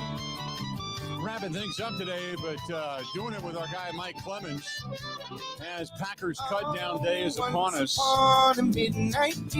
So, Mike, getting back at it, we talked a little bit about the offense, the offensive line and such. Mecole Hardman cut loose today as well. We talked about like Will Shepherd, the wide receiver.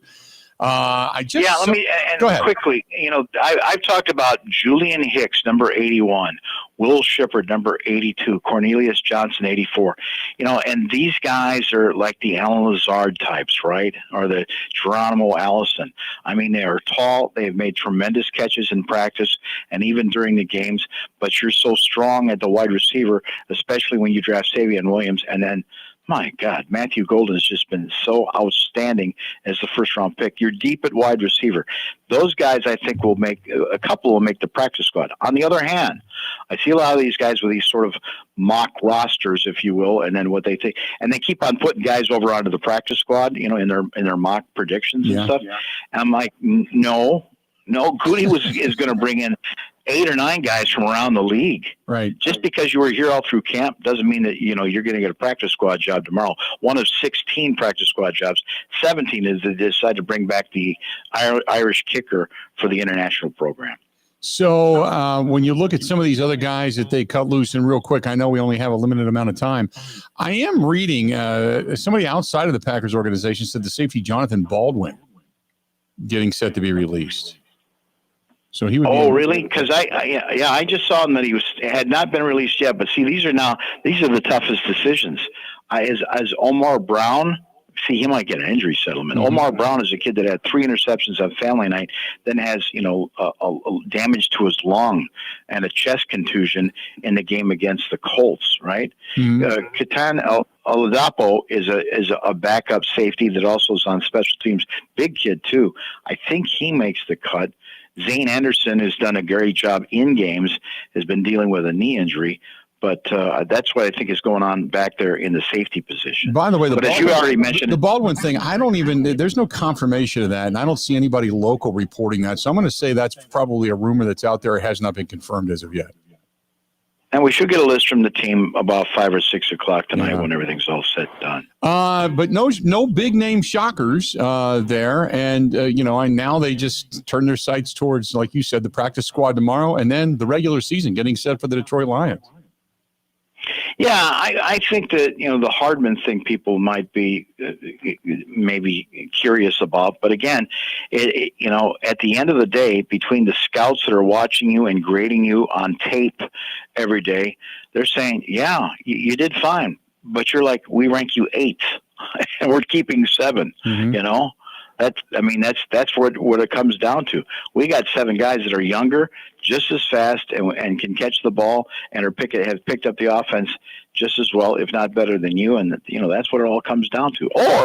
Or maybe your position coach said, I don't know about this guy. I don't know if this is going to fit or not. Yeah, no, I would agree. Any parting shots, Mike, before we get out of here for the day? How about a quick Brewers story? Yeah, go ahead. This is what Pat Murphy's doing. The Brewers are down in Cincinnati. They're playing the Reds, and it's tied up, and they're going to extra innings, and they're trying to keep that 14 game streak alive, right? Right. And he goes to Andrew Monasterio early in the game and says, I might put you in tonight. Be ready. And then 3 or 4 times he comes to him and says that. And then about the 7th inning, he says, are you ready to do something great tonight? So he's like, he's lighting him up. He's firing him up. They get to the 11th inning, and then, forget the analytics. He's watching the game. He's looking at the rhythm of his pitchers. He puts an animal in Monasterio when the first pitch hits it out of the park, 3 runs. They win the game 6-3. That's what Murphy's doing. Besides the analytics and all that kind of stuff, he's watching the games, and he's pushing the buttons that way and then motivating people that way. That's some pretty damn good coaching. That is. And on that note, we are going to end today. But great stuff as always, Mike. We'll get back at it again tomorrow. We'll look for the guys to be brought back in to the practice squad. And then obviously the Packers start getting ready for Detroit. Great stuff, bud. Thank you, Bill. Appreciate it. There you go. Mike Clemens. That is a great way to end the program today. On a positive note, a little behind the scenes regarding Pat Murphy, manager of your Milwaukee Brewers. Brewers back at it again tonight, taking on Arizona down at the Ball Yard this evening. And we'll talk about that tomorrow. We'll talk more Packers tomorrow. And then obviously as the Packers round out the practice squad, and Mike's right, it's not all the guys that were here that are suddenly going to find their way back onto the practice squad. There's going to be some other good talent around the league as well that may find their way onto the Packers practice squad. Until we talk again 20 hours from now. We'll see you at Bike Night tonight, Wayne's Drive-In. See you at Bike Night tonight, LD's Barbecue. And please, if you haven't already, get signed up. Go to bigunitfoundation.com. That's bigunitfoundation.com if you want to ride with us.